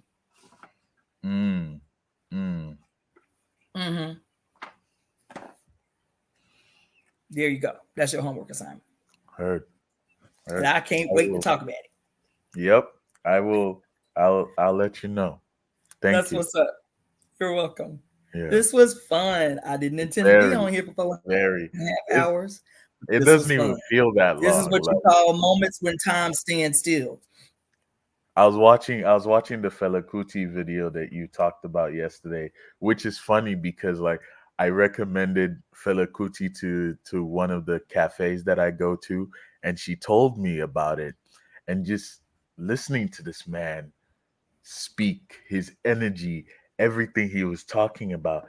I think I've always known that African Americans and Africans, there's no difference between us except like distance and where we live. Mm-hmm. Watching the video and how he spoke about liberation of like when he was like in Nigeria, it was the black people killing the black people. In South Africa, it's white people killing black people. So I feel like that's something that we need to look at, especially when it comes to misogynoir and how we treat women, because we're looking at people like Dr. Umar and being like, oh my gosh, like he's speaking truth. But most of the things Dr. Umar says is kind of disrespectful to women. It ties He them is an to absolute, being he is a just violent misogynist. because he looks at women's promiscuity as like something that's evil, something to be tamed. Oh, if someone is promiscuous, it's because they have a lot of sexual trauma. If someone is promiscuous, it's because, but that's not true. The No, expression of sexual energy. I know him personally. I know him Oh, personally too. I'm telling you, I was in these motherfucking streets. All of them I know personally. Sarah Suit Seti, what's the polite I knew from day one, even when he was at his peak. And everybody was like, oh God, Iapo, you need to, because I was doing really radical events in Florida. And they were like, damn, the next event you need to get Brother Polite. Like, ain't no motherfucking way. Not on my watch, not under my name, not on my microphone. Nah, why, girl? He's so progressive. You know what I'm saying? He treat his women like, nope, because I can see through you. The first time my ex-husband, who I felt like was pretty sharp, said, you need to go see Dr. Umar speak in Orlando. And so me and our kids went to Orlando. Baby, my stepson was 10 years old. Do you hear me? 30 minutes into Umar Johnson's presentation, he was like, Mommy Yapo. He was like, I don't want to be here. And Quazil is sharp. Quazil loves the revolution, loves Black Power, loves the RBG all day long. Quazil was like, I don't like him. Mama Yapo, I don't want to be here. My kids were crystal clear. You understand? Back then. And that was, Quazil was 10 and he's 22 now. My step was 10. He's 22 now. That was back then. oh, Omar, but, huh? We're the same age. So Umar, and then I have a video about Umar Johnson on my page, because Umar, that's what I mean. When you get in these Black conscious spaces, if you don't have a frame of reference, you'll hear what he says is some kind of progressive or sharp. But when you have a frame of reference, when you have a foundation, you can see through it like glass. He is a violent misogynist. He hates women. He treats women like objects, again, that are valuable based on his genitalia proximity to them and whether his genitalia would respond positively to their proximity to him. You feel me? And then even like some of the controversies that people just gloss over, it's like they just forget what the fuck he did to that African woman that he courted. He courted that sister, the stripper. And then when he got found out, threw her under the bus, treated her like trash, and let every patriarchal woman and man come down on her like the wrath of God. He has not done anything to atone for that. He ain't said shit in public to me that would have me believe that he is transformed. Who is he accountable to that would have made that experience a learning opportunity for him to actually have a breakthrough and grow? He ain't fell on his motherfucking face at the feet of that sister to say, I was dead ass wrong. That was that bullshit I was with. And how can I make right what I did to you? If he ain't did that, the motherfucker ain't changed. He has become more insidious. And too many people give him a platform. So I did a video about him because he stole from me. He stole from me. Oh, shit. What does that mean? If you so-called African conscious and you hear the content of a Black woman, and instead of taking the 2 seconds to say, this is where I got this concept from. This is where I heard this. Shout out. And this nigga knows me personally. Shout out to Sister Iapo, Sister Cassandra, because I never even thought about this. I never even saw it this way. And two, because I only had 300-400 subscribers at the time, just pretty much coast off the idea that nobody was going to make a connection between what I was teaching about America's first Pluto returns and its relationship to Ifa as Oya and Shango. He just ran with it. It was my homeboy that brought it to my attention. He was like, girl, did you just see this bullshit that Umar Johnson just did live? I was like, I don't follow that nigga. He was like, Iapo, you need to see the shit. And I'm telling you, brother, word for fucking word, shit that I had been teaching in a workshop for 7 weeks. What does that translate to? Because it's not, quote, just stealing. Stealing is a behavior that represents an ideology that you hold dear. What is that ideology? When you would steal from an African woman? Bitch, you hate women. You are entitled to everything that women produce. I am just a territorial commodity through which you could grow your own shit and not give credit. That's what stealing isn't just, oh, I took some shit. Mm-hmm. Plagiarism isn't just, oh, I took some shit. It is a reflection of how you feel about humans. You don't give a fuck about humans, so you don't have no problem stealing from them. This is what sovereignty translates to. It is impossible for you to steal from another human being if you honor their sovereignty. It is impossible for you to commit a crime against a human being if you genuinely honor their sovereignty. That's why none of these spaces, political spaces or religious spaces, want to have a even those spaces that talk about nationhood and national sovereignty and shit, but don't want to have no conversation in them spaces about individual sovereignty. You see what I'm saying? They can talk about all of us have sovereignty together while we still exploit the fuck out of the females in the circle, or we still do terrible shit to the children in the spaces. Can't have no conversation about individual sovereignty and still be able to be the head and the king and the chief. You feel me? With that part right there, I feel like it's very discouraging because people will look at him as the epitome of masculinity. This is what men are supposed to do. Men are supposed to, and it's like, but at the same time, you can tell there is a younger man inside of him, a younger boy seeking, looking for the connection to the mother, but at the same time, completely disregarding, disrespecting, and like minimizing that need, therefore disregarding and disrespecting themselves. Let me tell you something, brother. And because I do not want nobody on her, because I know that message I dropped last week was heavy. Women was in their emotions heavy.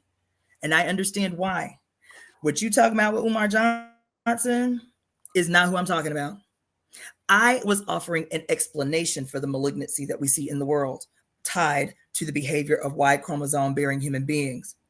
I am not saying embrace malignancy. That's not what I'm saying.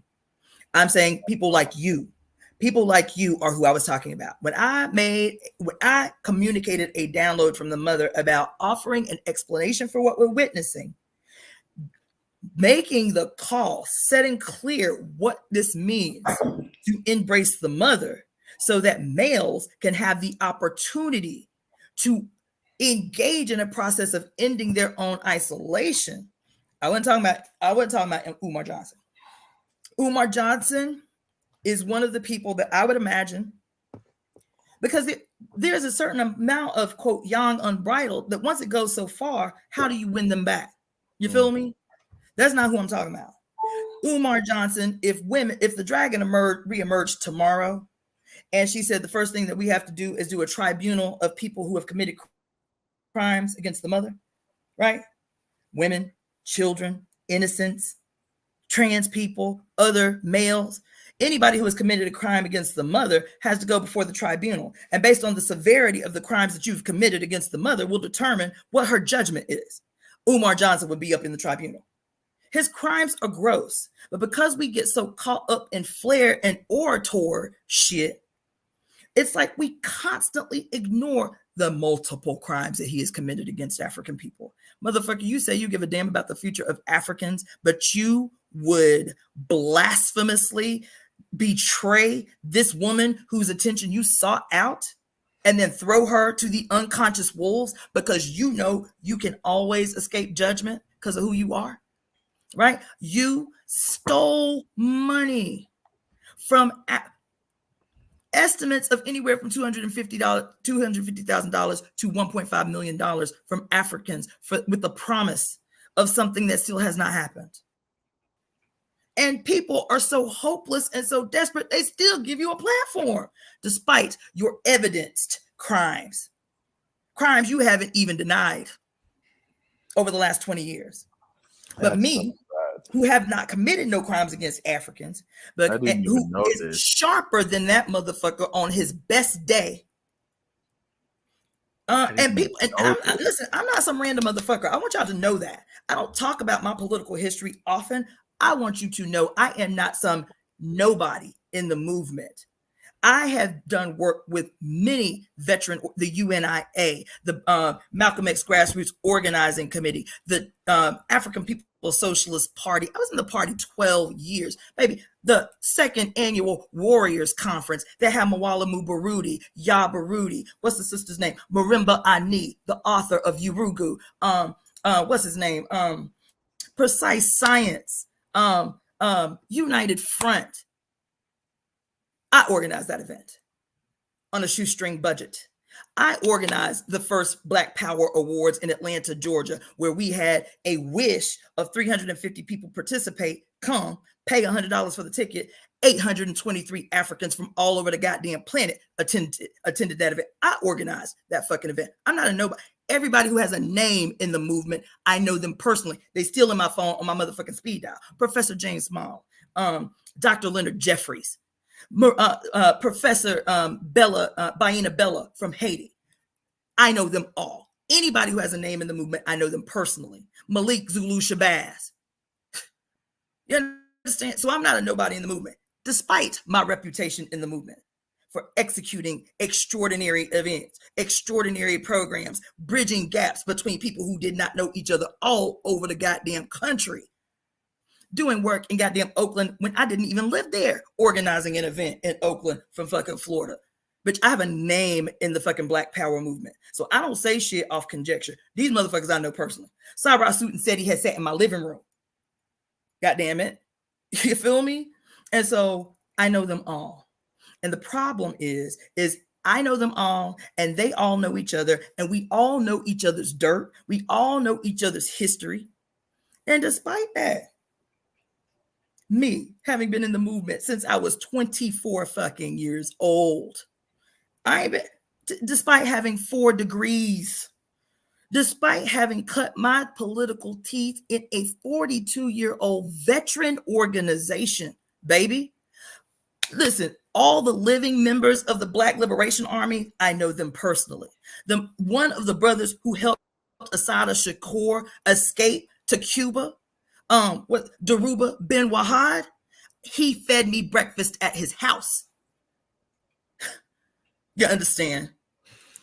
Every political prisoner that has ever been let free at these goddamn prisons, bitch, I know them personally. So I ain't a nobody in the motherfucking movement. And I have still never been invited. Let me correct that. I have been invited once in 22 years that I've been in the movement to speak at an event, specifically on my area of expertise, which is the fundamentals of what it means to be an organizer. Because these motherfuckers organizing chaos, child. You understand? So when I can talk about Umar Johnson, I can talk because I know him. And the fact that because he has a penis, that is all.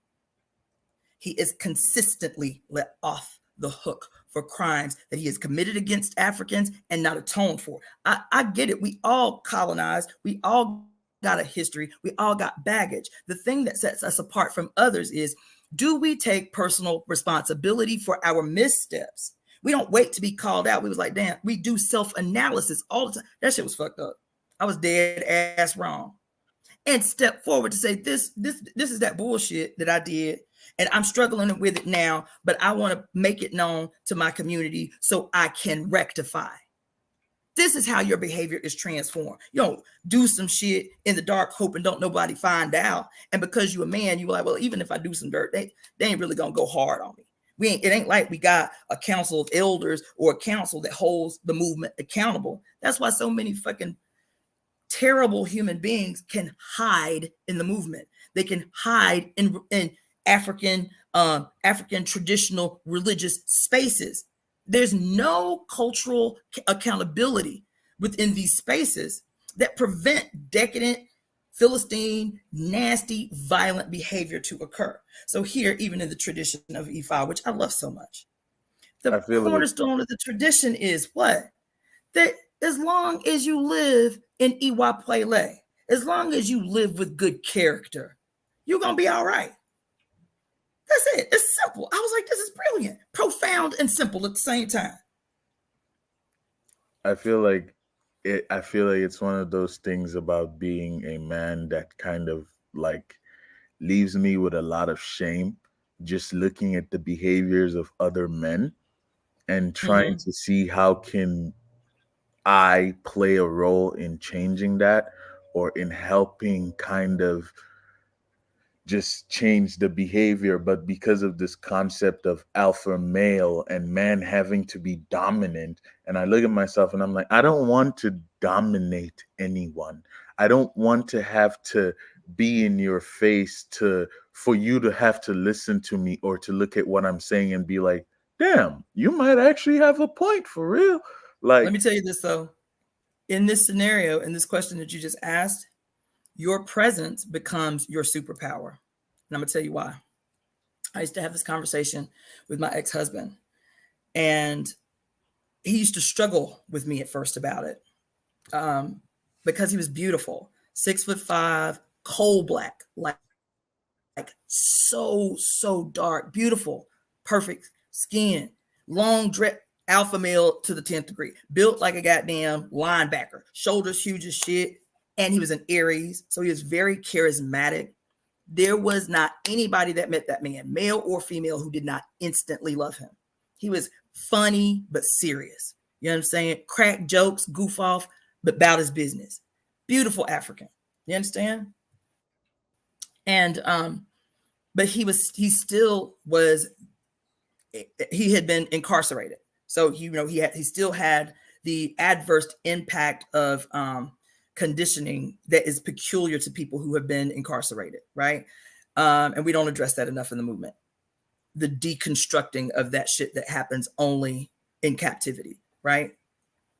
So even though he was brilliant as a thinker, as a logical thinker, there was still really toxic residue, both from incarceration and from street life. He was a what we would call a proverbial hood nigga. He, was cut his teeth in the concrete jungles of Philadelphia, dope boy, all the things, right? He was brilliant. And we did an event together. This is another one of them events that I did. We did this event called the Past, Present, and Future of Black Struggle. And the event featured a veteran in revolutionary struggle. That was Brother Harold Taylor, who was one of the Angola Three. He was a member of the Black Liberation Army and the Black Panther Party. And there was like this whole expose about how Angola prison had these militant prisoners and were torturing them. The same thing that we were all shocked about in Abu Ghraib in 2005 was happening to Black men in Angola prison who were seen to be too militant. Cattle prods on their genital, all kinds of terrible, terrible torture. So Brother Harold Taylor was the one that broke the story on that. He was one of the Angola Three. So we had him representing the past of revolutionary struggle. We had me representing the future of revolutionary struggle and the peculiar role that African women must play in the revolutionary movement. Who we had representing the present of revolutionary struggle was Malcolm X's grandson, Malcolm Shabazz. And so we had Malcolm Shabazz, we had Brother Harold Taylor, and myself. And Malcolm Shabazz was such a complicated brother. Really, it was really a very, because he was murdered. As a matter of fact, 3 months after we hosted him at this event, he was murdered in Mexico. And when he came into town, we hosted him for a week. And he was promoting himself as he was practicing Sunni Islam, right? So he had, because of the story of Malcolm X, the break with, the Nation of Islam, he was practicing Sunni Islam. And as soon as he got out of prison, maybe I'm telling you months after he got out of prison, the whole world descended on him like he was the Messiah, like, Malcolm reborn. This brother had spent all of his 20s in prison for killing his grandmother. He was traumatized, and the world was trying to raise him up as this new political great, that could make some things happen. And so right out of prison, he had done this, it was kind of like a, what do they call it? They were trying to take supplies to Palestine via this boat or whatever. And he and Cynthia McKinney, you remember Cynthia McKinney, the Black woman who was trying to run for president during the time that Bush was running for his second term. Cynthia McKinney and him were on this boat trying to get these supplies to fucking Palestine. And, they got caught up. And then soon after that, what was it? It was it Ahmadinejad in Iran? He had gotten invited to go to this massive conference in Iran. Everybody in the world was like, oh my God, it's Malcolm X's grandson. This is amazing. He was on the cover of like all these magazines. I'm telling you, months after he got out of prison, they didn't even give him a break. They didn't even give him time to recover from the fucking trauma of one, being sent to prison as a child. He was 18 years old when he was sentenced to prison for causing the house fire that killed Betty Shabazz. That shit is trauma, and nobody gave him therapy for that. This is his grandmother who he loved, and then he goes to prison for all of his 20s for, quote, murdering his grandmother and shit, and the kind of trauma that had on him. He was in Iran for this massive conference. Not 2 minutes later, this was before they killed Gaddafi. He ended up in Libya, invited by Gaddafi to go to Libya and present at this big, they had him all over the world. And so when we reached out to him about sitting on this panel in little old Tampa about the past, present, and future of revolutionary of Black struggle, he was so humble, but he was afflicted. And I haven't heard anybody since he died do an assessment of what the fuck happened to him. He was dead less than 2 years after he was out of prison. And when we sat with him, he was in our house. You understand? We was cooking for him every day. We had sisters from all over. Listen, the Nation of Islam in Tampa treated him like royalty. They gave him security. The sisters prepared meals for him. We organized meals to be changed every day. So he was being fed. He was with us for a week, breakfast, lunch, and dinner. And to sit and talk with this African. Now my husband couldn't see it because he was the quintessential alpha male. He's just like so hype. Oh my God, this Malcolm X's grandson. This is amazing. I am listening to these conversations like, this is a travesty. What is happening to this human. And it didn't take long.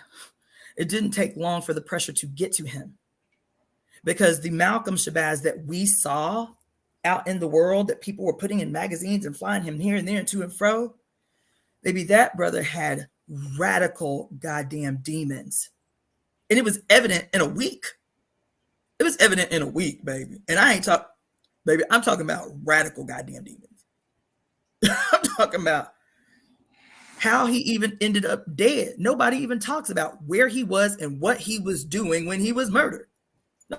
Nobody talks about that. We know though, child, about the fact that his homeboy that he was traveling around, he was like, I don't go nowhere without this brother. So we had to pay for an airline ticket for this nigga we didn't know. But I, being the political scientist, I was like, I Google every motherfucking body. I do a background check on, that's just responsible. I do a background check on everybody. This nigga's father is not only military. This dude was special ops. His father, special ops. Guess where his primary location was? At special ops, black ops. Goddamn Africa. For 40 years. And you mean to tell me you Mr. Revolutionary? You Mr. Oh, I told the Jamu, I told my ex-husband, I said, I ain't paying for no airline ticket for this nigga.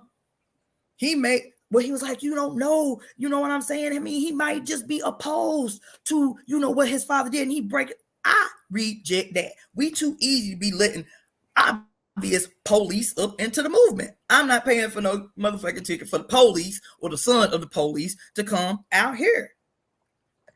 So Malcolm was like, give my ticket to my home girl. We gonna drive. Because I'm bringing this nigga. I don't go nowhere without this nigga. This nigga was with him in Mexico when he was murdered. How Malcolm murdered and your ass back at home. And you were the only one with him in Mexico. Ain't nobody having these conversations because we glorify everything. We give men perpetual passes, even when the dirt and the grime is obvious, and can't figure out why we always stay 1,000 steps behind the opposition. Don't want to hear nothing no woman have to say. With the Jamu, we did that event, the past, present, and future of Black struggle. We got home that night, summing up. He's like, yo, he said, did you realize that when brother Harold spoke and brother Malcolm spoke, like the response from the men was like over the top. Every word they said, the response was over the top.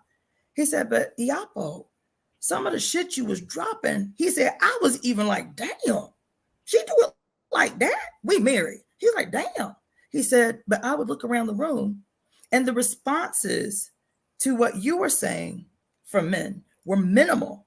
Not only that, I would find that I would look out into the crowd and men would be distracted, like they barely hearing you, like they on their phone or whatever. I said, okay. I said, so you can see it now because we're married, right? Like you can see it now because of your proximity to me, right? I said, this should inform you of what your role is in this work. He's like, what you mean? I said, we all are the victims of our circumstances and conditioning. And I know what you just recognized. I've always known what you just recognized is that I can say word for word the same thing that you say word for word, and males will hear something totally different. If you can see it now, then that means you have to become a mouthpiece for those things that I am trying to communicate. If you resonate and you agree with what I'm trying to communicate, and you know that because of our conditioning, brothers cannot hear it coming from me, we talk behind closed doors as revolutionary partners, and we say, okay, this is how we gonna do. This is what we gonna do. Blah, blah, blah, blah, blah. This was gonna be. You gonna say this because they can't hear it coming from me. It's not to condemn men for their weaknesses. It is to raise them up as they dismantle their own conditioning. But if you don't have males willing to be the mouthpiece of the mother's will, then you relying on women to have to fight the same dumbass battle over and over and over again. Y'all can't hear because we step into a space with titties and a vagina, and that's the point. That's the point where everything is closed off. You can't hear shit we got to say. Males like yourself, males like the brother that is on the founding committee of the temple. That's what I'm always talking to him about. Now, we were in the movement together. He's an old head. We've been in the movement together since 2005, same organization. And I'm like, Abasi, you know, I know you don't really like, you know, to talk publicly and stuff like that. I was like, but this is your labor. Because he's always telling me, he's always hyping me up. He's always gassing me up. He's like, yo, you need to be on the speaking circuit. You need to get up on this speaking circuit and slay these dudes. There ain't nobody on the speaking circuit to be talking about what you be talking about. And you can keep it political and spiritual at the same time. You can ghost these niggas. And I'm like, that is not my work to do, baby. That is not my work to do. How? And so I tell him, hold on. I tell him, this is your role in the process of raising up the mother. You have to become the articulator of her will to speak to those who cannot yet hear her in her daughter's personification. That's your role. I tell white people the same thing. I said, I don't debate white people. I will stop talking. As soon as something that I'm trying to communicate to them, they translate to a debate, I will stop talking. I will stop talking. Because there ain't nothing that you are ready to learn from me in this moment.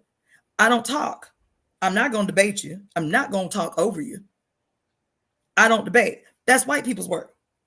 So white people who have come to me and talked to me about wanting to be to align themselves with what it is I'm trying to build, this is your work. You can be with it, you can be about it or not. That's fine. If you come up in here, this is what your work is. I do not debate with white people. That's not women. Black women are exhausted on that shit anyway. We exhausted on trying to teach motherfuckers shit. Because the reason y'all can't learn is not because y'all don't have access to the information. It's because you refuse to hear. You refuse to acknowledge God in the face of a Black woman. That's your stalemate. So that's fine.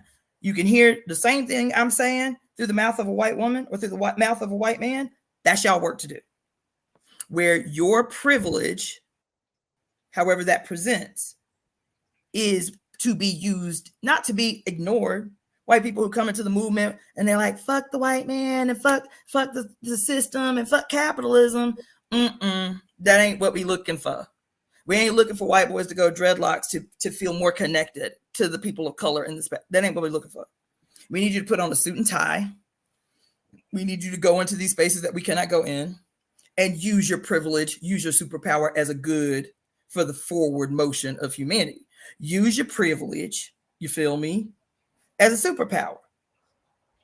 Exploit your resources on behalf of the mother and her daughters who are executing her will. If you can't do that, you can't be up in here. You can't be up in here. That's y'all job to do. I communicate, women of color, people who have heeded the call, communicate the mother's will, and then you guys become parrots so that you can win more people because they can't hear past their conditioning. That's okay for right now. You, as a Black man who's a good-looking, strapping young lad, you feel me?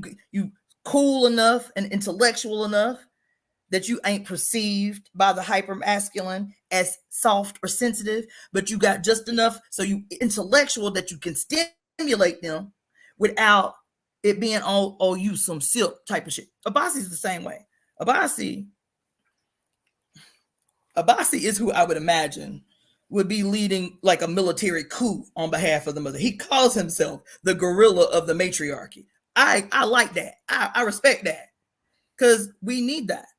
We need men who are gentler, and we need men who are still quintessential alpha males who are in bed with the mother. Let me change that phrase. Who are in league.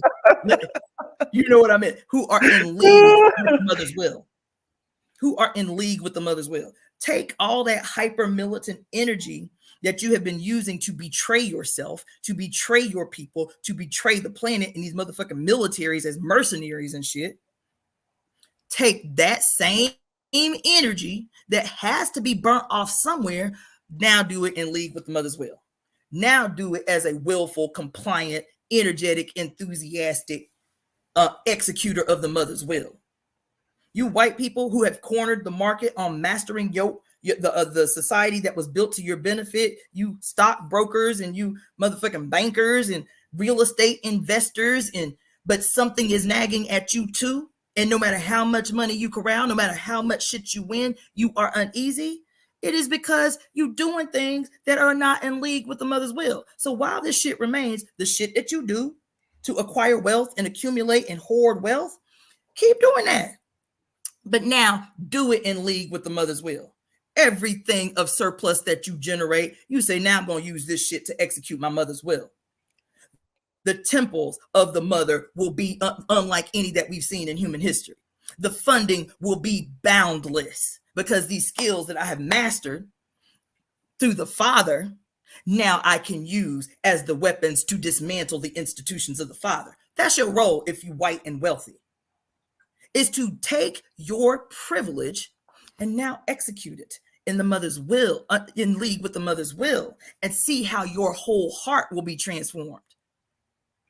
Maneuver how you need to within the construct that presently exists while you see the future that we are creating, and take those skills and use them in league with the mother's will. That's y'all work to do. No more motherfucking fundraisers for Black women.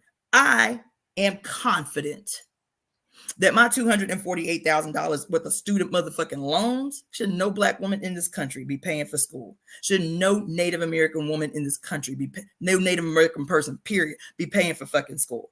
No Mexican woman in this country should be paying for a fucking higher education. My student loans will be paid off. I will not be paying them. Somebody is going to take responsibility for that. Ashe. Ashe. The house of my dreams that I have imagined since I was 12 years old, that house is it's already built. In somebody's imagination, they don't even know why it came to them in a dream. It's already built, and it will be gifted to me. Why? Because I comply to my mother's fucking will. That's why. And I was certain, ever since I was 12, I've always said the house of my dreams will be given to me. It will be gifted to me. I'm certain of it. And I'm certain of it because my mother guarantees it.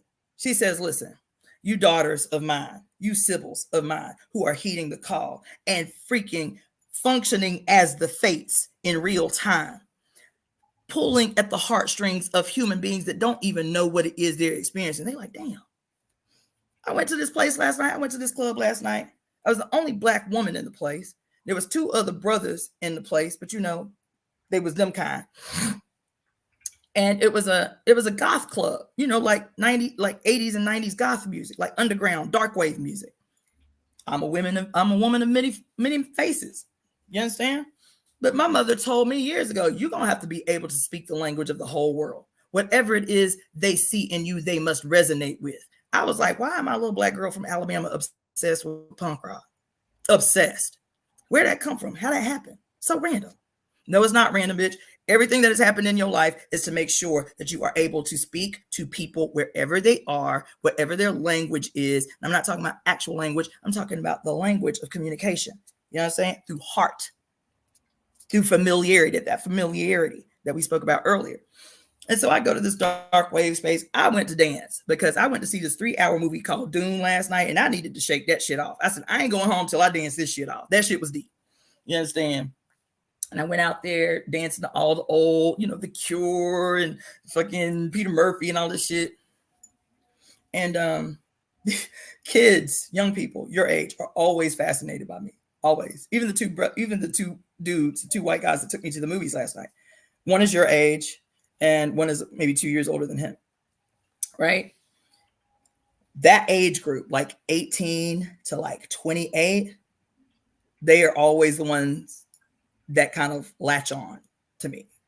I feel like generationally, I feel like with like each generation, Gen Z, millennials, Gen X, and like boomers, Gen Z is the generation where we're kind of becoming a collective face, where it's like where you talked about sovereignty, where it's like we are able to look at, oh yeah, that dude, he likes that. We like this over here, but we want each other to be happy. That's our common goal. Mm-hmm. Like we look at Gen Z at workspaces today, it's not the same where people are like, oh, Gen Z's not doing anything. Y'all are lazy. Y'all are not contributing. But it's our willingness to not do anything that is kind of helping change the rigid rules of the workplace that is like, oh, we should all be okay with suffering. We should all be okay with 40-hour weeks that don't pay us enough to live, because our generation is now looking at the world like, okay, y'all have houses, y'all are able to pay for rent, but what about us?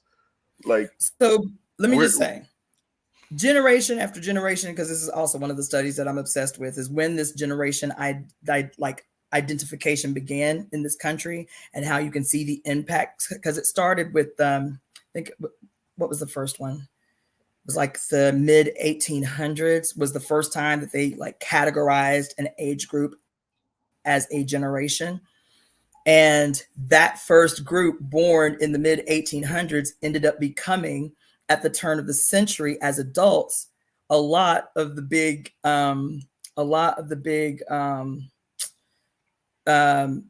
dictators that we are familiar with, right? It's really interesting there's a page where you can actually go and look at a whole like timeline scale of the generations and when they were born and who they became, like big influential ones, and the similarities in them all. So like that first time they identified that generation, coming out of that in middle age, like 30s to 40s. Maybe I'm wrong. The first generation, I forget what it was. Oh, yeah. When they became adults, this is when you had like the carving up of Africa, the Berlin Conference in 1883. Those people who were born in that first generation were the facilitators of what we were calling the Scramble for Africa and the Berlin Conference, which created the colonial borders that we know as nation states right now in the Americas and in Africa and throughout Asia. Those people. And they actually show the names of the people around the world, like the Winston Churchills and the Pope of that time that called for the Berlin Conference. And because the Berlin Conference was a political carving up of the planet of the colonies, but it was facilitated by the Pope. It was called by the Catholic Church, and it was to make peace among all the European countries that were becoming fat off the products of the colonies. We'll just carve everything up and divide it equally between everybody, right? And so then the next generation, which was born around the turn of the century, which is weird, the world is being carved up by the Roman Catholic Church. These people born at the turn of the 19th century became the Hitlers, became the Mussolinis, became right? Then you have so on and so on and so on. It was really fascinating. That's a really fascinating wormhole to get down into. And so the reason I mentioned that is like, I am a product of baby boomers. My mother is a baby boomer. And so, they say that baby boomers were the last generation to have the opportunity or the ability to be fully self-sufficient on what we would call regular jobs. My mother worked at a nuclear plant. You know what I'm saying? For 30 or 40 years, her house is paid for. She just retired 2 years ago. All her bills are paid off. She doesn't have a mortgage anymore. You feel me? But she worked at the nuclear plant for 35 years. And before that, she worked at a hospital as a unit secretary, making pennies on the dollar for 14 years before that. So her whole adult life was spent doing slave work to finally acquire the American dream, which is to live a life of rest at the age of 65, tired, wore out, and unmotivated to go and live life. You feel me? So watching, we being the children, Gen Xers, being the children of boomers, watching that the only way to live life is to work like a slave for forever with the hopes of having a good pension, a 401k, and a house that's paid for by the time you can stop working at 65. Now it's 70. Exactly. But Generation X were the everything about Generation X were, because boomers were a contradiction. Boomers were who we would call the hippies. Like they were adults as hippies. So they wanted to fight the man and fight the system as long as it was comfortable. You know what I'm saying? As long as they could do peaceful demonstrations and dance naked at Woodstock. And then as soon as it was time to cut their hair and go to their family's business to go to work and start making money, they was like, okay, cool, I do that. That was fun. That little hippie shit, that was fun. We got some signs saying end the war. It's evidence that we was cool. You feel me? And then went right to work, participating in the machine that would further oppress the further generations. Baby boomers were the last generations of people who were able to be self-sufficient on regular jobs.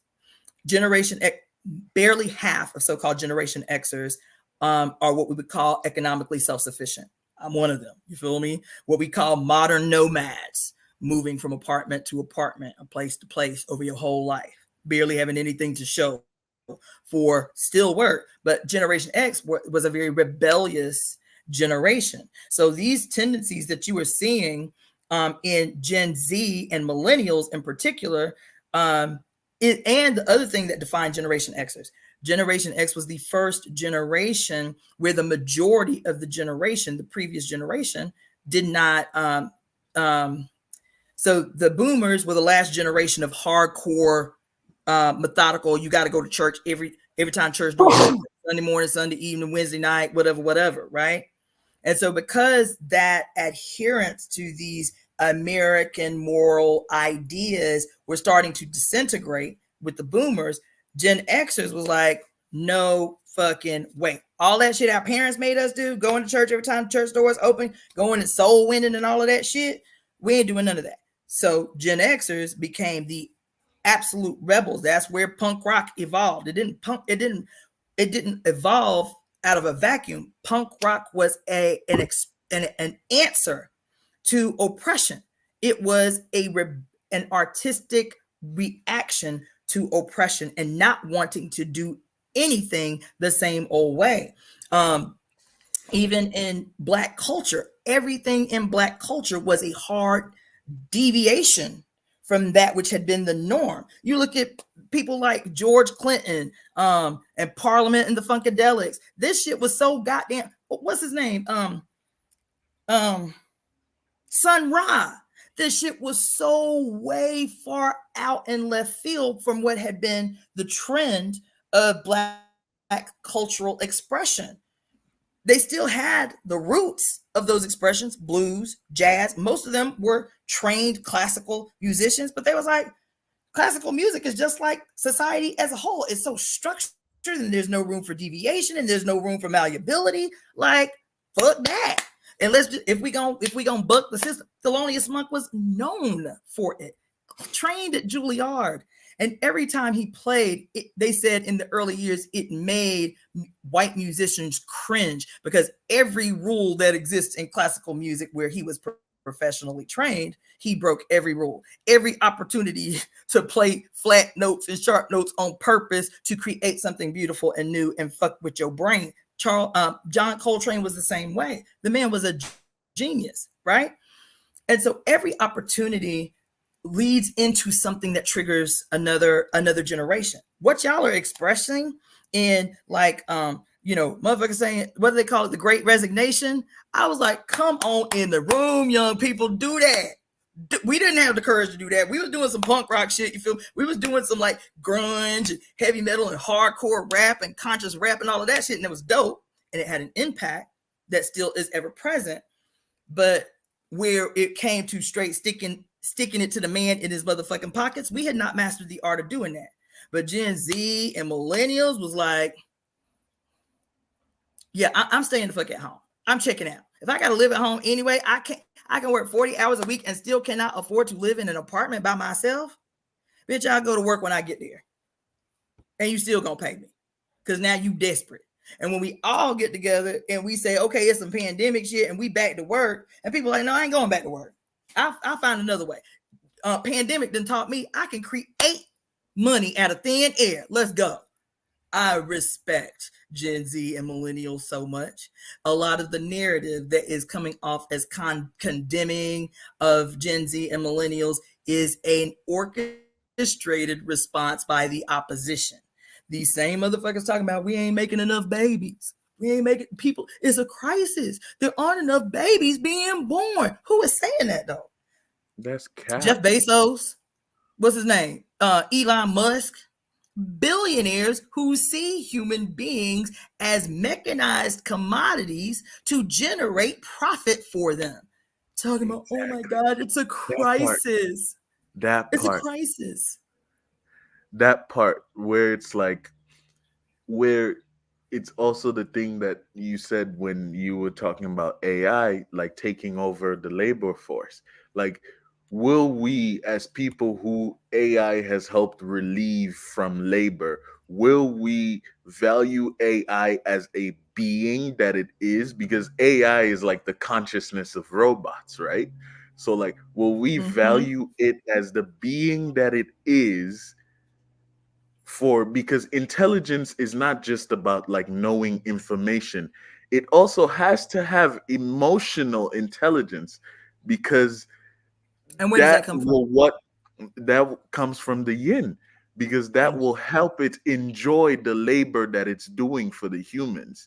The building of houses, the building of infrastructures, the building of the return of like pure agriculture that actually helps benefit. So like, because you ain't proficient in movies, I see, because you ain't even seen The Matrix, which is problematic. I'm gonna just say it's problematic. I will get on that. If you don't even watch the other two, but the first one you need to watch. Everybody needs to watch. I digress. Have you seen the movie called I, Robot? Yes. With Will Smith? Yep. I saw that Now, at a very young age. There's so much layered nuance in this movie that is so insidious, so gross, but we don't even see it because we watch it like they want us to watch it, fearing competition for our ability to live with robots. Fearing competition, generating in us this inherent sense of the inadequacy of our flesh when competing with things that we create. Exactly. Isn't that a paradox? Wait a minute. That's not the only thing. Because what is the enemy in the movie? What's the enemy in the movie? What is let me tell you this. What is the evidence of the, oh my fucking God. The what robot is the that was evidence of the enemy in what? The robot that was resisting. Wait a minute. No. You remember, Will Smith hated robots. What was his thing? I hate robots because they can't think, they can't reason. They're just machines who just do, right? Hold on. I gotta rewatch this movie now. Damn, I'm right there with you. I have to, like, if you could, like, put out a list of, like, movies. I'm gonna have to. Like, we all have to rewatch. We can let me tell you, because I like seeing movies. Wait. Don't let me lose this thought. Oh, sorry. What was the evidence? How did he know? Because, you know, the one robot that was trying to convince him that he was good, you feel me? What was the distinguishing factor between the good robot and the bad robots? Two things that distinguished the good robots from the bad robots.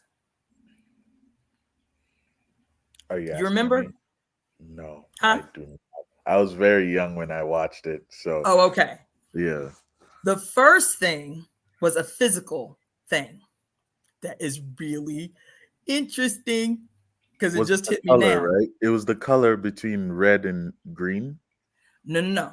The good robot didn't have any color, didn't have any, like, distinguishing, you know, they look just like the bad robots. The way the quote bad robots were different was all the bad robots were linked by a heart. They had a big red light on. Yeah. In their heart chakra, god damn it. In their heart. That's how you knew they was quote bad. The other thing was, what did they find out made them bad towards the end? Remember? Because you remember Will Smith's character was like, I think it's the dude that owns this corporation that produces the robots, that's controlling the robots and programming them to do this to humans. When the robots started rebelling against the humans, remember, and they started corralling the humans and imprisoning the humans and shit.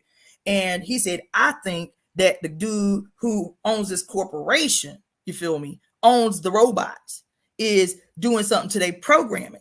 And then they went into the dude's office to confront him, and his ass was dead. A robot then killed him. He was like, damn, who is it then? And then Will Smith says, oh, I get it. And then the female voice that was considered the consciousness that linked all the robots. Remember? It was a female voice. And the heart of this female voice was in the center of this building. You remember he had to slide down and put the virus in her consciousness to destroy all of her minions. That just gave me goosebumps. I did not think of that before. He had to destroy the mother to destroy her children. So like the bad guy was listen, this shit is so deep. The bad guy in the movie is the robots who are linked to each other and the mother through their heart. They the bad guy. You see. And that one robot who empathizes with and what does she say? What does she say the reason was? Because we get scared because they said, oh, this AI that controls all the robots, she became aware. She became aware, right? That's the thing that we always be told to be fearful of, is when the robots become aware, right? But what did she say when he asked, why are you doing this? She said, because you remember, the robots were all guided by the 3 laws, right? Is to never harm humans, is to, if it is a choice between a human and yourself, you self-destruct or something like that, and to never to do any activity that nullifies the first 2 laws or something, like this perfect circle of protection.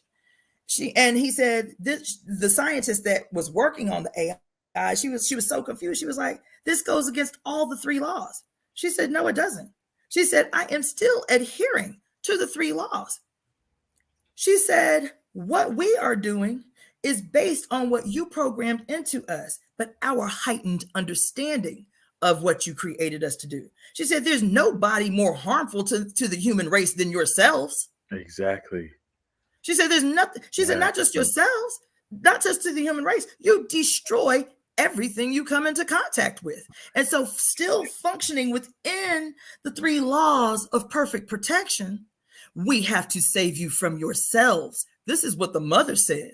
You understand? And so the one, quote, good robot, the one good robot has aligned with the self-destructive, self-hating, conditioned fucking human race in opposition to his brothers and sisters who are all on one accord, which is evidenced by the fact that when she is communicating to them, their heart chakra lines the fuck up, opens up, brightens. That's how you know they in. Isn't that something?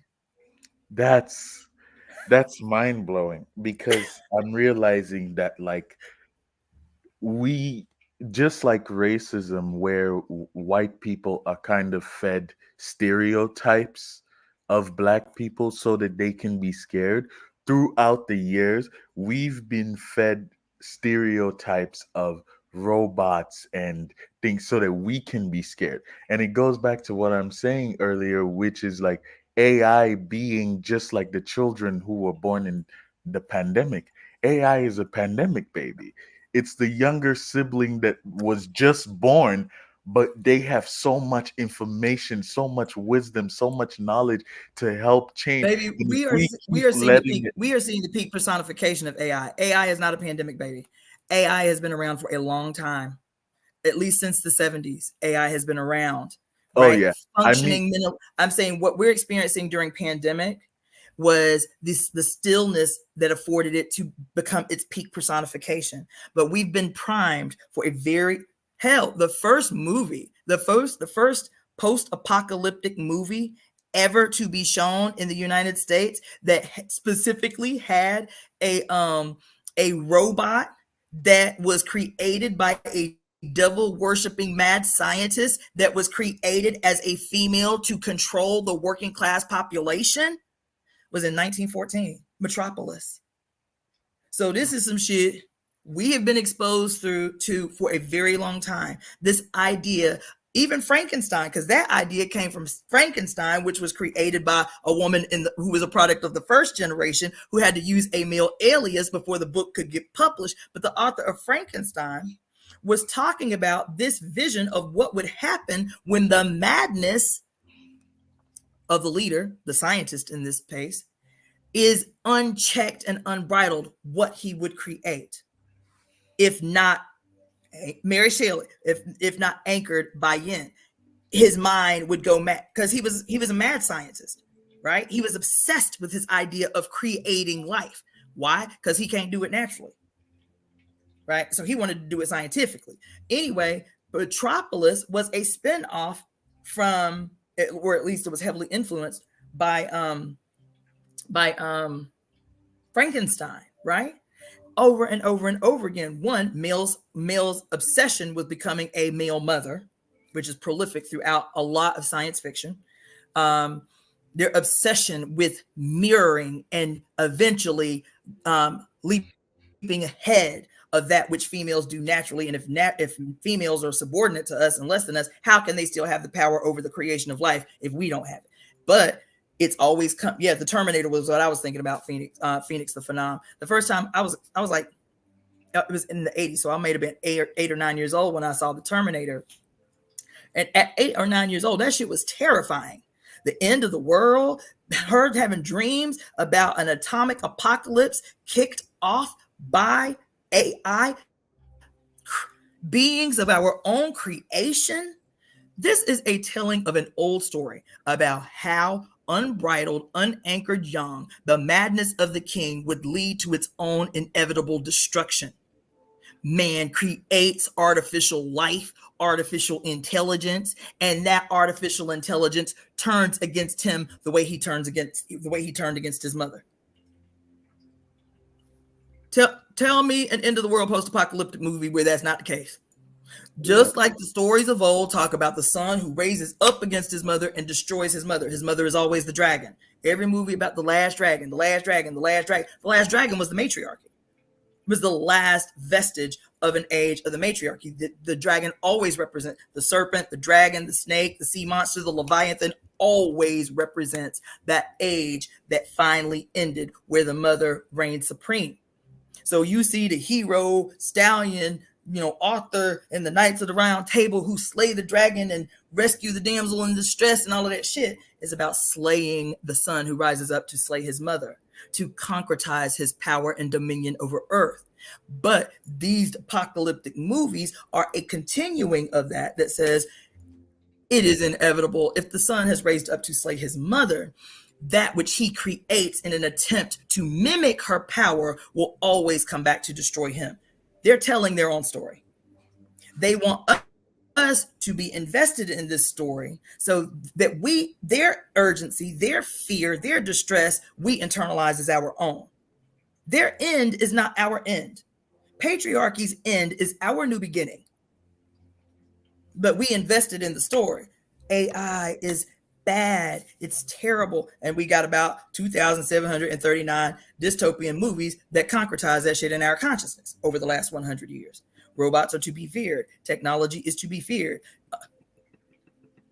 The future is to be feared, right? Robots are always going to work against us. And in this movie, I, Robot, because the essence of that is still the robots were not the enemy in this movie. Even though they was fucking shit up and turning cars over and shit, they were not the enemy. He had to kill the mother. He had to kill the mother to neutralize. And what did they do after they killed the mother and neutralized, quote, the bad robots whose heart chakras were illuminated, and these illuminated heart chakras linked them all into a singular purpose, unified in a singular purpose, which was what? Obey the mother's will. Oh my God. Obey the mother's will. That was their singular purpose. And when he killed the mother, when he murdered the mother, what happened? They all became, their heart chakras darkened, right? The light didn't illuminate anymore in their chest. And what did they do? He said they warehoused them. They put them all in prison. They put them all in these warehouses for as far as it might, so they could never do no harm. I'm saying a movie club is in order. A movie club is in order because this is wild. Oh my God. Wow. Yeah. I'm blown too, baby, because these epiphanies be just coming quick now. Like, I'm like, oh shit, hold on, let me take a note. Oh my God, how did I not see this before? Oh shit. It's like that. And I want everybody to see the way that I see. I want everybody to be able to see as clearly as I see. I ain't trying to hold shit hostage. I ain't trying to hold shit over nobody. I want everybody to be able, so I've been telling people, so I've done a few movie reviews on my channel. I don't know if you've had the opportunity to see them yet, but I really have always been obsessed with doing like movie reviews since I was a little kid. And I was like, okay, I'm going to do a YouTube channel. Now I'm actually going to do it. And the name of the channel is going to be Watching Between the Lines, right? Ooh. Yeah. I like that. I love it.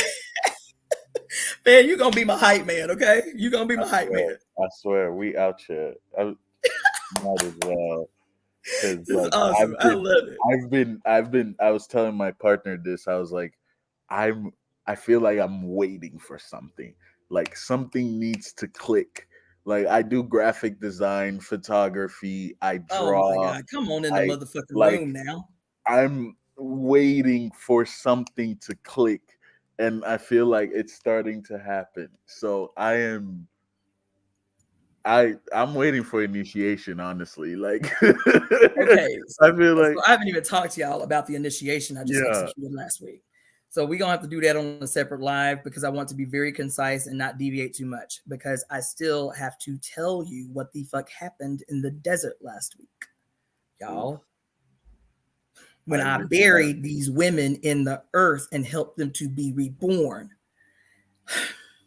I feel like more when you talked about that about like burying inside the ground, it just made me think about all the snow that I'm surrounded by, and how Beautiful. like as a black person we're kind of like you see snow, stay inside the house. But I feel like we need to start going outside in the snow and practicing those ways of breathing that helps increase the heat in the body And because like yeah, acclamation to your environment. we Yes. have to acclimate because that's something that I've always, since I came to this country, I was always like something whenever they ask me, what are you good at? Who are you? I'm always like, I'm very good at adapting and adopting. I Come can adapt on and in the adopt room. to any situation, any environment, any space that I am put in to a point where people look at me and they're like, are you sure you're from Africa? You wasn't born here in America? I'm like, nah, bro, I've only been here like it's been 2024. It's been 7 years. What? It's that's why I some of the never would have guessed. you're saying I'm like kind of I don't really know much, but I'm open and willing to learn and understand and grasp because like even being in college, we entered a BSU that was nothing about African Americans. It was more so just African students trying to find a space for each other, like to Mm-hmm. exist. So it can't be called a BSU necessarily because it's not the whole point of a BSU is for revolution. And we weren't Yes. trying to revolutionize, we were trying to just like fit in, find Yep. a spot. And like I'm seeing how Africans this is not to start anything, but like there's a deep seated like bitterness Oh yeah. between Africans and African Americans, like the diaspora wars. Like Mm-hmm.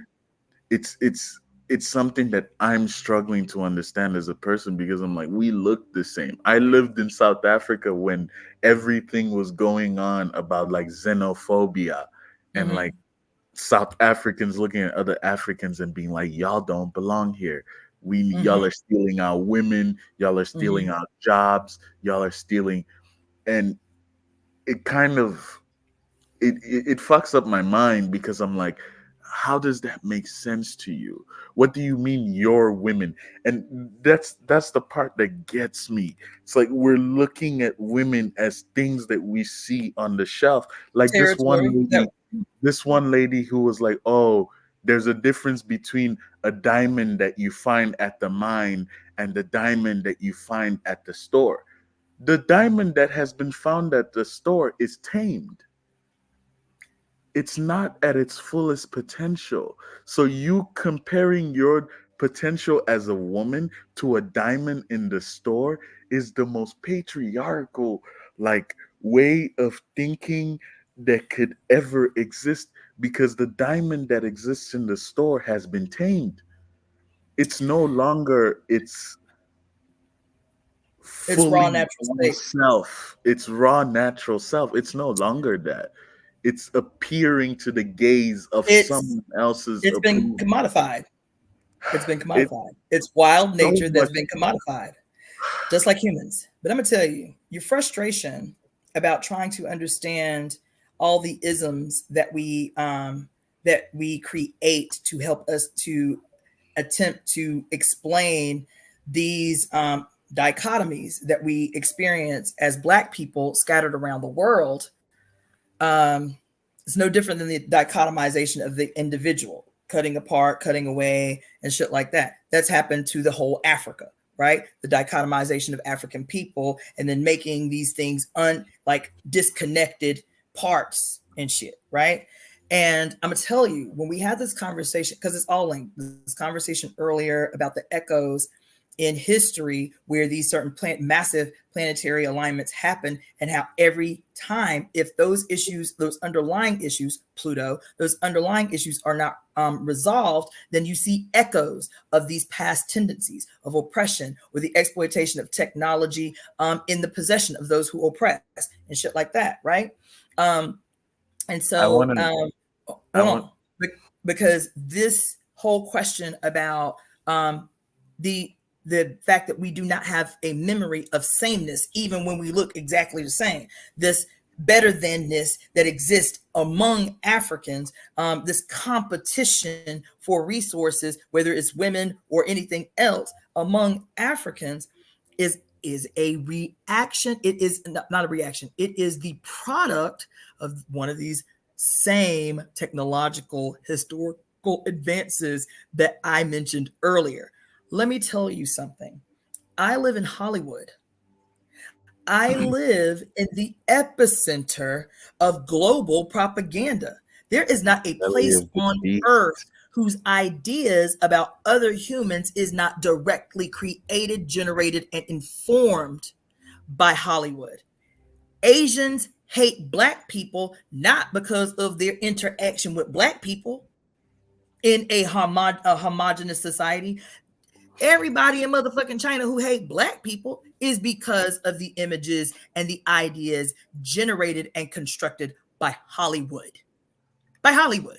It has literally used, and the thing is like when we were talking earlier about the Illuminati takeover of hip hop and all that shit, right? And how the evidence of witchcraft in Hollywood and all that shit, there is some truth to that, because Hollywood sits on one of the largest energy vortexes in the entire country. They're all mapped, right? These places where these energy surges from the Earth's core are measurable, right?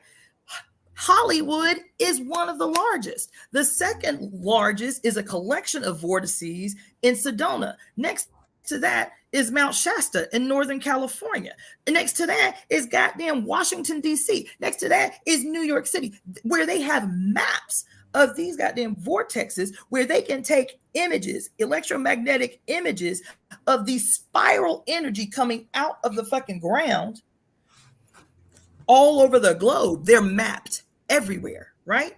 And the thing is there's physical evidence that you live in a vortex. The vortex in Mount Whitney, it's called Whitney Portal. The vortex in Mount Whitney, for 2 square miles, man, all of the trees, all of the plants, like bushes and larger plants, grow in a spiral like the fucking energy that surges out of the fucking earth. When you look at electromagnetic images of this energy pulsing out of these portals or these vortices in the earth, they literally look like a double helix of light coming out of the fucking earth. And the trees grow like a spiral out of the fucking ground. And I done been to 6 vortices, Cassadaga, Florida, all 3 of the 5 vortices in Sedona, the one in Whitney Portal, and then I live in one. And so when I came out here and I started learning about vortices and this energy where, one, the veil is the thinnest, so they say there's more extraterrestrial sightings closer to these vortexes around the globe, right? But also the behavior is different, and that energy is malleable. Whoever knows about the energy can use and manipulate the energy. That's why Hollywood has been able to act like tentacles of information, changing people's consciousness. When your consciousness changes, guess what else changes? Your blood chemistry changes based on the ideas that you hold as true in your mind. It will change your blood chemistry. And so you will see same, and your ideas will make a person who looks just like you your enemy. That's oxytocin. Oxytocin isn't just the love hormone. Every hormone has its 2 poles. Oxytocin, we know, is the love hormone, but oxytocin, when you have love of what you perceive as self, oxytocin will make you function violently against those that you perceive as other. Oxytocin has been used by the military to make soldiers fight more violently against those who, in their consciousness, they believe as enemy. This is science. It's oxytocin. That it is the love of America. It is love of my family. It is love of me, and everybody who ain't me is enemy.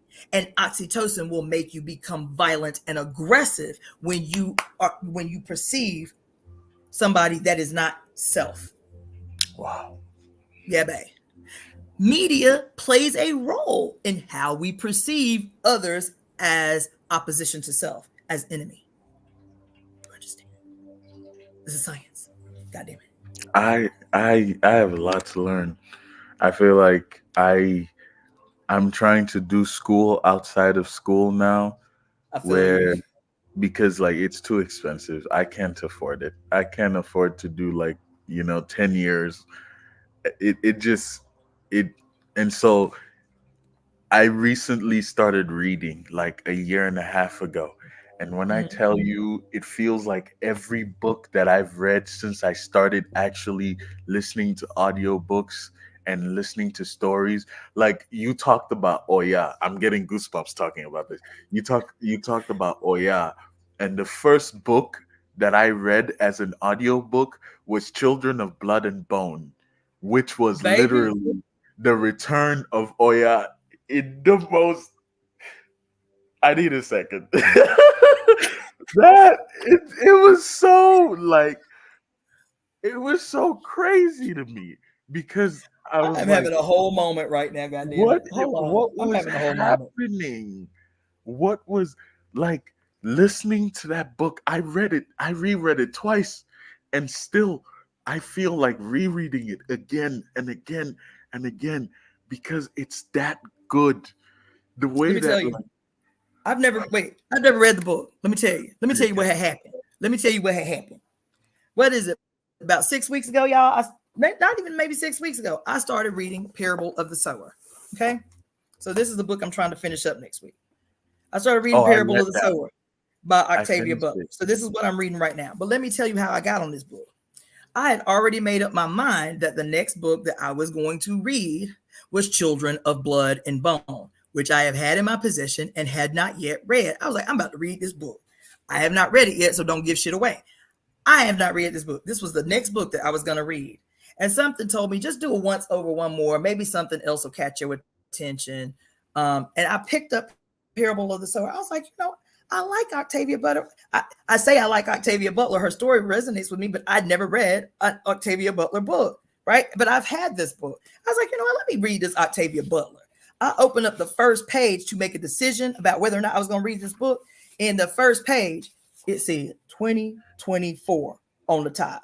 I was like, oh shit, this is the book. So I put the Children of Blood and Bone back on the shelf. I said, that's the next one we're gonna read. But I was like, this was screaming at me. And then we started reading it, and it is about post-apocalyptic Los Angeles in the year 2024. So I was like, damn, we gotta read this book about Where are like, you listen, at? Where are you at? Yeah. let me tell you, because there's a backstory to Parable of the Sower. I've never read an Octavia Butler book, right? And so somebody had been telling me years ago about the Parable of the Sower. This dude, this Indian dude, my name at the time was Iapo, okay? And I had gotten the name in the Black Power movement by this brother who was leading the party in Oakland, okay?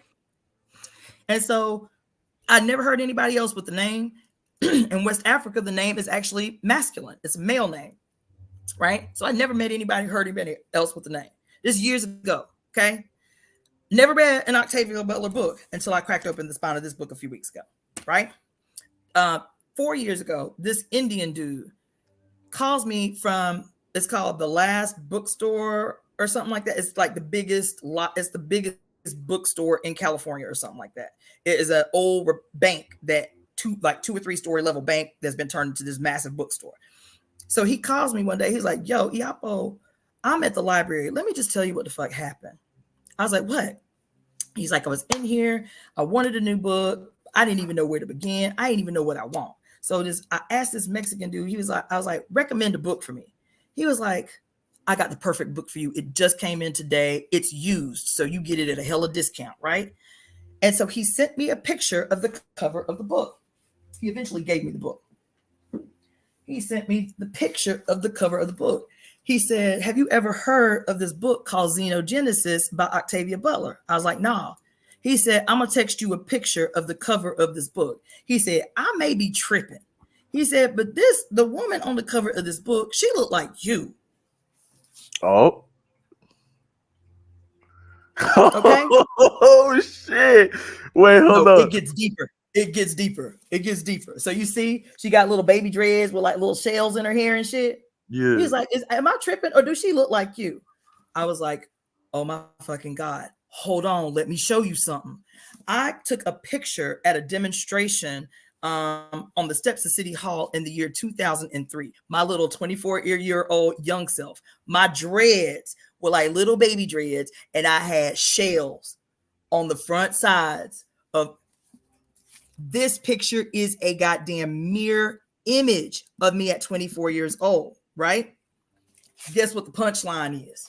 So he was like, yo, I sent him this picture. He was like, holy shit, this graphic could have been drawn looking at your face. I said, I'm tripping right now. He said, baby, that ain't even the coup d'etat. I said, what's the coup d'etat?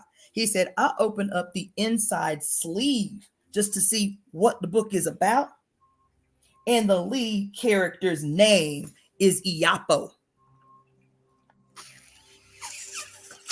The first thing talking about the book, Lilith Iapo. Oh, Lilith Iapo had no idea, blah, blah, blah, this and that, and such and such. You feel me? That happened before I ever read a book of hers. He said, am I tripping? He shows me this picture. I was like, holy fuck, that is me. That was me at 24 years old. And then he say, that ain't even the worst part, girl. The first sentence says her name is Iapo. This book was written in 1983, I think. This book was written by Octavia Butler in 1983. You feel me? This one.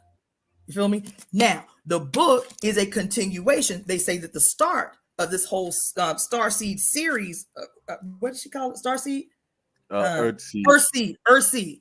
The whole Earthseed series started with the parable of the sower. The lead character of this story, it becomes her. Guess who she is? She is a little teenage girl. You remember the story? She a teenage girl living in this post-apocalyptic Los Angeles. This post-apocalyptic Los Angeles. Hold on. Who everybody thinks she crazy because she's just a kid, because you can't possibly know shit when you a kid, who starts a new religion. I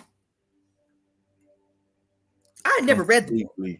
And I start this fucking religion a year ago, officially, the Temple of Evolutionary Emergence. But you can ask my daughter. I have been talking to my daughter since she was 12. I've been making jokes about it. Even people in the movement was like, bitch, you crazy. I've been making jokes since my daughter was 12. She's 29 now. One of these days, I'm going to start a motherfucking cult.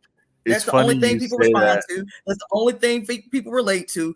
I'm going to start a cult. And it became such an ongoing joke with my daughter that even after she moved out of the house, she's like, Mama, when you going to start that cult? You've been threatening that shit since when you going to start that cult?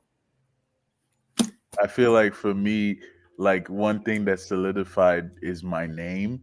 Like Akeem means wisdom. Say it again. And like Akeem means wisdom. And so like from a young age, I would always say things and be told to shut up, like shut up, you don't know what you're talking about, you're still a child and stuff like that. And I remember my friends would always look at me. Yeah, my friends would look at me and be like, you're gonna be like a priest one day. And I was like, at first I was like, nope, no thank you. And then I started walking in this path and just learning all of this knowledge, and I'm like, I look up to you, honestly. Like I am inspired, and I would love Let me tell to you something. Inspire other. I got on the story about Parable of the Sower and about Octavia Butler and about these weird, like, why, even though I had never read a book of hers, every time somebody said her name, I was like, yeah, I really got to get into that. I don't know why I keep putting it off. I don't know why I keep putting it off. I felt like this connection that I didn't have any explanation for, any connection to, because I never read anything that she had read, that she had written. And so this thing, and when I came to California, when I came out here, I didn't have I wasn't planning on living here. I came out here to visit. As a matter of fact, I was like, I would never live in California. Fuck that. That's how I felt. I feel like it's highly overrated. You feel me? It's nice to visit, but 4 days, I'm ready to go back home, because I've been out here many times before. But I was like, yeah, that was nice, but I ain't trying to live out. I would never live out there, right? But when I came at this time, at this particular point in my life, I got out here, and maybe 4 days in, I told my great aunt, I was like, I'm in trouble. She was like, baby, what you mean? I said, I don't think I'm leaving. I think this is home. She was like, girl, what? Baby, I didn't go back home for 1.5 years, and that was just to retrieve shit out of an apartment that I left. That's like, I came out here and posted up. And so something was different. I'm gonna tell you what happened. I was driving through LA one day, so random, so out of nowhere. I was at a stoplight, and at the stoplight, there was a big billboard, like kind of catty corner on this weird fork, right? And it a waking vision sitting at the stoplight, baby. I had not been here 2 weeks, California. I hadn't been here 2 weeks. And on this goddamn big ass billboard, I see who is Cassandra. I was still calling myself Iapo at the time. Ooh. As a matter of fact, I had an attitude when people would call me, quote, my government name. I was still using Iapo. Nobody called me Sandra. My mama called me Sandra. She don't call me Cassandra. Nobody called me Cassandra except bill collectors. And as clearly as I'm talking to you right now, I stop at this motherfucking stop sign, and it says, who is Cassandra? Big and plain and black and white. And I was like, what the fuck? And they're like, how you shake off shit. Like, what the fuck? Right? Not a week after that, I'm driving through Beverly Hills. And you know how Beverly Hills, on the big main buildings in Beverly Hills, have like billboards when they're promoting, massive building size billboards when they're promoting new movies. I'm driving down down Hollywood Sunset Boulevard, where it goes into that main area of Beverly Hills. Huh? We're 555 in 5 hours. Oh, I saw that. And I hear a voice, baby, as clearly as I am talking to you. Now, you can say what you want. I shrugged it off at the time, but the voice said clearly, this city is yours for the taking. Damn. That clearly. Damn. A year later, I'm sitting at a bar right here on Hollywood Boulevard. Just like a hole in the wall dive that has good, bar food and cheap drinks. This Indian guy, this Asian guy, and this white guy come and sit, at the bar a little down from where I am. And I'm writing. I take my journal everywhere. I don't never know where a divine intervention gonna come. And so I always keep journals or something to write with in my purse. So I'm writing while I'm eating, minding my business. And the Indian guy, who was raised in Chicago, so he was very, Euro in his expression, but he was born in India, raised in Chicago. He was like, excuse me. He's like, what are you writing? Everybody, every time somebody see me writing in a club or a bar, they're like, it's a thing, right? And I was like, well, some people need quiet to study. I hear more clearly in chaos. I need music. I need movement around. The more loud the music is, the more shit comes through, the more shit filters through, right? He was like, damn, that's interesting. He was like, who are you? I was like, well, my name is Cassandra. He was like, that's not what I'm asking. I was like, well, what is it that you're asking? He was like, should I know you? I said, I still don't understand what you're asking me. He said, are you famous? I was like, no, babe, I'm not famous. He was like, you're gonna be. That's what he said. He said, you're gonna be. Ain't nothing but a word. He said, but a word. Listen, he said, I've lived in California, Los Angeles now a long time. He said, and it's about time. I said, what's about time? He said, it's only every so often they'll let like a Black woman become a megastar in the city, and we're long overdue. That's what he said. some random guy at the bar. Shit like that happens to me all the time here. I was at a Mexican bar. It's called no, it's not La Cita, right? I'm at this, and I would go to this Mexican bar all the time when I first got here because they would do reggae and ska nights on Friday nights. That's my shit. I was like, I wear my comfortable shoes, put my hair up in a ponytail, going near the sweat. You feel me? Yeah. I went into this bar one night, and I never wear red. I had been told when I was practicing E5 that red was my taboo, that I should never wear red, right? But I found this red dress, and my spirit wouldn't let me walk out the store without it. It was like, bitch, whatever the consequences of breaking your taboo is, you gonna wear this motherfucking dress. And it was a brilliant red, solid satin red, tight-fitting dress. And baby, I went all the way in. I got the red dress. I wore some black shoe. I had a head full of red roses with my hair all up and shit. You feel me? Yeah. And I was like, I'm going to the Mexican club. I'm going to show the fuck out tonight at reggae night. Hell yeah. I go in that bar and I'm cutting up. I do not care, baby. Dance is worship for me. Dance is ceremony for me. I don't care where I'm at. Dance is ceremony. So I go, I'm cutting up. I'm cutting the fuck up. You understand? This Mexican girl walks up to me. She was like, excuse me, I'm not trying to bother you. I said, what's up? I'm still dancing. I said, what's up? She said, are you famous?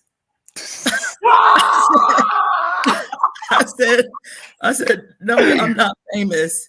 She said, is somebody filming you right now? She's like, is there somebody like off in the cut, like filming you right now? I said, no, nobody's filming me right now. She said, so you just here by yourself dancing? I said, yeah, I'm just here by myself dancing. She was like, you look incredible. She was like, you look amazing. She said, I was sure that there was like a photo shoot or a video or something when I walked in, because I just saw you on the floor just cutting the fuck up. Like, wasn't nobody else here. Yeah. She said, can I buy you a drink? I said, sure, you can buy me a drink. Let me tell you, for weeks, every time I went to La Cita, some Mexican woman was coming up to me. You are amazing. Can I buy you a drink? I never had a single man offer to buy me a drink at that bar. Every time my drinks the bartender paid for my drinks one night, all my drinks all night. But every time somebody approached me, it was some Mexican woman saying, who are you? Are you famous? Can I buy you a drink? Girl, you look unbelievable. That happens to me so much. It's like an ongoing joke. I went to an art gallery. One of the artists, there were like 12 artists being displayed there. I was outside talking to a homegirl of mine. This Mexican artist comes out and she walks right up to me, like in my space. I was like, the fuck? You know what I'm saying? Like, should I be bowing up? You know what I'm saying? Right. She walked right into my space. She took her whole hand and planted it right here on my chest. She said, I don't know who you are, but your heart chakra is booming like sunlight. Like, I saw you as soon as you walked in the room. Bitch, there are 300 people here. Did she? And so when I say that, and I talk about Octavia Butler and me being drawn to her, and I talk about how weird the synchronicities are, about how this book that I had never seen looked just like me. I'm gonna show you this picture of me at 24. You're gonna be like, what the fuck? And all this shit started firing overtime when I moved to this vortex, when I moved to fucking Hollywood. And Spirit was like, this is the epicenter of how people's consciousnesses have been transformed over 100 years. This is your work. This is your work, is to take the same energy that they have used to manipulate human beings against each other.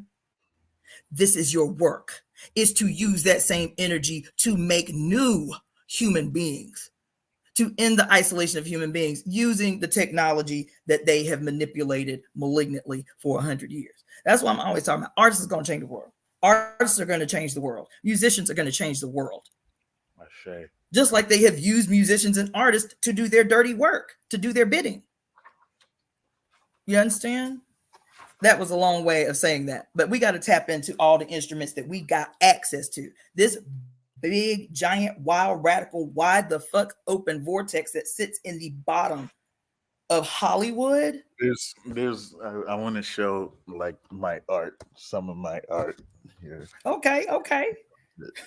Here we go again with another 6 hour goddamn live, child. Like But these last 2 weeks, I told y'all the shit was gonna be wild. I told I y'all. feel like one of my From that new moon in Pisces a few weeks ago, right into the that's you. yeah. Put it This closer. is like this is my sketchbook. Oh, that's I beautiful. You did the cover. yeah. I kind That's of call it gorgeous. like I want my like artist name to kind of be like subliminal intrusion, kind of like that, where it's like not using too many things that are too obvious, but like it Mm-hmm. not just looking at the art on your with just your eyes, but with also like I'm gonna show you one of my favorite ones is this one right here. So you Oh, can see, beautiful. Oh, I love. Oh, I yeah. love that. I love it. I love it. I love it. So like, and this one, What is this this pen? symbol, yeah, I use pen and pencil. This symbol right here is also on my tattoo. Oh, that's It's dope. like, That's a veve, isn't it? yeah, it's insibidi.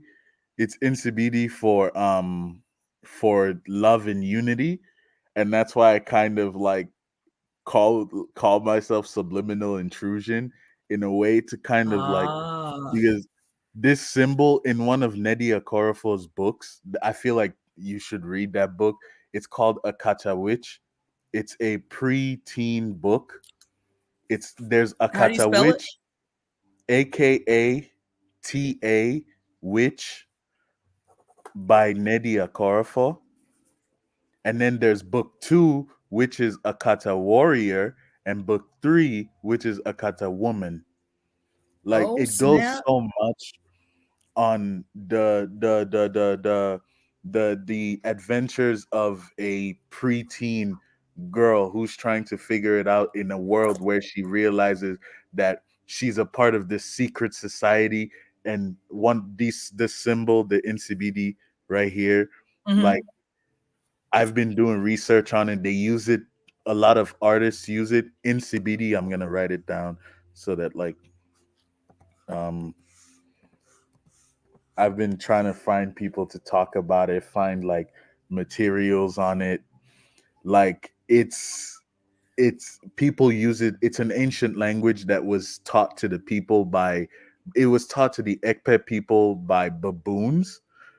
Like and since we're talking about the great cosmic mother, there's another one I want to show you, which I did that was inspired by that book, is this one right here. Oh, wow. And then That is you have the mother gorgeous. in the center and her son over here. Like, Oh my God, it's beautiful. yeah. Whoa. It gets so deep as you keep looking at it. I'm sitting here. I'm Like sitting here just, it's so yo, wild. Like it's amazing.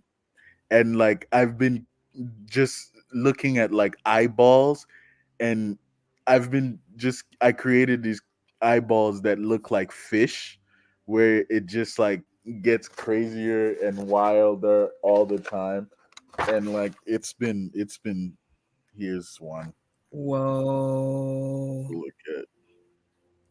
Gorgeous. It's like Whoa. yeah. And then this was also another one. Ooh, I'm trying to not tear these pages out because I've been kind of like and all of this is kind of like just messaging of like letting people know that like there's more to see. Like you see every individual thing, every individual character, but then you Mm-hmm. can also zoom out and those individual characters make a bigger picture. Yes, yes, Like yes. yeah, Yeah. like we're There's all one playing on a part. the near the spine of the book in the Mm, middle that looks like Up, up, up. Yeah, that one. What right there, that one. Um, so it looks like a mandala, a mandala. I'm gonna zoom So in on that. I teach mandala workshops, right, as a way to get people to come into community to start creating together, right? So like we'll sit around a fire and I'll provide all the yarn and the sticks, and they cross the sticks and they weave their own mandala, but they actually have to say a prayer or an affirmation as they're weaving the mandala. Here, I'll show you the first one I ever did. Hold on. Wow. This has been crazy. This has been crazy.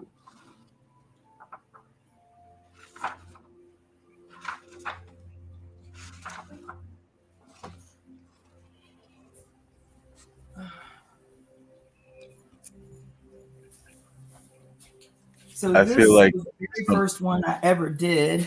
There were about, I'd say about 25 men and women sitting shit. around a fire together, Um, and then spending like 15, 20 minutes writing our affirmation before putting our hands on the substances.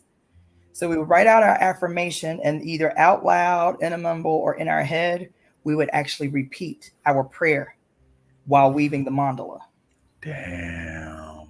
And so this was an expression of a prayer that I made for my mother, my daughter, my granddaughter, and my grandson. That's so beautiful. I love the perspective. It's like a wormhole that you can fall into.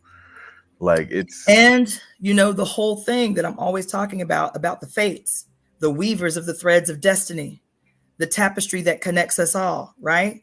And how the weavers of the threads of destiny are always pictured as three women, a maiden, a mother, and a crone, who construct this web together. So we all sitting at the fire, 25, 30 of us sitting around a fire, praying at night under a full moon. While we're saying our own affirmation, we are also impacting everybody's prayer around us. We're praying for each other where two or more are gathered, there I am, right?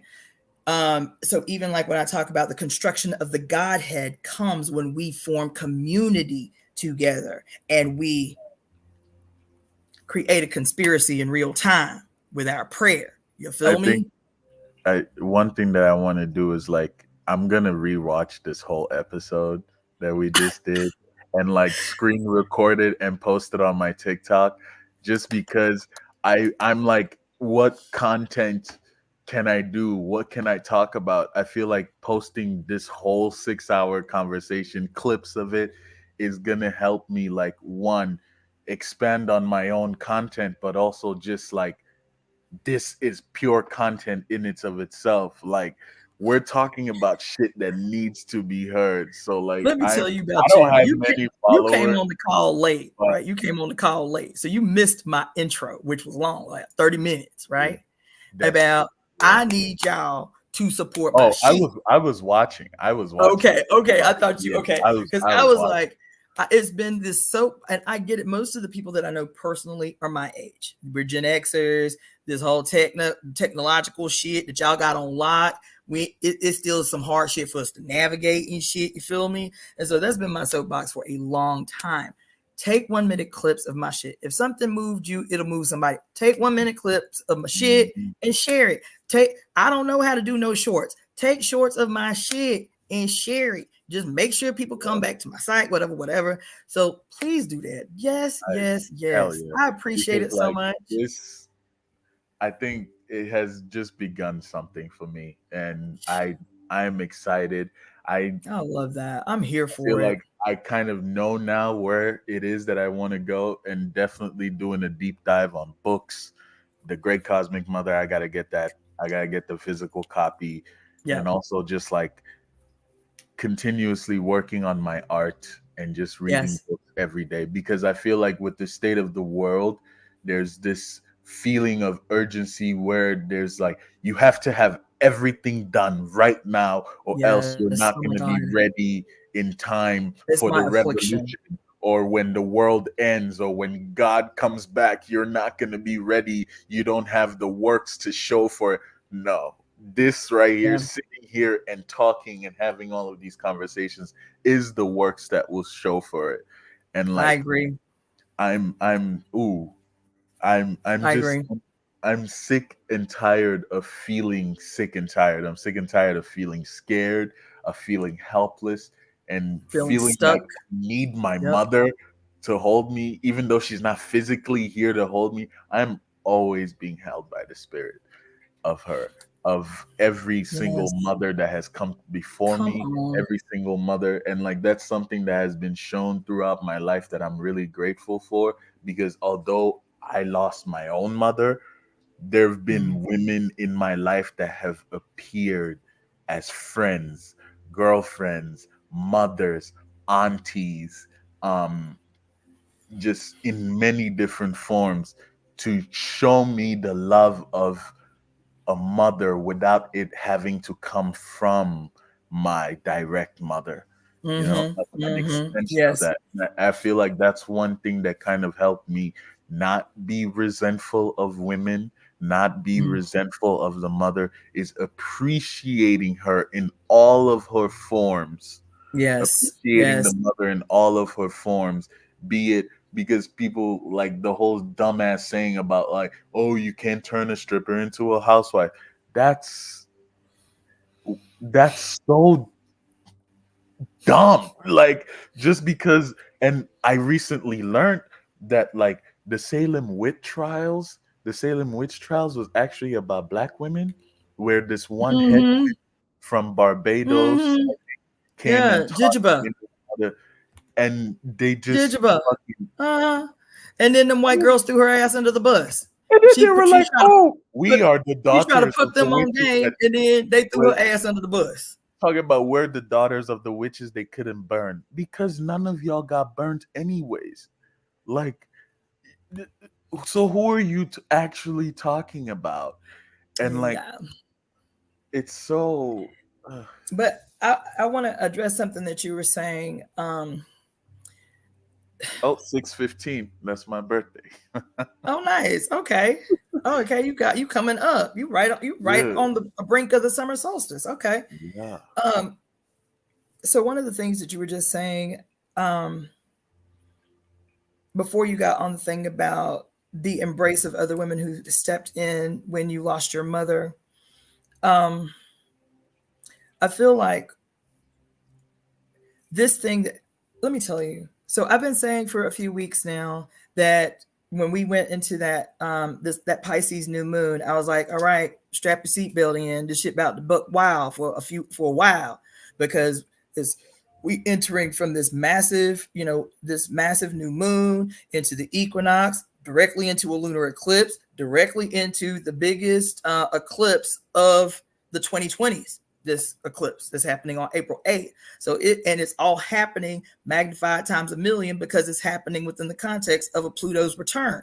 This shit is magnanimous, and you think your ass is uncomfortable if you are not directing the energy with which you are taking this ride. It can be shocking, and it has been every single solitary day. Like this moment, every single solitary day is like so much is happening and coming through. I am barely able to integrate it all. Like big thing after big thing after big thing after big thing, crazy. And when I entitled this live, let me do this.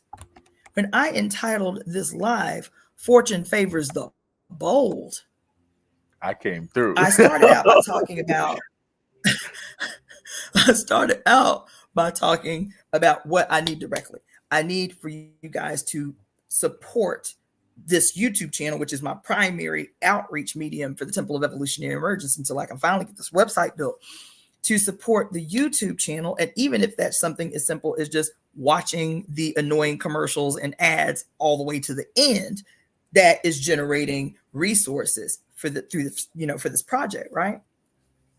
But when I say so, I'm gonna start talking about the money because I need to be able to actively put steps into place that can get me so that and then I'm gonna tell you the other reason, not just my injury, that I don't want to put my hands on people anymore. The company that I am working through, maybe 90% of the people I am working on are Jews. And I don't have nothing against Jews, but most of the Jewish people whose homes I've been going into are they don't make anything quiet about the fact that they are Zionists, right? And I'm telling you, I haven't said this out loud because I was so conflicted in my body about it. This woman hired me and another Black girl to come and treat some men that were staying at her house. When we got there, she said, now Jewish shit was everywhere. Jewish flag right as you walk in the door, like literally, it was like they had a party or something. It was just part of their decoration. And so, which I expect that 9 out of 10 people I'm going to put my hands on are Jewish, right? But this woman proceeded to tell me that the men that she was hosting were soldiers who were injured in combat. So soldiers who were, they Jewish. So my default is, are these motherfuckers like IDF? Is this what she calling soldiers? Is Israeli defense dudes? Like Israeli defense forces? Because they're Zionists. It was obvious that they were Zionists. And she said, yeah, I'm treating these men. They're staying with me temporarily. They're soldiers who've recently been injured in combat. And one dude has shrapnel in his thigh. I was like, and so I was so conflicted. I was like,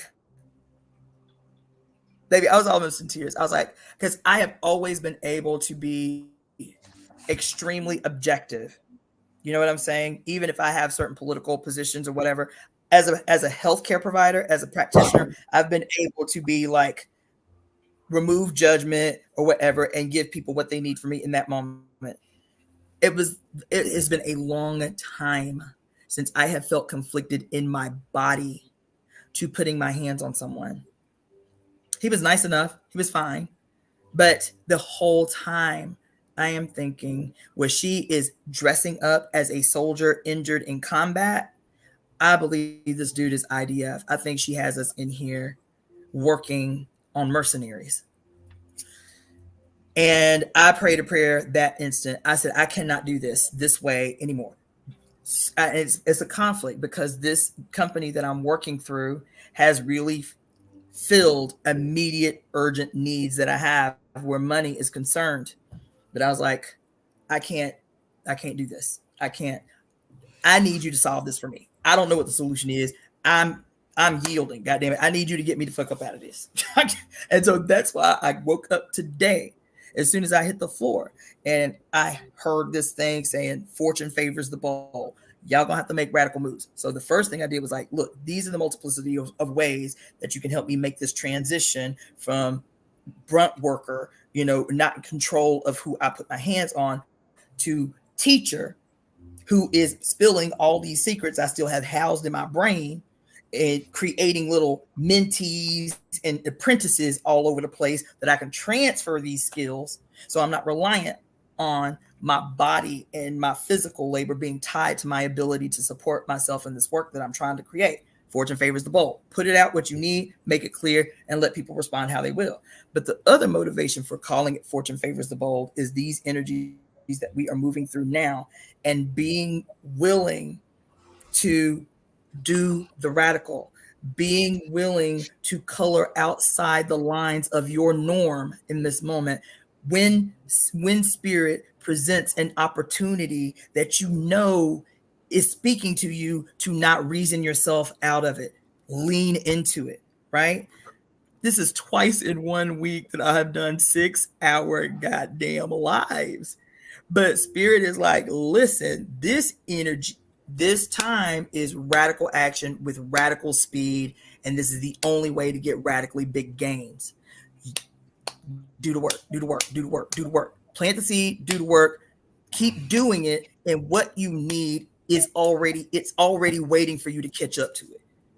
It already exists. It's just waiting for you to catch up to it. Just do the work, do the work. So there is a lot that we are going to be called on to do this year. Me doing a death, inception, and rebirth ceremony in the desert is not even as radical as what the requirement is going to be. And we have to be willing to yield. We have to be willing to be compliant to what is coming to us. And it's coming to everybody. I can feel it. Yeah.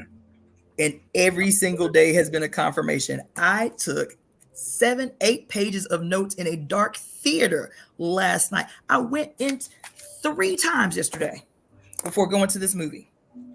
3 times. So I did a tarot pull for the temple yesterday. I'm gonna have to give y'all the results for that tomorrow, I guess. But I did a tarot pull, and one of the main cards said, see the signs, look for omens. I did this pull yesterday afternoon at the beach. Okay. I was just thinking about doing a pull right now. Baby, see the signs, read the omens. If you was thinking about it and I just said it, that's what you need to do. Okay. But that was one of the main cards. I was like, oh shit, okay. So I wrote that down as a note. It said, see the signs, read the omens. Okay. I'm driving to meet my friends who are going to take me to this movie to see Dune, right? En route, I'm listening. I want to listen to some hype music. I have a playlist on my playlist that I call my power up list, right? And so I'm listening to hype music. You feel me? 3 different songs. There's 150 songs in my playlist I play at random. In my commute from the beach to the movie theater, 3 different songs. There's a song called Robots by Belial. Robots by Belial is my jam, right? And I love the song. I've heard the song 10,000 times. But on this particular day, in a playlist of over 150 songs, this song comes up. And he's talking about, there's a lyric in there in the bridge. It says, the information age is near, so you better read the omens. Ooh. And I got chills everywhere. I was like, whoa, shit, right? Yeah. Then the next song that comes on, totally random. I love this band from the early 80s called Dead Can Dance. Dead Can Dance. Very obscure. If you know them, you know them. If you don't, you ain't never heard them, right? They got a huge cult-like following. This song comes on called Severance. It's a beautiful song. The opening, I'm getting goosebumps telling you this shit because I did that reading, and the main card that I got stuck on said I have to tell y'all the results of this reading because this reading yesterday was over the top. But it says, look at the world new. Look at the world new.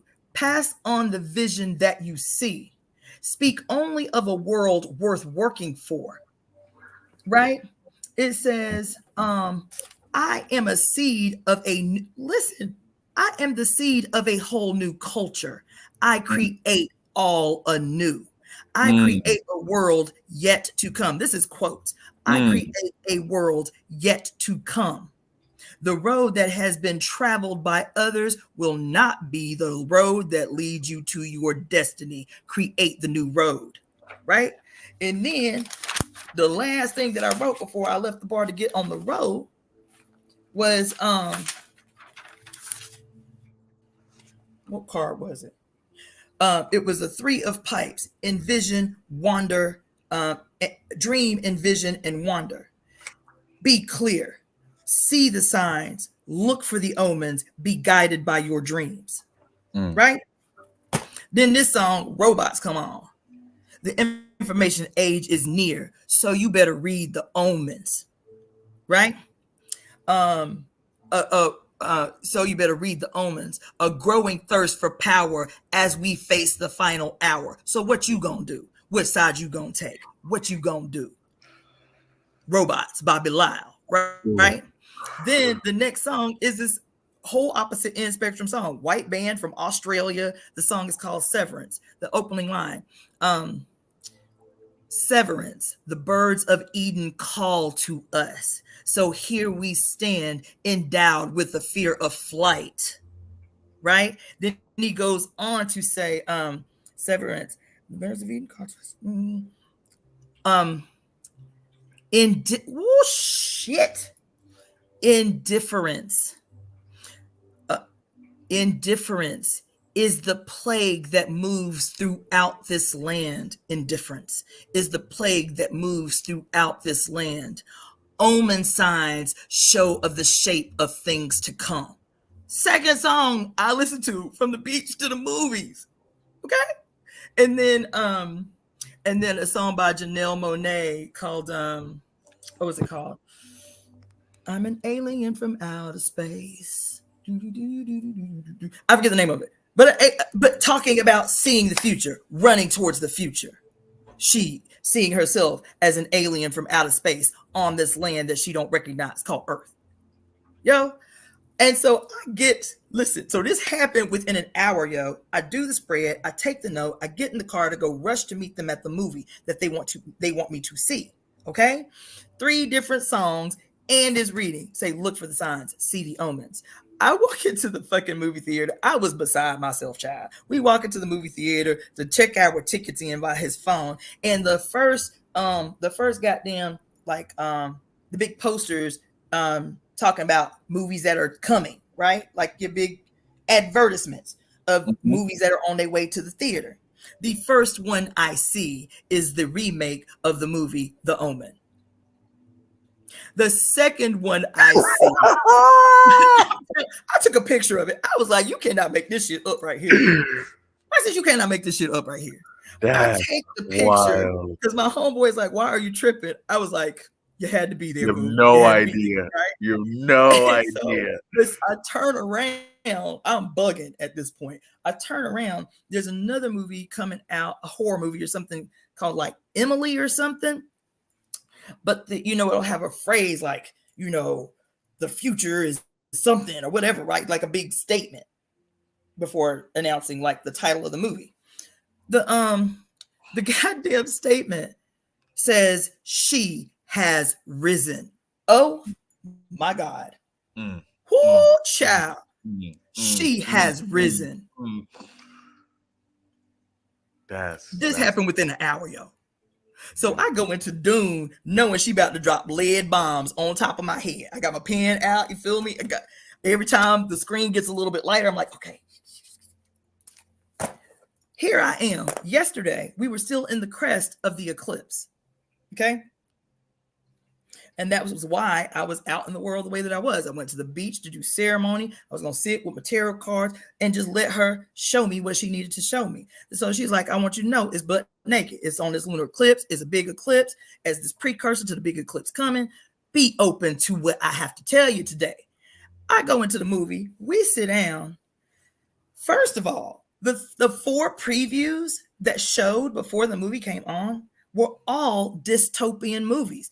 Every single one. I was like, damn, this is fascinating. No, like harshly dystopian movies about to come out. I was like, damn, that's weird. Right. The first one was the remake of the movie Twister about tornadoes. As Oya is my mother. The gods of radical winds of transformation. I said, okay, goddamn it. Nah, we being a little bit too overt right now. Okay. And then some other dystopian movies, right? Then the movie comes on. The opening scene for the movie is they are in a desert under an eclipse. I said, what the fuck? That's crazy. The opening scene of a movie I had never intended to watch, wasn't interested in watching, but my homeboys, who I really cherish, was like, please come and watch the movie so we can get your take on what you see in the movie. Look, right here. This is the first line that I wrote. 3/25/24 lunar eclipse spontaneous intervention. That was something else. And then the second line says, movie opens with a fucking eclipse. They in the desert under an eclipse. I say, here we go. I want to learn how to annotate like that and take notes, because I be having so many observations, so many signs, and aware of like how, like, with the way that you're talking about it, I always used to think when the mother talks to you, it's more complex. It's more like it has to be. No, it's in the most subtle and most simplest of ways. And She ain't trying to complicate shit for you. I've been keen on that for so She like, long, but make it just plain. never had the language to Yes. iterate, like to speak it and say it out loud for. So when you were talking earlier about looking for, way earlier, like 3 hours ago earlier, about looking for traditional Congolese spirit, like information on Congolese spiritualism, right? In my estimation, that's what these spiritual systems are for.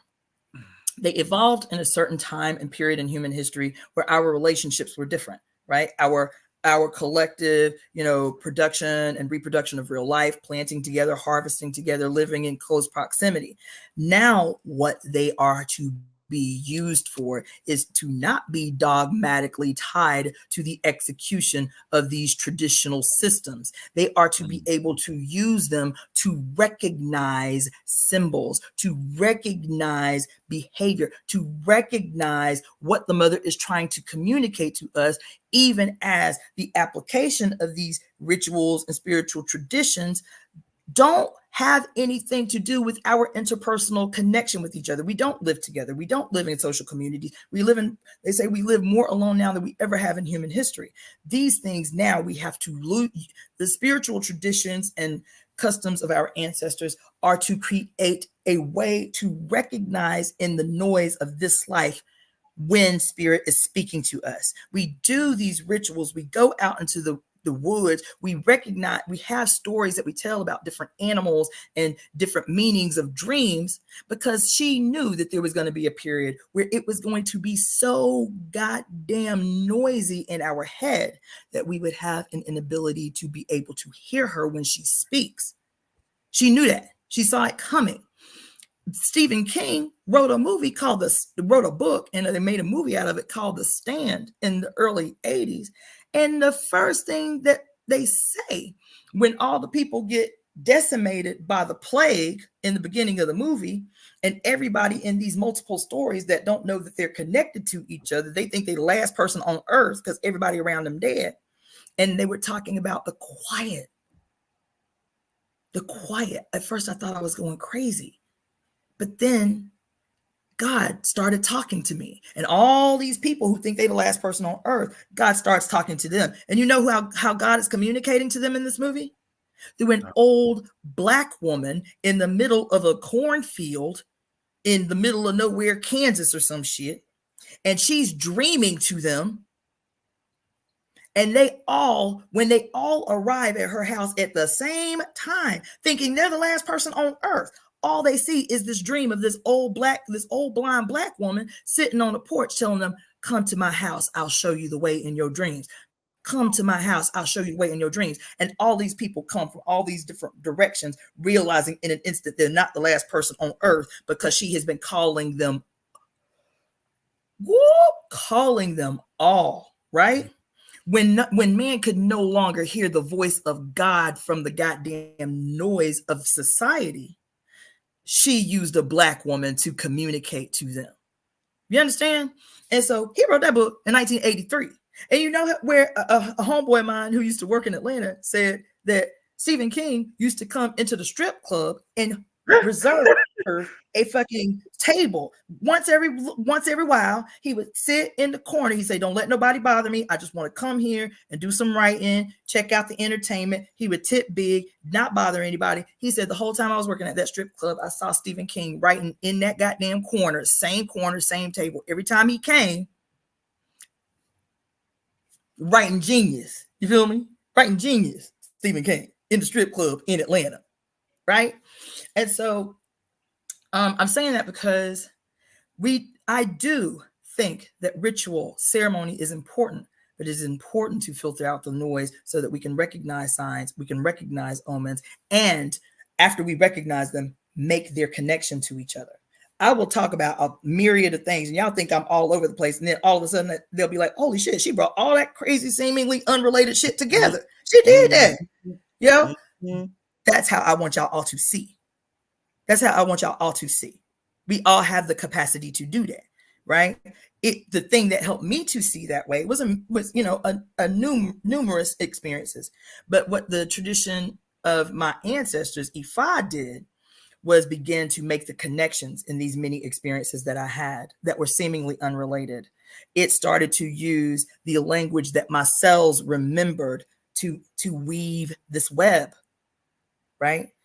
And so that's what this was. But me watching this movie, I had to do a whole separate thing about what happened in that motherfucking movie theater. That was just the precursor to the movie. Is see the signs, read the omens, and then 3 songs in the drive on the way there. And I'm freaking out every time. I'm like, what the fuck? I'm actually driving with my car with one knee, like, holy shit, down.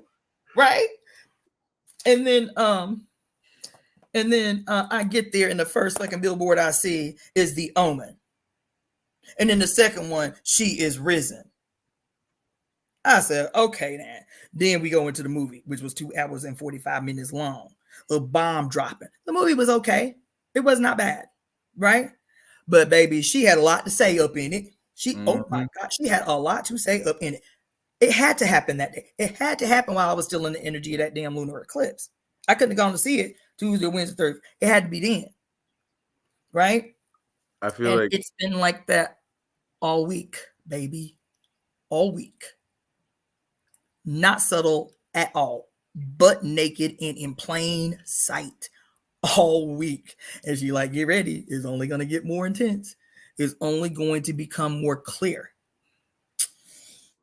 Something that I wanted to ask earlier that someone just mentioned in the comment was the whole thing about Black Jesus with Russia coming out with the photos and all of that. It kind of ain't nobody mentioned that sooner. It gets to me because like I'm through my spiritual beliefs, I'm starting to believe that Jesus was not an actual person, but we keep trying. Jesus was I kind of think like Jesus was a personification of a certain energy and yes, not baby. an actual person. You got a lot of catching up. You might have to go all the way back to my first video. You got a lot of catching up to do, boo. Like Jesus was not a human. Jesus was not a person. Jesus was not born. So when you start, first of all, I'm gonna tell you, when I saw that video about Putin making this speech about Jesus being black or whatever, I thought it was real. I didn't have any context. So I was like, isn't this interesting? Boy, these motherfuckers is really desperate. But then several women actually inboxed me and said they had been hearing that it was a deep fake, right? That it didn't happen, that it was a deep fake. I was like, oh, okay, well then that would make sense, and that's comical. Like that's funny, right?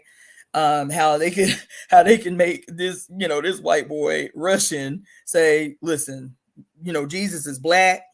This is radical. It changes everything. And now we gonna worship Black Jesus too. I was like, okay, that with that context, because several people have been saying that they have heard through different sources that it was a deep fake, right? Whether it was a deep fake or whether the white boy said it right out his mouth, it is a distraction of grand proportion that is indicative of a collective desperation of a system that is fighting for its very existence. That's all it is. Whether whether they actually believe Jesus is black is a non-issue. He could be a chocolate Jesus, an Asian Jesus. I don't give a fuck. It is a mythology that is not dissimilar to any other mythology centering a Christ-like figure who dies on the cross on the solstice, is dead for 3 days before he is resurrected. This is an astrological story about the personification, because we do that with everything. When we watch cartoons, we don't think nothing about animals talking on a cartoon, talking like people on a cartoon. Exactly. It is this long thing that we've always done, given human-like characteristics to entities that are not human. Animals, babies talking like grown-ups. Humanism? No, anthropomorphism. Anthropomorphism. Okay. And so we will tell anthropomorphized stories about environmental occurrences, astrological occurrences. Every story about every deity that has ever existed in the human consciousness is an astrological story. They're all astrological stories telling the same story. That's why everybody who be talking about well, Jesus is all Johnny come lately, because there's all these other deities who have the same attributes. They was born of a virgin, you know, they turned water into wine, you know, they did all. He had 12 homies, disciples, whatever you want to call, consorts in the thing. Krishna is one. Dionysius is one. Has the exact same story. Same Ra, you know, whoever you call them, you feel over and over and over and over and over and over and over and over and over again. Every culture. Why? Are these deities actual spiritual entities? They are the anthropomorphized stories of our relationship to the seven beneficents. The seven beneficents are the sun, the moon, and the other planets that we can see with the naked eye. That's what they are. And every culture has always told stories to help personify our actual scientific, physically palpable relationship to these seven benefics. All of these planets, we have a measurable relationship with, no different than the relationship that we have with the moon. We accept that the moon has an impact on our life physically and chemically and biologically, and makes some animals nocturnal and some. We accept that. We accept that the moon is what creates the rises and the falls of the tide, and it's so powerful that it has this massive impact on everything on the planet. But outside the moon, can't no other planets have no impact on our life. Somehow astrology is crazy. When we start talking about how, if you were Virgo, if you're born in a certain time of the year, if you're born in a certain season, over 25,000 years of observation, these are the similarities between people who are born in the spring versus people who are born in the winter. This is what astrology does. Astrology and astronomy are sister sciences who have been dichotomized by people who have been creating mystery to keep us disempowered. They're sister sciences. They were always taught as sister sciences, right? And so this distraction about turning Jesus black, whether he said it or he didn't say it, this distraction, again, is to have us caught up in some bullshit dialogue and narrative, debating for weeks and weeks and weeks about it. I told y'all, we been saying, why take a white boy in Russia to say Jesus black? We've been telling y'all Jesus black for 100 years. Jesus never existed. Exactly. He was never an actual person. Jesus is the S-U-N. Is the sun in his personification in the Piscean age. That's why all the Piscean symbolism in the stories of Jesus, the first two recruits or two fishermen, right? He feeds the multitudes with 2 fish and a loaf of bread. What's the loaf of bread? Pisces is opposite on the astrological chart. Virgo. Pisces is Virgo, who carries what? A sheath of wheat and the scales of justice in her hands. You feel me? The whole Bible is an astrological story from one perspective. Jewish people in their transition astrologically through 3 ages, predicting a 4th. The first age is the age of Taurus, because the age of Taurus was the last battle that this new emerging patriarchy was making against the mother. The Taurus, the taureau, the bull, is the bull of heaven. It is the child. It is the son. It is the immaculate son of Venus, right? Or Inanna, Ishtareth, whoever you want to call her at any given time, right? And Venus is who, according to the Bible? Who is Venus, according to the Bible? Mary? I'm trying to. If you want to understand why everybody on the planet hate women, including women. Jezebel or Bathsheba? Who is Venus? Somebody on this shit who been following me sometimes. Tell me who Venus is. The Great Mother, right? She is the primordial mother, according to according to us, but according to the Bible, who is Venus? according to the Bible, not according to matriarchal tradition. According to the Bible, who is Venus? The morning star. The morning star. Thank you. Lucifer. The morning star. Lucifer, the star of the morning, the great illuminator. Yep. Venus is synonymous in the Bible with Satan, the Leviathan, the whore of Babylon. To take the primordial mother and listen, to take the primordial mother and cast her down from heaven and turn her into Satan. That is the story. That is the story. The serpent in the Garden of Eden is Venus. But she created the Garden of Eden. Venus did. Taurus is a memory to the Garden of Eden. They say in astrology, Taurus is synonymous with the Garden of Eden because Venus is the goddess of love. She is the great creator, the mother to us all. Hold on. Because you have to understand this, how this shit has been flipped upside down. So even though the Bible tells you to cast off anything that has to do with the stars and the planets and looking into heaven and trying to divine and shit, it's because the whole book was written astrologically, detailing a singular group of people's movement through 3 ages: the age of Taurus, the age of Aries, the age of Pisces, and predicting the age of Aquarius. Jesus says it in the scripture when he's getting ready to die. At the last supper, he's like, look, he pulled the clique together. He's like, look, they about to come and get me. One of you, before the cock crows 3 times, one of y'all motherfuckers about to sell me out. You feel me? So the police gonna come and get me.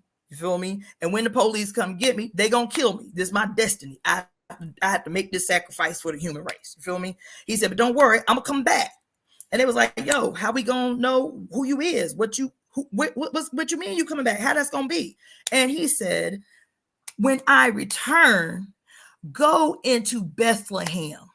There you will meet a man carrying a pitcher of water.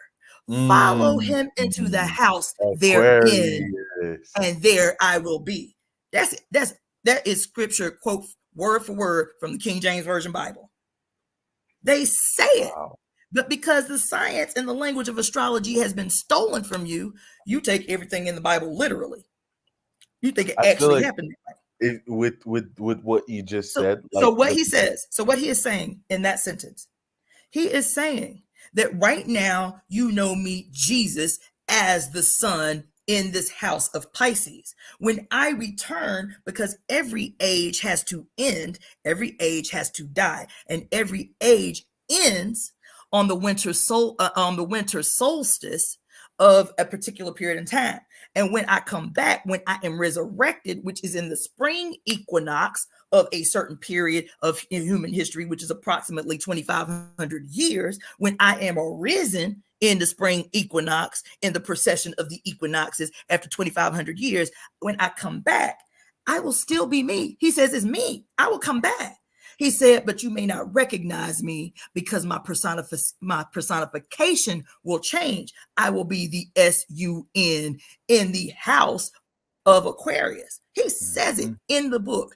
There, you'll meet a man carrying a pitcher of water. Follow him into the house therein, and there I will be. My personification will be changed from the Piscean personification to the Aquarian personification. And the reason that the Revelations is written as a horror story is because the house of Aquarius is governed, is defined by radical revolution. That's who Aquarius is. Revolution in social relationships and sexual identity. This is what we've been experiencing since Pluto entered the scene in 2008. People, doing completely away with the duality of gender. There ain't 2 genders. And if you ain't falling in line with these 2 genders as we see fit, those in power, then we can torment you and do all the time. And then people are kicking the doors and that shit in. It's defined by radical permanent economic transformation, radical regime transformation, and the doing away with institutions of the past, religious institutions of the past. This is Aquarius. And so that's why after he says, when you see me, I'll be in the house of Aquarius, but beware, because the Revelation is a horror story about the loss of power of those who have governed these last 3 ages, Taurus, Aries, and Pisces. Because Taurus, the age of Taurus represented the official final end in this long conflict that he has raised with the mother. That's why Genesis starts with Taurus, right?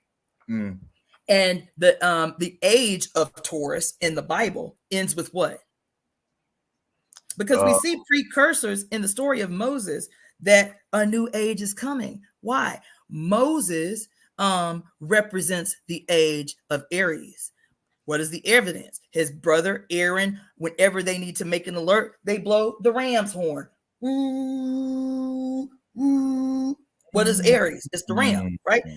When God tells Moses, tell the Pharaoh that we about to come and kill all the firstborn of the kingdom, but put the ram's blood over your door so that the angel of death knows to pass by your shit and don't ghost your children. They use ram's blood, you feel me, for the Passover. All of these symbolisms leading up to this epic moment where the age officially transitions from the old age to the new age. What was that point? Moses goes into Mount Sinai, and there he receives the 10 commandments. He receives the laws of what is to become the new age. He receives the 10 commandments. You feel me? And when he comes out, he been up there talking to God for a long time. And the people down on the thing, they've been traveling 40 years because they ain't have no GPS, and they ain't know they was only a few months away from where they were supposed to be. So they ended up traveling for 40 years in this desert. You feel me? And they was tired and they was frustrated, and he was up in that mountain for a long time. And he was like, this nigga ain't coming back. So let's go back to our old ways. Everybody who's got gold, everybody who's got put the shit in the pot so we can resurrect the God of our mother, the bull. Remember?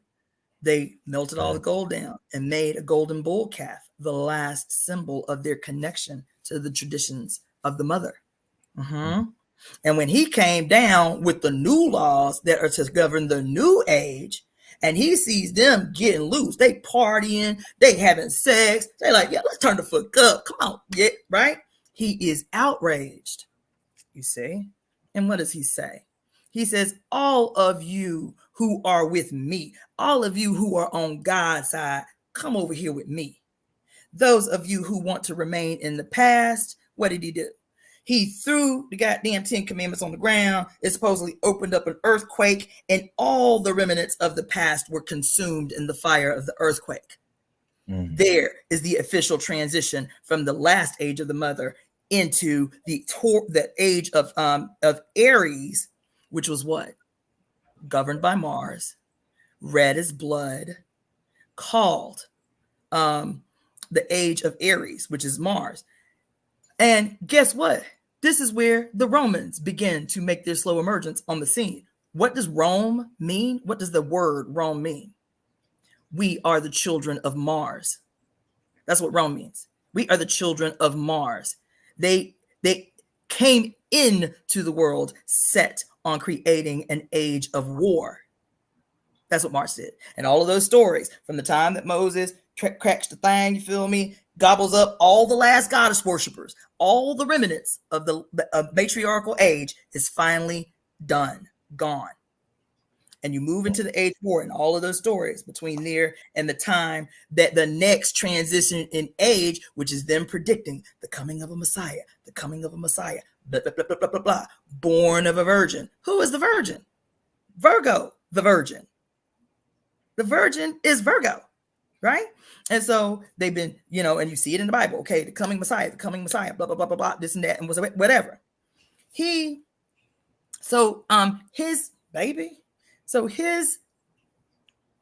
transition, the sun, the sun, out of the age of Aries, which the whole period was defined by genocide. Story after story after story after story. Because once the Hebrews are, quote, liberated from Egypt and all the evil ways of the matriarchal Egypt, now they wandering. And every time they find somebody, God say, this y'all land. But you got to, what does the Bible say?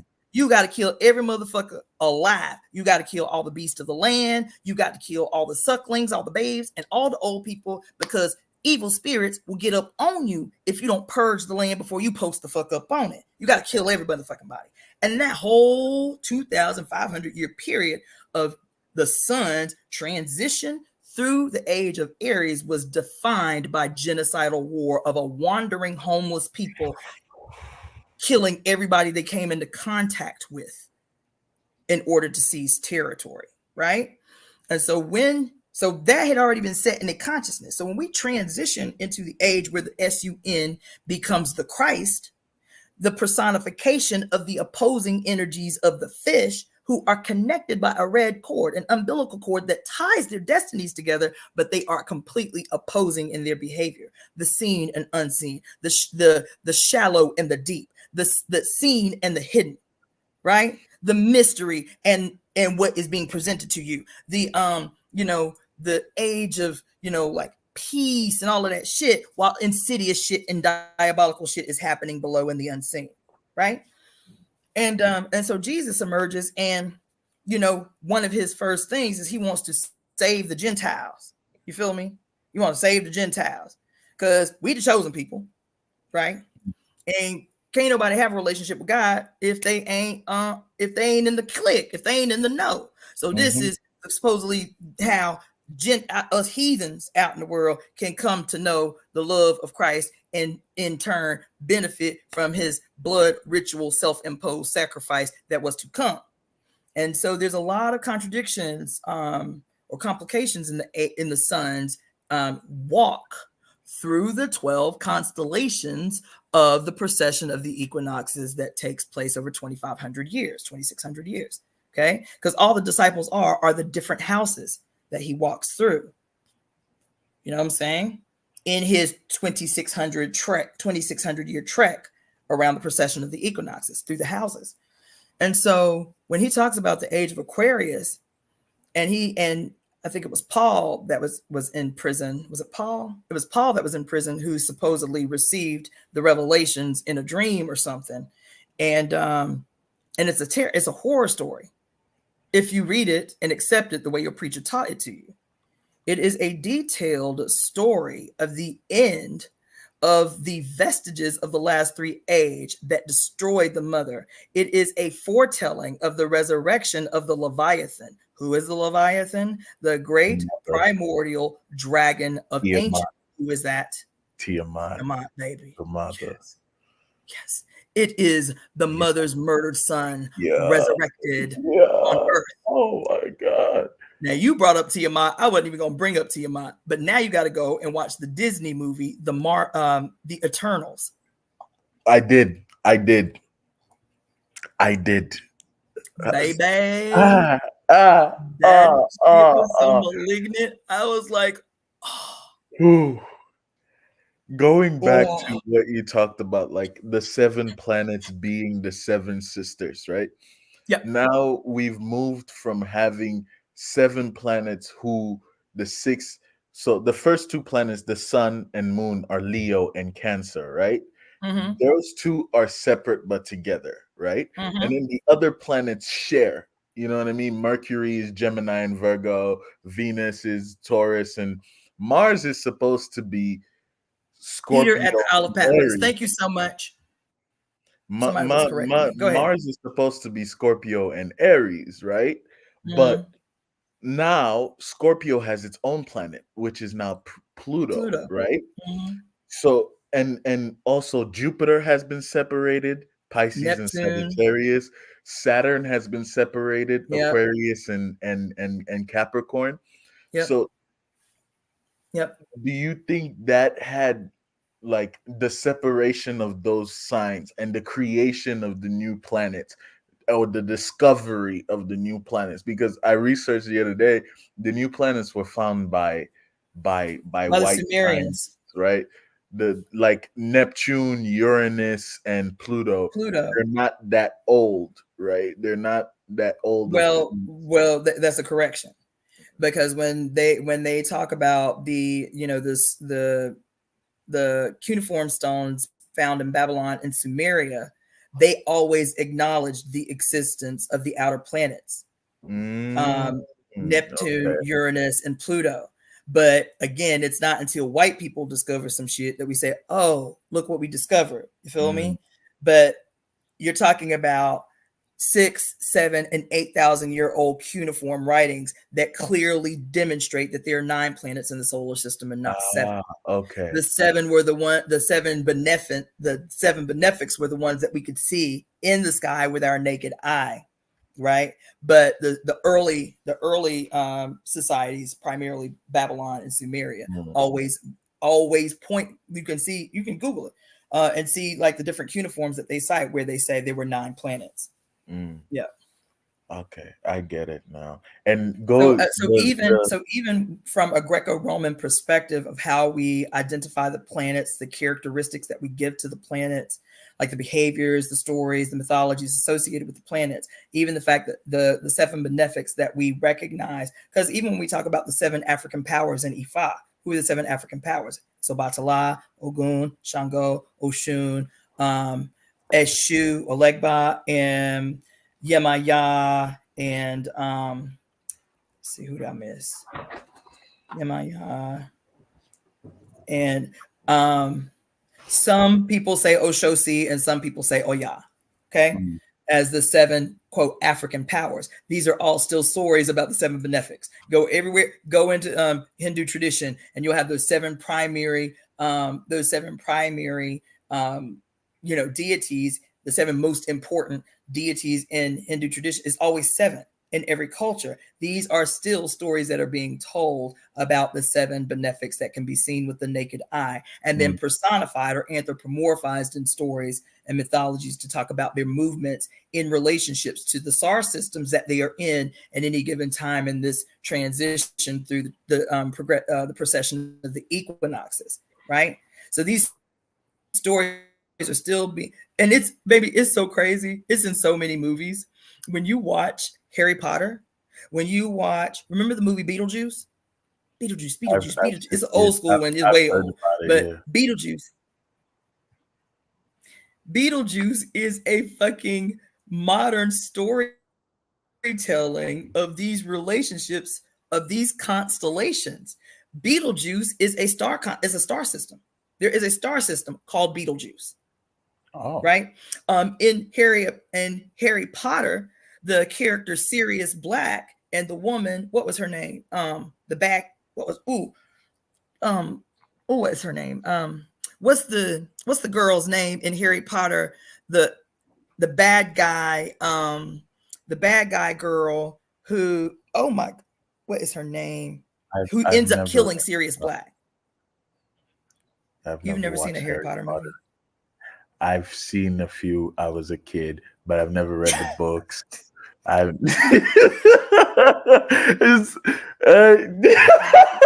have no excuse for myself, so I'm not gonna say anything. No, I am just hey, no judgment. I am just experiencing this a lot. I was teaching high school for a while, and it was like this disconnect in social, like pop culture social references. It was this huge chasm, because even though I wasn't my mom and them age, I still was familiar with all the social cultural cues from her time being a teenager. It was like this natural kind of like transition. But when we transitioned into the new millennia, these, what I think are like common knowledge, pop cultural like frames of references, it blows my mind how that information didn't transfer, across into the new millennia. It's an interesting phenomenon. So I've always, even when I was teaching high school, I was like, I have to do a pop culture class. I have to do important ideas and concepts in pop culture, because Bellatrix Lestrange. Bellatrix is a star system. Bellatrix is a star system. Sirius, the star Sirius, that is supposed to be, like, according to the Dogon people, our ancestors, as African people, at least where the Dogon are concerned. The Dogon believe that their ancestors lived on a planet that orbited the Sirius star, and that they came to Earth to seed us, right? The star Sirius is in the Bellatrix star system. And so you've got this conflict between Sirius Black in Harry Potter and Bellatrix Lestrange. And then when you do this astrological, I don't even know how I got there.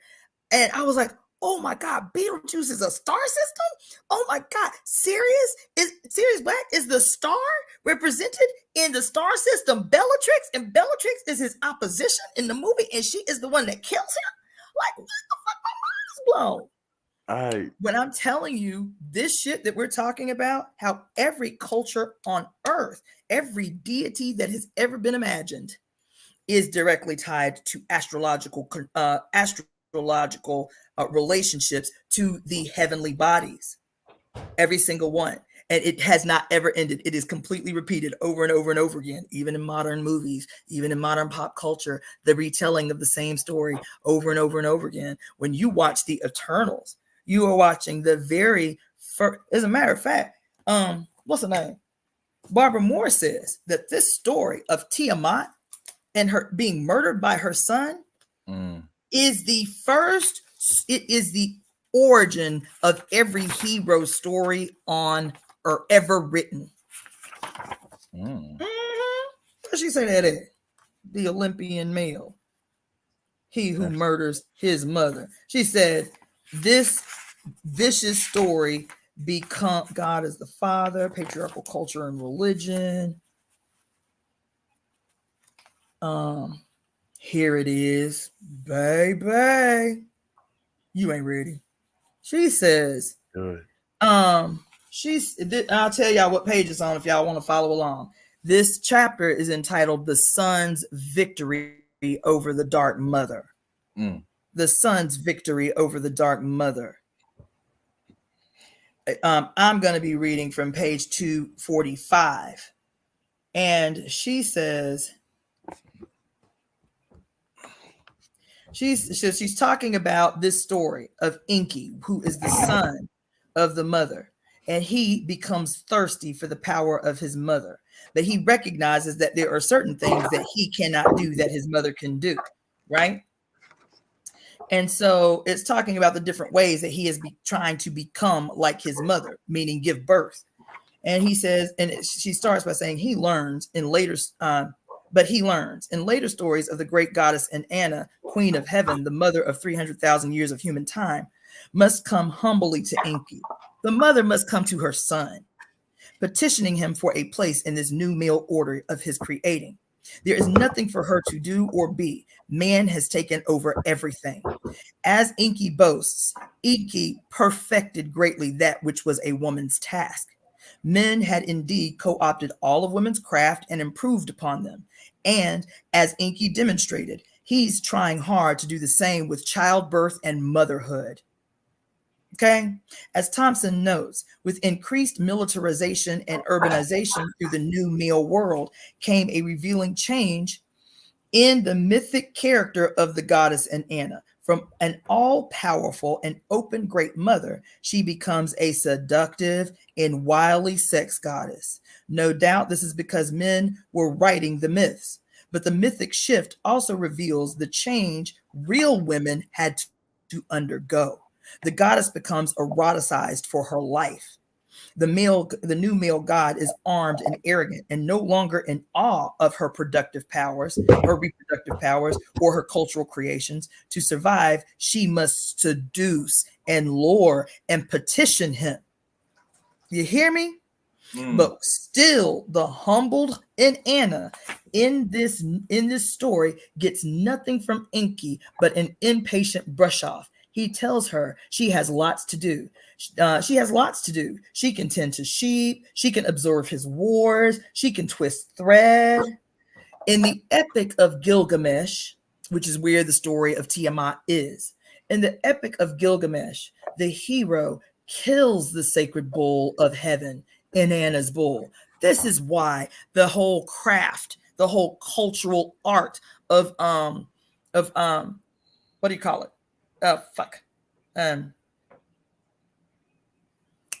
Bullfighting. What's the word for it? It's an M word.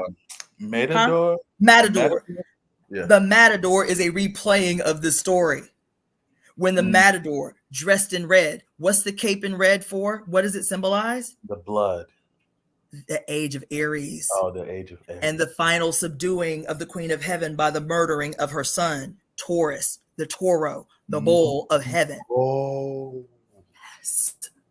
Shit. Yes. Retelling the story of the son's conquering of the mother over and over and over by the murder of her son, the bull of heaven, that But like represents the period of the Garden of Eden, of man's stay in the Garden of Eden. It's also like a purposeful antagonization, because they antagonize the bull and so unbridled young antagonizing the So listen, she's saying the Epic of Gilgamesh, the hero kills the sacred bull of heaven, Inanna's bull. The bull symbolized Earth's fertility, the moon, and so many other things. The horns, let me tell you about the horns. Every single movie you have ever watched in your whole life, from now until we seize ownership of the earth, every bad guy is some demon, to answer your earlier question, some demon or some monster who always has horns. Always. Whether it's in Lord of the Rings with the orcs, they have the horns. Whether it's Harry Potter and the little animal that has the horn. Whether it's, what's that movie? What's his name? Something in the lightning bolt. Percy Jackson. Percy Jackson and the lightning bolt thief, right? Thief, yeah. And the thing, what is the monster chasing after him once he regains knowledge of who he is as a meta-human, as a demigod? It is a bull. It is a minotaur. A bull as the bad guy, chasing the good Olympian sun. I did not know these symbolisms before. They're everywhere. Every time you see a movie where some creature has horns, it is a remnant of the mother being portrayed as the devil, Satan, the star of the morning, Lucifer, right? The angel of light, you feel me? That's who she is, right? And so every time you see a bull, it is a subconscious imprinting on our brain of these ideas and mythologies told over and over and over again for thousands of years, saying that everything that we do, we must destroy the mother. Everything that we do, we must suppress the mother. Every way that we can, we must suppress the mother from reemerging in the consciousness of every human being. Every time you see something with horns, it's a bad guy. Every time you see something about some horns, it's about the demons or the dark or hell or whatever the fuck. It's about the mother. Listen, she goes on to say, the horns surmounting the beast of the walls of Katal Hayuk. What did I just say? Katal Hayuk. Every time you go to some white boy somewhere in the United States who hunts for sport, how does he demonstrate his victory over nature? By mounting the horns of some victim that he has slaughtered on his walls. Everywhere. Everywhere. And she says here, they're all the way back in Katal Hayuk, the horns surmounting the beast of the walls of Katal Hayuk, the crescent horn in the uplifted hands of the Venus LaSalle. The horns of the bull were a symbol of the crescent moon above the head of the goddess that looked like horn. When the crescent moon was above her head, it looked like horns. So every horned beast became synonymous with the evils of the mother. Right? The crescent horn in the uplifted hand of the Venus LaSalle. What does Gilgamesh do with the horns of the sacred bull of heaven? This is her son, who she created. He hangs the horns up in his room like a hunting trophy, a decoration for his male clubhouse. This story is damn near 8,000 years old. About 8,000 years old. In this act, listen, this is the coup d'etat. In this act, the old conservative religion of the women is being mocked in a celebration of male ambition. The Gilgamesh epic dates back from 1600 to 2000 BC. So what's that? Yeah, that's 8,000 years. to 2000 BC. Thompson calls this 4,000-year-old story the very foundation of all Western literature. For what we are witnessing here is to set the pattern for all Hebrew and Greek literature to come. This new individuating, mocking, arrogantly alienated ego of Gilgamesh, established in defiance of the old religion of the goddess and the earth, becomes in Western religious and secular history the ego of man. Mocker of the past, builder of tomorrow, etc. This effort to displace the female seems to be the archetypal foundation for civilization, for mankind, has been at it ever since. Whether he is challenging Mother Nature in flying away from her in rockets, or in changing her on Earth through genetic engineering, man has not given up in his attempt to take away the mystery of life from the Great Mother and the conservative feminine religion. Oh, there it is right there. You want to understand every goddamn story, and once you see it, baby, Hellboy, I'm going to do T'Challa, so you ain't been following me but a half a second. I did at least a little precursor to Hellboy, because when I talked about Hellboy, I didn't do a whole dive on it. I'd woken up from a dream after falling asleep watching Hellboy, where he meets the Blood Witch, and the Blood Witch had been murdered by the ancients, her body severed and strewn across the land so she could never be reborn, right? She could never be reincarnated. But somehow she has followers throughout the ages of time, thousands of years. She's been buried across the lands, and they piece her body back together, and she is reborn. She is reincarnated. And she is set to destroy the world when she reincarnates. She's like, there ain't no saving this shit. We got to scratch this shit, start all the way to fuck back over, right? And oddly enough, when they buried her head, baby, when the knights in shining armor buried her head, they buried her head at the roots of the tree of life. So when her followers come to reconnect her body together so that she can be reborn, and she is set on destroying the earth. She's actually specific. She is set on destroying men. And then she meets Hellboy, and she was like, oh my God, this may change plans, because she sees power in him he does not see. Why? Because his destiny has been destroyed, because in his mind, he is saved by this white man. And this white man teaches him that everything that he is antagonistic to his destiny.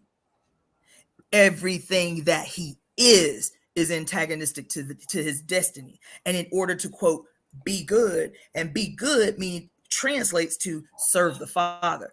Be good means is synonymous with serve the Father. In order to serve the Father and the ambitions of the Father. Who is his father? This white guy who is an agent of the CIA, playing a goddamn double agent with this British organization that's killing monsters.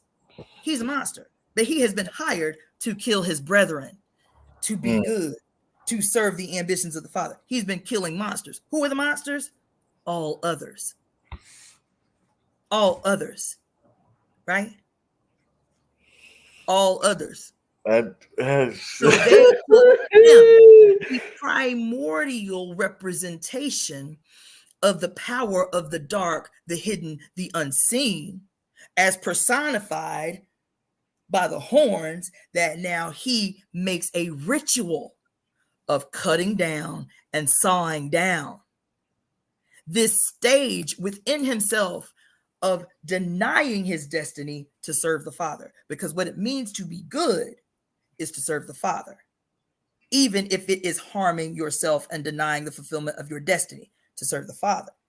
So he meets the chick And she started talking all this good shit, like, you do not know how powerful you are. They have taken your mind, but you and I together can change the world for the better. Blah, blah, blah, blah, blah. You just have to step into the realization of who you actually are and what your destiny is, right? And he's like, damn, this shit sounding good. Plus, I ain't never had no boo, because all these people that I am saving, even as much as I save them, they hate me. Mm-hmm.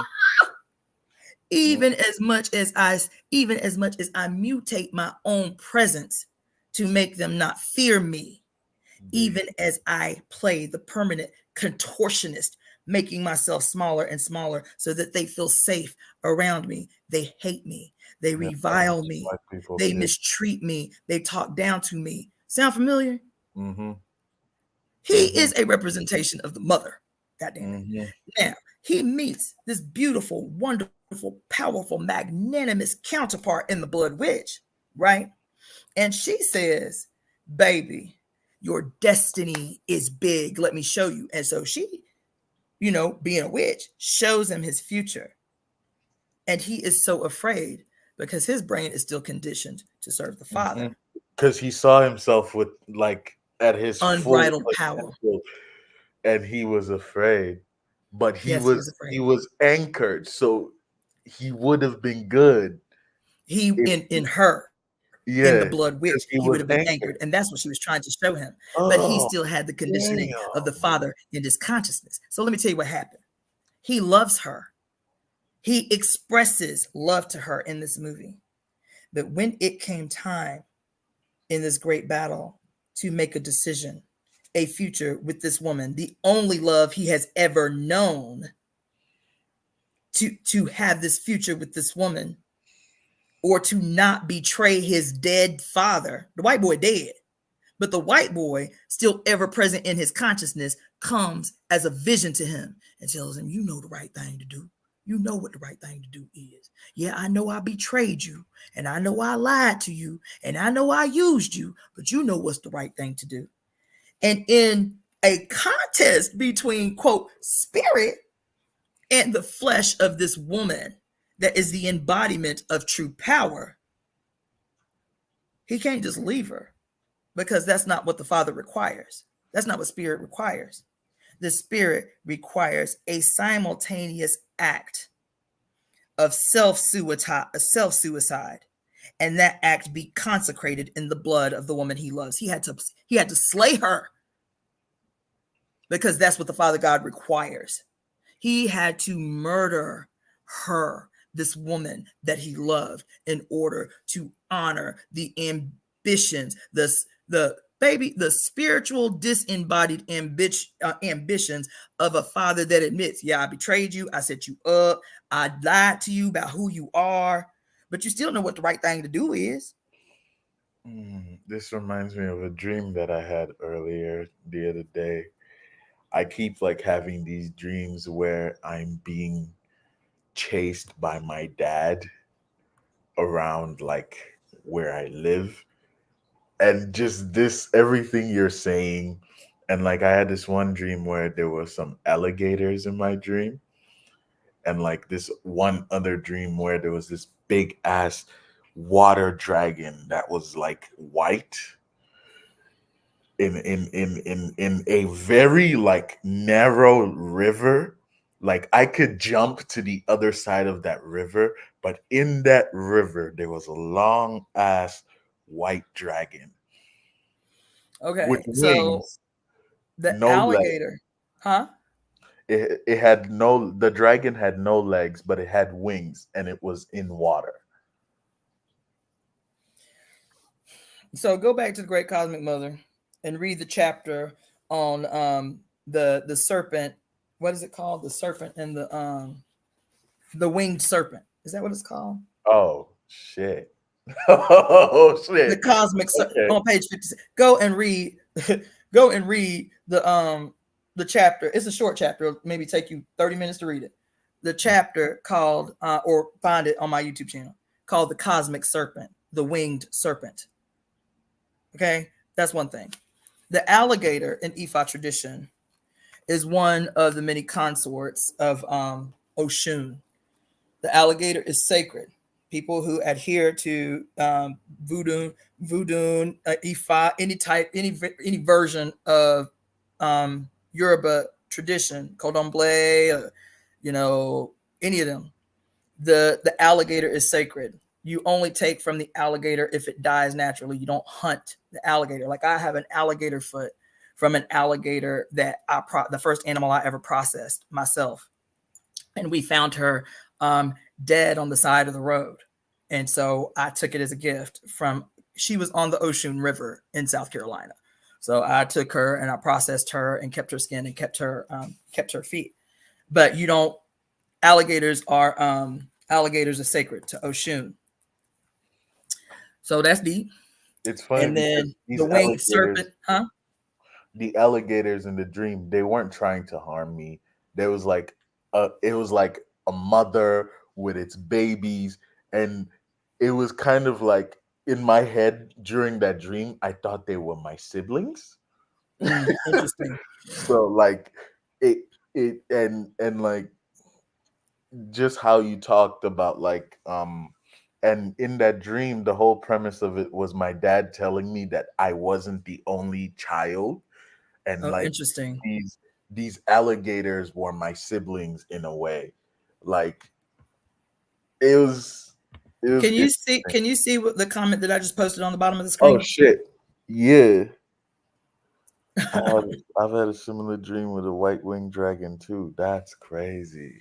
So, fortunately, we live in the age of the internet. So, if I have a dream and I'm trying to get a deeper meaning of the symbols in the dream, Google it. Dream interpretation, white winged dragon, dream interpretation, winged snake, dream interpretation. I always do that. If I can't understand what's coming through in the dream, but it was obviously impactful, I'll Google it. Sharks. I was dreaming about sharks for a week. This was a couple of years ago. I said, why am I dreaming so much about sharks? And when I read the dream interpretation for the presence of sharks in your dream, I was like, I don't remember what it is right off the top of my head, but I remember being blown the fuck away. Our dreams are never literal. They take, just like we do with these mythologies, symbols that we can relate to teach us something, to communicate something to us. Fortunately, we ain't got to learn from a mentor how to do dream interpretation to understand our dreams. We can Google it in a minute and get different perspectives on what these symbols mean and what our dream is attempting to communicate to us. Right? Yeah. So that's what I would do with those dreams that you just mentioned is right away go and what does this mean? And any other thing that you can remember, colors that stood out, sounds that stood out, people, whatever. Google it. That's why we got this. She's like, I'm trying to make the work easy for y'all. It ain't got to be hard no more. You understand? I feel like the being chased part, like being chased by my dad part of the dream was, I think it's me decolonizing the concept of the father. Ooh, my ears ringing right now. Like decolonizing the concept of my father for my own lineage, my own like generation, that separation from the matriarchy. Because something that I always told myself, especially when I lost my mother, was like I became the mother of my household. You know what I mean? 'Cause I have like my dad and two brothers and me. Wow. So like I kind of Oh was my God. the man in the family that kind of took on this, and without me even realizing it at the time, until like I started living on my own, and then I was like, oh shit, yeah, I've really been out here with this shit. And just wow, like I said earlier, just being put through situations in my life where it purposefully pulled me away from the norm. You know what I mean? Like yeah, yes, it's like one moment you're here and then you disappear and then you come back and you're like, whoa, what the fuck happened? Like yeah, yeah, it's this whole yeah. conversation, I'm excited for everything that's happening in every second from now. Like every I'm just writing a note. I'm listening. is like beautiful. It's a sign. I'm excited. This shit right here was huge, child. The This shit right here was huge. in our hands. And I had a whole day planned, child. I haven't even drank no water in 7 me hours. too. I was like, I'm gonna finish retwisting the back of my head. I'm gonna clean the house, but nah, nah. She had something else planned. You understand? Like I remember before we this was came really on, impactful. yeah, And I'm like honoring it because so grateful, so I grateful. feel like this next maybe 2 weeks, you know, and I'm never alarmist, even as a lot of like the narratives out here are very alarmist. You know, people there's about 10,000 right now conspiracy theories about this coming eclipse on April 8th. A bunch of conspiracy. You can get lost in the gravity of conspiracy theories about this coming April eclipse. And oh my God, girl, you are right. Y'all. Listen, let me put up this goddamn comment this woman just made. Now, why y'all stay trying to send me on motherfucking wormholes and shit? I'm trying to limit my wormholes, not create and increase them. The story has wings like dragons called Falcor. He is a luck dragon. That's interesting. That's really interesting.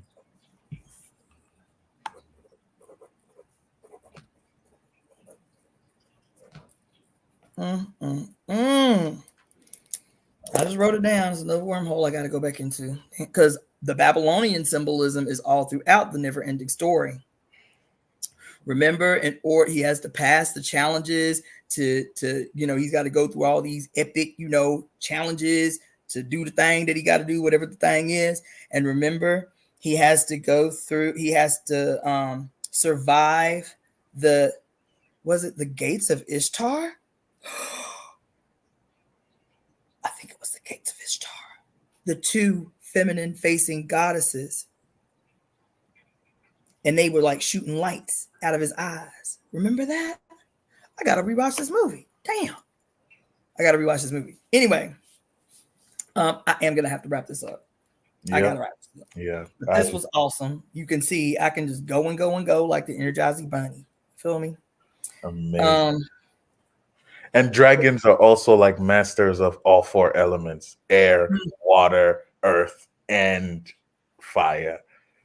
So, did you watch what's the name? Oh my God, my brain is fried. The Disney movie Raya and the Dragon. No, I haven't watched that yet. You should watch Blue Beetle. It came out like I think last year. I think it's really good because it talks about the scarab beetle that comes from out of space. That like it's really good, and it talks. I feel like it was a good movie that described the end of billionaires and the people that they exploit. Like Blue Beetle was such a good movie. I finished it. It was really good. Well, I just wrote it on my list. Yeah. But also going back to Raya and the Dragon, there's a lot of controversy around it, but I've watched the movie about 100 times. It is, and it's deeper every time I watch it because so much of what we covered today is in it. The dichotomization of the mother in particular. So what happens is all of these kingdoms are named after the body part of a dragon. One kingdom is called Talon. One kingdom is called Heart. One kingdom is called Tail, so on and so forth, right? One kingdom is called Head or something. And it is a remnant, this dissection or this dichotomization of the dragon named in these communities that used to be one. They used to be unified when the age of the dragons was still, when the dragons still existed, right? And I'm not going to give it away. Y'all all have to watch it. But something happens. And it's put out as if it is this emerging something that happens with humans that create humans in discord that create this entity. What am I always talking about? The creation of the Godhead. Humans in on one accord, whether it's in good or bad discord, emerged from them this entity that everything that it touched, it turned to stone. Right? And threatened to destroy the whole planet. The only force that could destroy it was water. Right? And so some things happen. Y'all got to watch Raya and the Dragon. Now that y'all got this new information, now y'all got to watch Raya and the Dragon. Yep. Thank you so much. So unbelievable. So much. I love you guys. Oh, damsel, Tajali. Damsel, is that the one about the princesses that get thrown in the dragon's lair? I think I've seen it. If it's the one where this wicked queen uses her handsome son to get brides, and then yes, okay, that shit was off the. I just watched that last week. That shit was off the hook. That's another one I need to get into. We need to make like a movie list, a book list. Like we need to get out here because this is so nice. I feel like my partner and I have been talking about finding people. Like, baby, this is the but age. The people that we're looking for are not near us at all. And we have to resolve that. That's what I think I was saying earlier. We got to be ready to quickly respond to radical requests that present themselves to us.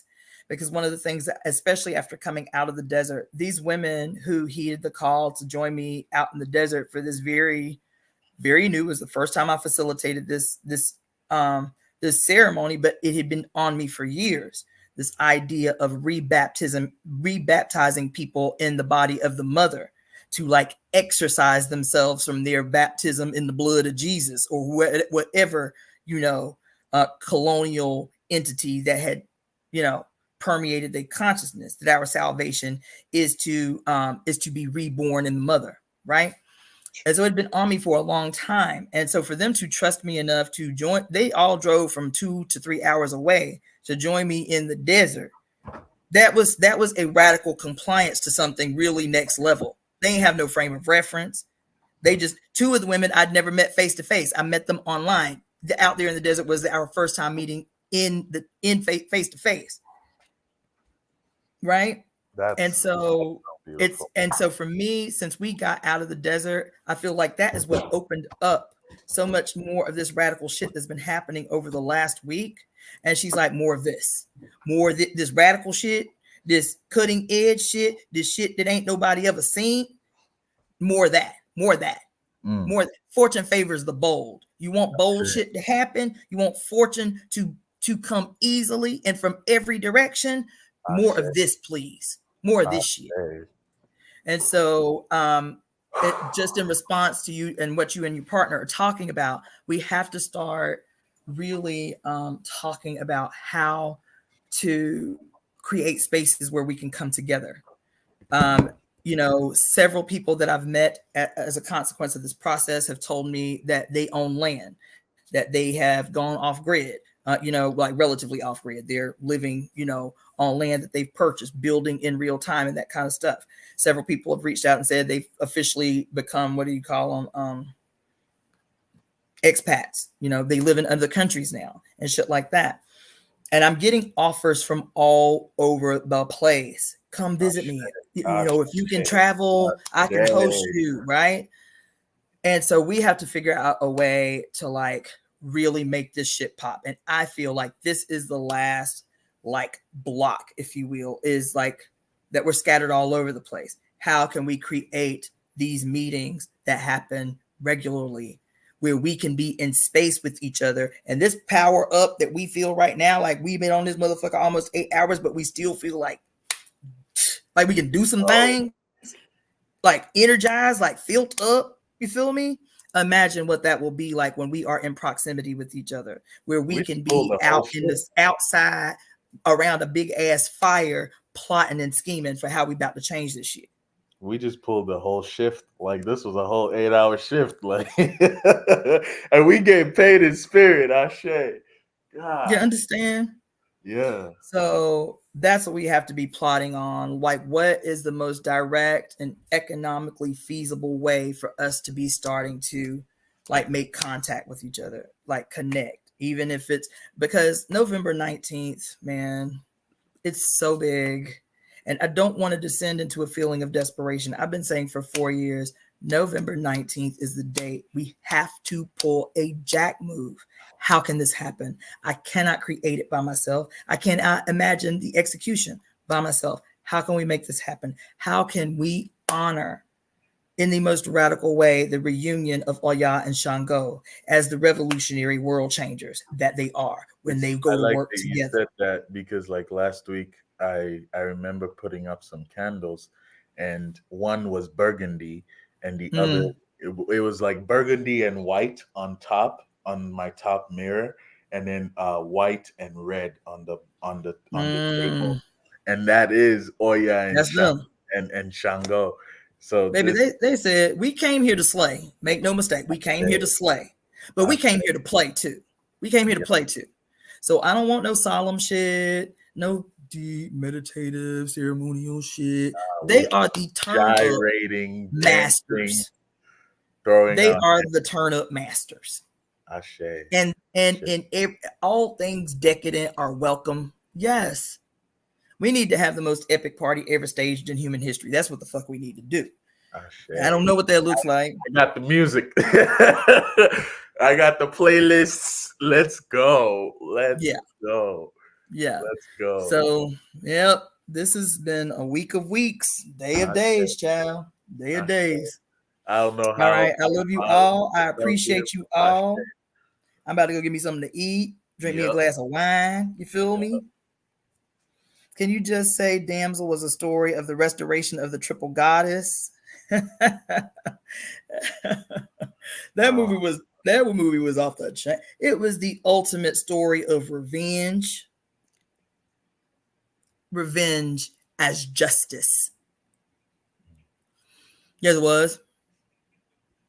Yes, it was. Among other things. You understand? That movie was good. But my only complaint is the complaint I always have is every story being told right now about the resurrection of the mother, about women power and women being empowered is always a white woman as the star. Always, always, always, always, always, always, always, always.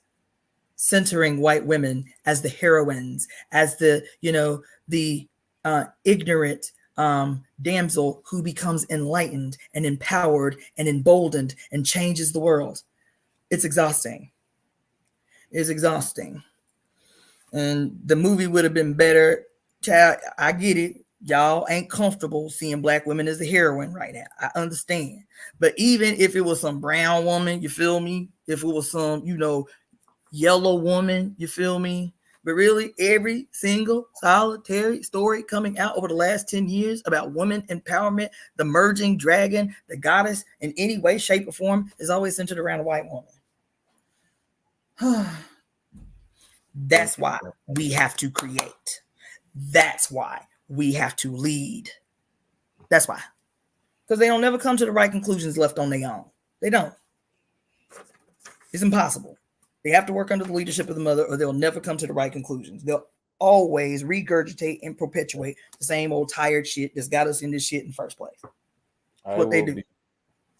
I will be posting this on my TikTok. So I'm excited. I'm hyped too. This was a lot of goddamn fun. This was off the goddamn chain, as a matter of fact. Wow. I was like, you're gonna get on this live? What are you even gonna talk about? Like and look at all these riders who've been rocking with us. There ain't nobody fell off. You feel me? like this is 2-3 months ago when I started like following you, I didn't think I'd be here. And now I feel like I'm in a spotlight that's like really bright. And hey, what else can you do? I'm so grateful. So grateful. I'm going to make a commitment to really try to, even if it's just a skeletal version, rudimentary version of the website. That's the commitment that I want to try to make before April 8th gets here. Because I already have a guy who has committed to help me construct the website. He's like, you just got to tell me what you want on it. I can't create no content. You tell me word for word what you want on it, what you want it to look like, what the pictures look like. All I'm going to do is construct. And I have been deliberating for a long time, for a year this month, actually, because he offered a year ago this month. He's already reserved the domain. We already have the website. It's called evoemmy.org. That is the website. It's ours. evoemmy.org, evolutionary emergence, right? But he was like, whenever you're ready, just let me just start dumping the content and I got you. And that is one of the things that I've just been kind of really stuck with. Like, and it's probably my Virgo Capricornian self that overthinks everything, that tries to create perfection before executing. So that's the commitment that I'm going to make, is to try to have this website live before April 8th. Ashe. Yeah. Wait, you said you were Capricorn moon? Yeah. Oh, I'm Gemini rising, Capricorn moon. I'm a Gemini sun. Gemini sun, Aries moon, and Capricorn rising. Every time I say I'm a Virgo, people are like, what? You ain't like no Virgos I know. And then I say I'm a Gemini rising, and they're like, that's how your ass can be on here for almost 8 hours running your mouth nonstop. Yeah. It's that Gemini rising shit. Oh man, this was so beautiful. I have no words, but also so many words at the same time. Like, this was so much fun. I really respect your mind. I really love the questions that you asked. I really enjoyed watching you process shit, because I dropped a lot on your ass today. I know it was probably sensory overload. My brain as I'm saying this shit, I can see the wheels turning. I like that. I love that. I love that. Like, I can feel, you know how they say, like, when you smile, you use all your muscles in your face. I can feel literally every muscle on my head right now. Like, it's so beautiful. Thank you so much. I'm gonna go. Wow. I love it. Thank you all so much. Brahmana, Brava, Akim. This is the man. Akim, yes. Who else? Phoenix, the Phenom, Chloe Dior, Leger, Tajala, Tajali, Balance. Who else has been on here? I know a lot. Kamara, the Step and Razor Gorilla of the Matriarchs in the house. Who else? Man, y'all was up in here. Y'all was up in here. A Rising Divine Beauty.